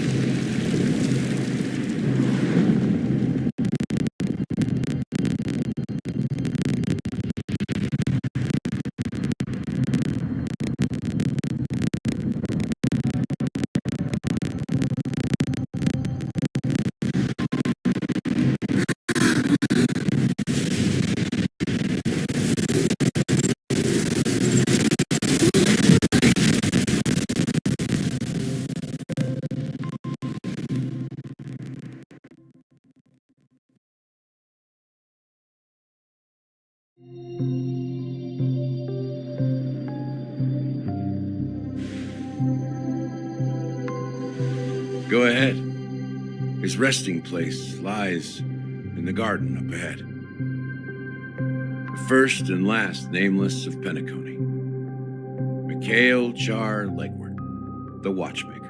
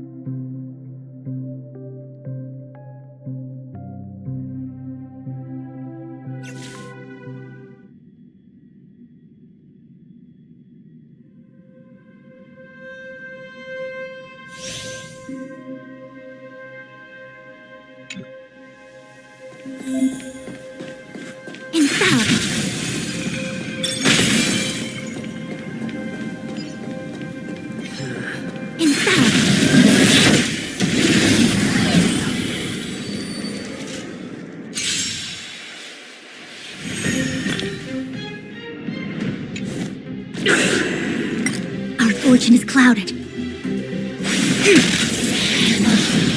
Can we talk? Welcome, customers.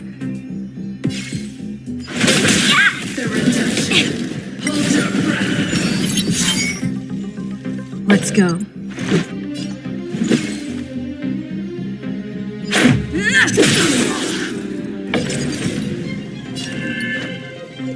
Converge and awaken!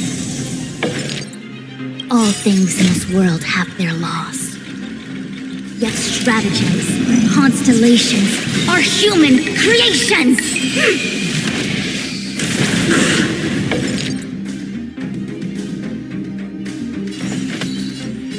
Evil must be gone.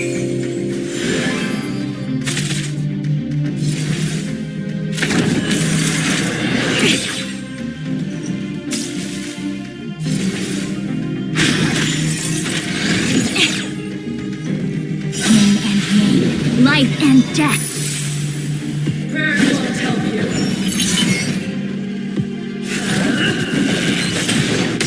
Can we talk? 1,000 wonders to raise your spirits. Good omens? I just won!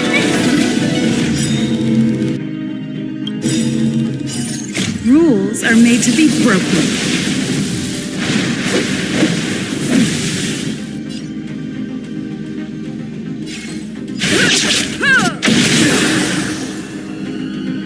Let's make it quick. Let's be friends, shall we? Allow me to make a divination.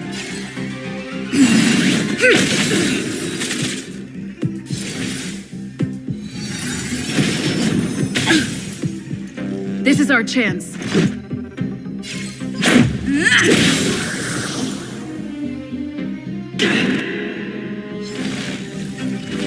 Never forgive.